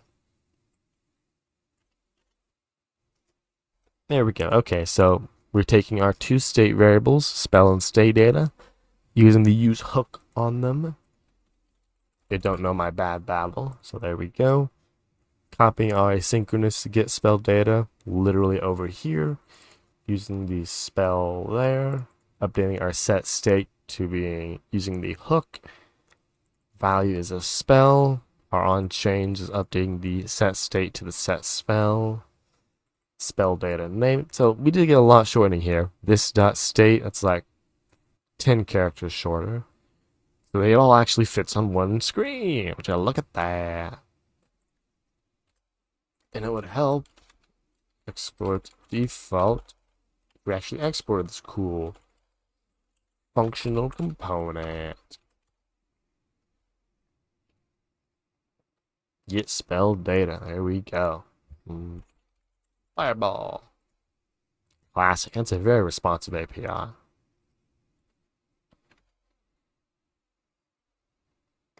And that was the D&D one.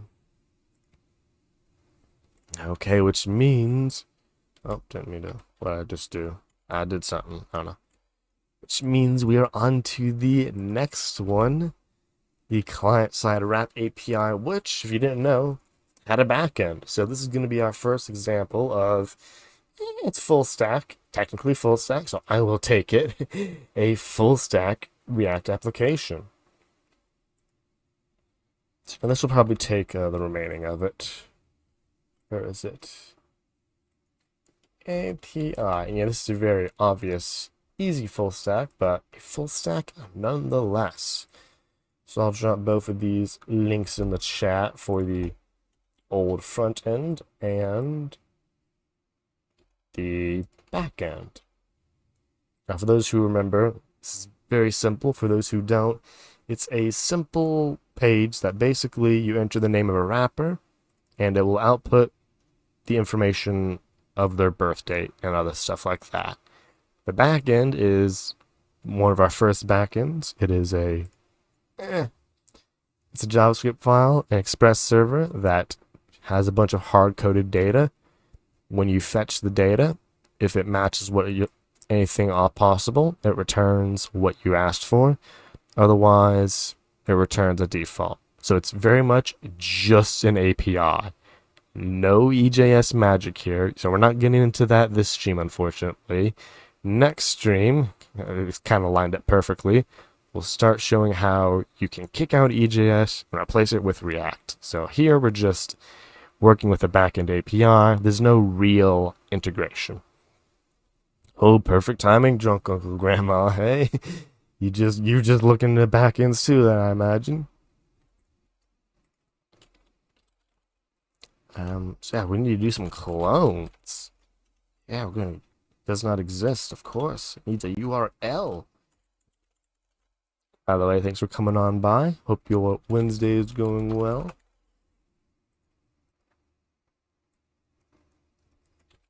And a clone. Look at that. All the lovely clones. Okay, wow, we have a lot of folders in here.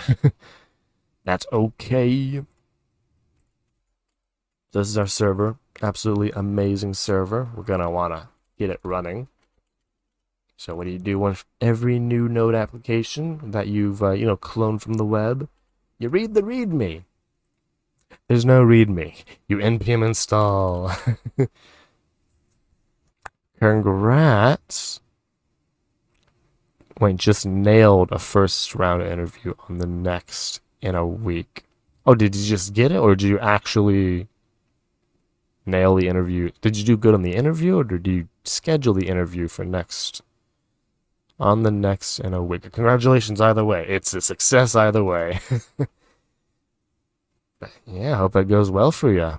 Oh, nice. Did go in the first one. Well, hey, if you did go in the first one, statistically, the rest of them got to do pretty well. 2 more to go. Yeah. So I imagine that was more the behavioral, and you got the technical, and you have to meet the team, right? So yeah.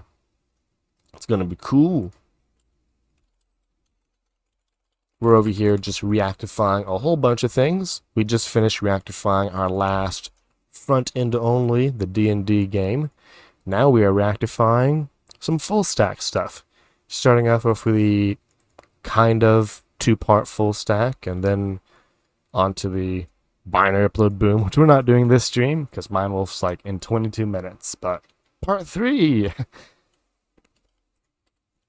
So the server's ready. Port 8000 apparently.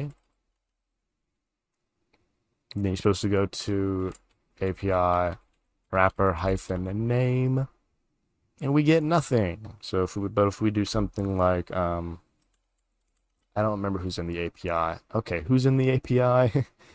Gotta close some tabs here.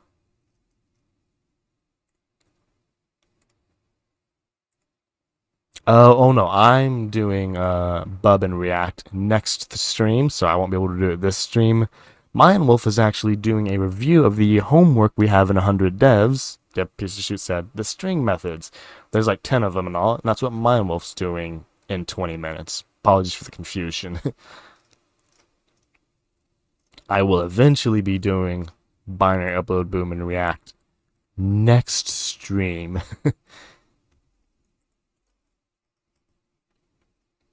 21 Savage. Oh, it's supposed to be / wrapper name anyway. There we go. You get 21 Savage, you enter anyone else, you get unknown. So this is our API, and our front end for the API looks like these two little files. So this is what we're going to Reactify. I'm going to be a baddie, writing bad code. I'm going to continue to use my Babel standalone, but given enough time, I will show what this would look like if you were to put it all in one repo using Create React App or Vite. Oh, there's our baddie Babel standalone. Let's yoink our HTML into app.jsx. Cut paste. And we'll do a classical first. Default function. It's not, it's a class. There we go. And our render method will return, return React fragment with all this lovely HTML. Now we did not close our input, so it's angry. But now we do so, and this should be visible. Client-side wrap API. Yeah, so we're still in live server territory because front end is very separate. But here we got the HTML. I'm going to make it smart and do something. And the something we want to do is kind of this. So yoink. Put this in comments. I would like some Copilot assistance, so we'll put it at the top of the file. And yeah, so we have a button, and when we click it, we want to call the API with the text in the box. Since we're not using a form, we will need to read the text in the box using React. Which means this component needs to be controlled. Control it by assigning it a value of something from state, this.state wrapper name, and then adding an on change. So when the input value changes, we'll update the state accordingly to exactly, well, that's not it, what we are reading out from it. So updating wrapper name to the new text in this input box. This input box can be retrieved by saying event current target. That's the input box. We want the text in it, which we can get from the .value property. This is all good and fair, but we have no actual wrapper name state. So to define some state for class component, you can come up here and say state is a new object with wrapper name of empty string. Now at this point, we can type in the box. Ta-da, we type in the box. That's it. Now what we want to do is on click of this function, or of this button, we want to call a function which we can call this.getWrapperInfo. We'll just call it getWrapper. Up here, getWrapper, we're going to make this a public asynchronous method. I think it's going to copy the code from above, to be honest.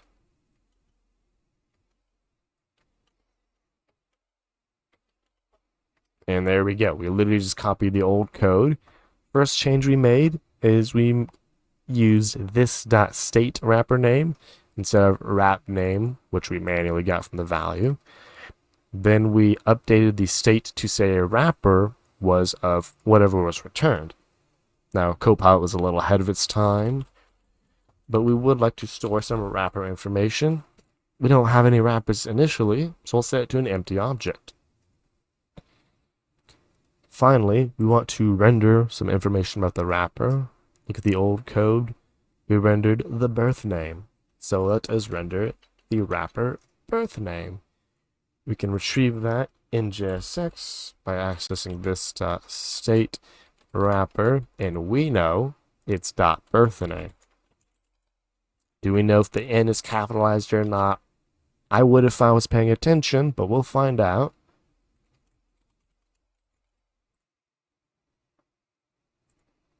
Probably isn't. This is where we get to look at the API. well, it is capitalized. Okay. So we can debug by checking out our network request. So we are getting network request. I didn't mean to click that. Our response has data in it, but it's not showing up.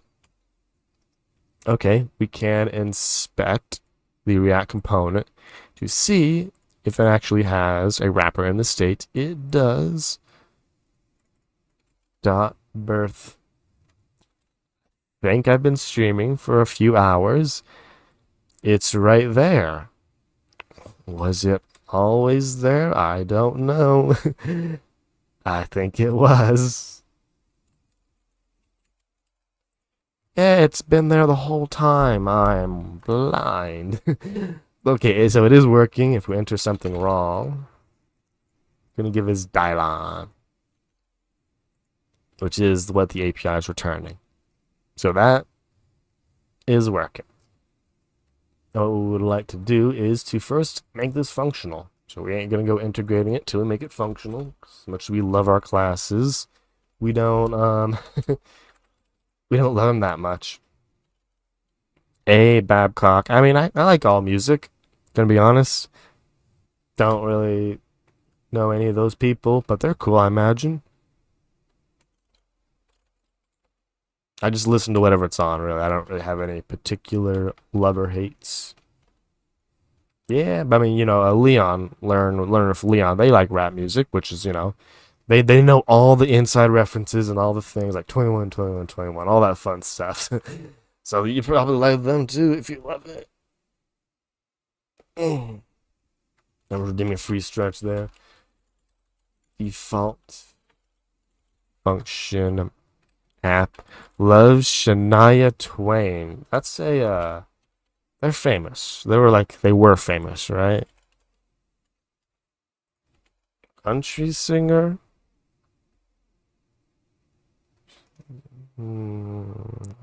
Canadian singer. Okay. What? I don't know. Shania Twain. It sounds country. Guess as good as my there, real Scotty.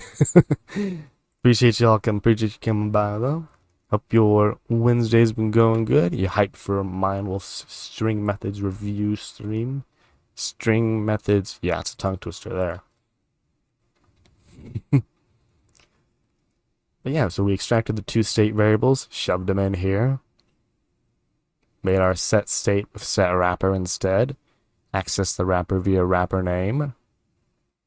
Update would be set wrapper name to the new value. Reading the old value and reading the wrapper birth name. Oh, still iconic. Well, that shows you how much I know about music. In the vein of Celine Dion. Ah, cool. Thumbs up. There you go. And now y'all really know I really am not into music, don't you? The beeps and boops are pleasant to my ears. But yeah, this is the front end as both classical and reactive. Now, what if you wanted to put it with your backend server? Now, again, we're just going API. We're not going to get into routing. And that'd be for next stream. But what if you wanted to put them together? So if you were to let's just use the other one. So where is it right now? Yeah, so right now we're doing some static file sending, just sending index.html. What if we did some app.use express.public in the public folder, right? Went a little bit more what most of us are using, and took all of this client-side wrap API and put it in the public folder. Or made it into a public folder in this case. Wrap names API, public. Let's see what happens. So if we go to our lovely port of the real server, 8000. I don't have NodeMon running. Turn off and back on. Express public is not. Oh, express static. See, that's why you can't trust Copilot. Sometimes it leads you astray. Though I might have done that.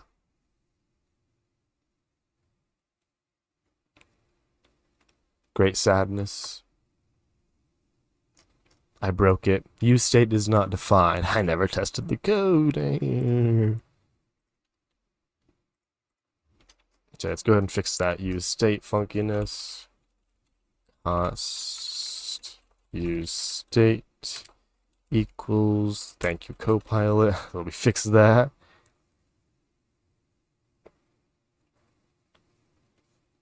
And there we go. Okay, so this is technically working. But this is not the kind of React we will all be using. For those who don't know or have forgotten, I'm using a kind of janky trick, let's delete that old one, in which I am putting Babel inside the browser. So the browser is turning all of this JSX and stuff into good React code the browser can run. Disadvantage being it's horrible for performance. Next disadvantage being, watch as I refresh the page, you see nothing, then you wait, and you wait, and then it shows up. So, two big disadvantages. Either one of them should be enough for you to not do this in production. I've messed around with Vim, never Emacs. I feel like I'm efficient enough as I am, you know? Like, if I really need that extra 5% efficiency, then yeah, I could go and relearn everything I already know to do in VS Code and Vim, and then those part that makes you really efficient. But I do use, what's the syntax? This thing a lot. It's like a jump arounder thing. You can like hit it and it'll show you two things so you can instantly jump to a spot. It's like when I really need to move fast, I can do that if I really care about it, Babok. I don't know what that's actually called in Vim. I just found that jumpy extension that does it for me.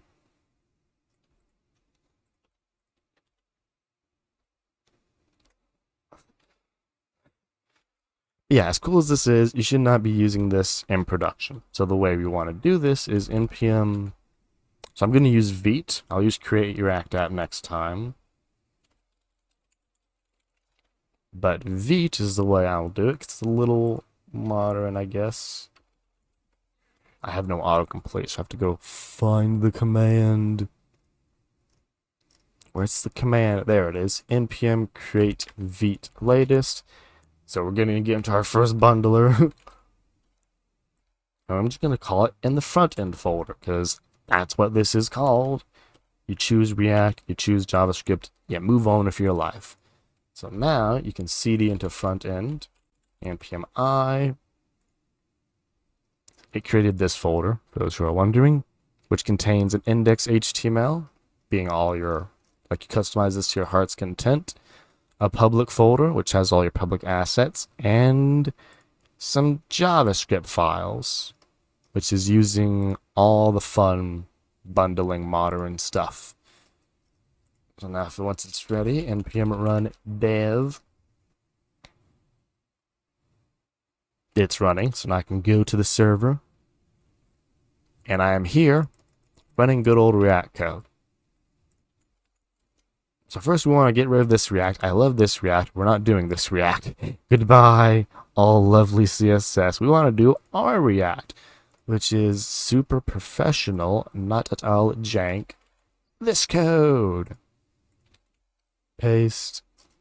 Yeah, again, one thing we will fix is our import. Import use state from React. Lovely. And this should work out of the box. Maybe not. React is not defined. This import up here also needs the component one. Hey, thanks for the follow there, JS Curito. Hey yo, get rapper's birthday name, 21 Savage. It works. So great, we've moved our code from ye old Babel to Vite. Well, now what?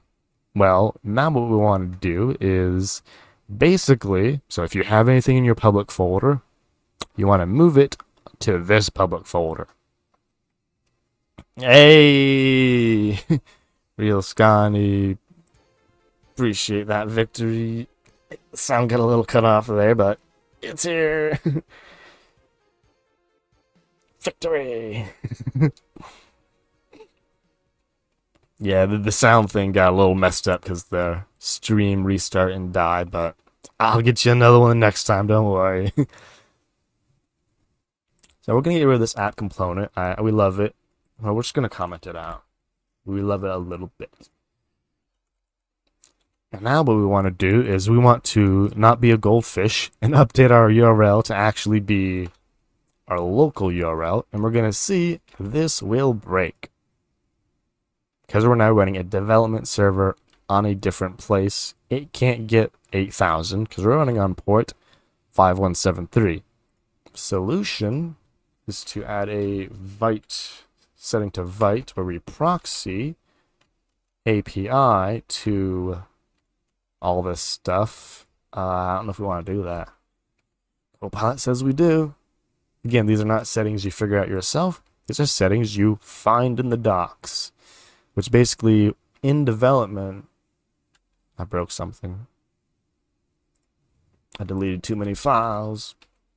Basically, in development mode only, because your server is running on because you're running two different servers, you kind of need to do this forwarding stuff. I think it did it wrong. Heck. What's going wrong here? Connection refused 8000. You need both servers running. Fun fact about that.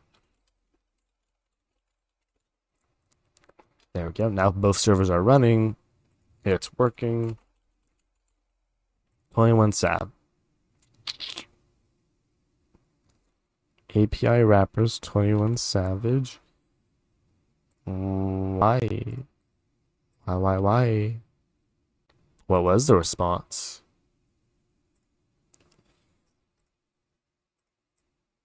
Cannot get wrappers 21. It seems like a perfectly valid URL to me.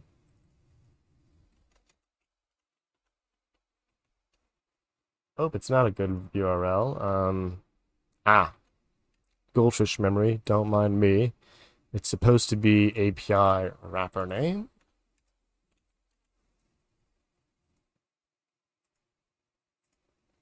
There we go. Okay, so if you don't know Goldfish, remember URLs and it works. Next, change output directory. So yeah, we can say goodbye to this public folder's content. Goodbye. Goodbye. And goodbye. Build out there. So by default, it'll put all your stuff in this folder. We want it to go somewhere else. Outdoor goes to the server. That's wrong. Which goes up to public. Again, trust but verify, folks. Copilot not always right. And finally, when you want to host install, what you want to do is npm install, but prefixed the front end, because you want to install the front end stuff. And you have to forward a build script. Again, we'll go over this a lot next stream for sure. In this particular example, Drunk Uncle Grandma, in all the previous one, code pins would have worked, but in this one, it will not work because we have a front end and a back end. And if you deployed them separately, that would have worked. But now we are trying to do it in a polished way to avoid React Babel standalone, which, aside from being horrible on performance, it's not production ready because it makes the whole page wait at a blank screen for like 5 seconds. So unfortunately, if you want to get a polished React version production ready, you have to do some kind of converting your React code to code that the browser is ready to handle. And this is one of the ways to combine them together. We'll go through different ways next stream, but I think this is the easiest one, despite the it not being easy. Like, this is not beginner for sure. This is, you've already seen, like, this isn't even React at this point. This is DevOps almost, linking these two things together. So it's not a surprise at all. Like, you shouldn't know all of this stuff. Yeah, like I said, it's not something we would expect to understand.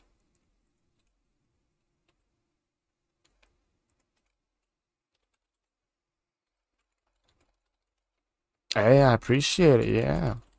I always appreciate my lurkers. I am one myself. But basically, we're doing all these commands and all these linkings together, so that way, once you run this, you can run npm run start. And then instead of going to that thing, you can go to localhost 8000, and it will just work. So yeah, this, unfortunately, if anyone knows a better way of doing this, this complexity is needed. Oh, and Minewolf has gone live, so perfect timing. Those who don't know, Minewolf, fellow 100 Dev streamer, who is, I'm going to be doing some string reviews. So if you want a little bit more beginner-friendly stuff, for sure, it's definitely your stream over there. Yeah, for sure. It's two approaches. Next stream, I'll go over them in more detail. Inside, outside, create React app, all the different variants. But yeah, we'll see them all next stream, and hopefully we'll get to binary upload boom by then. Yeah, appreciate y'all coming back. That last 10 minutes, not something we'd all be able to expect, so do not worry about it.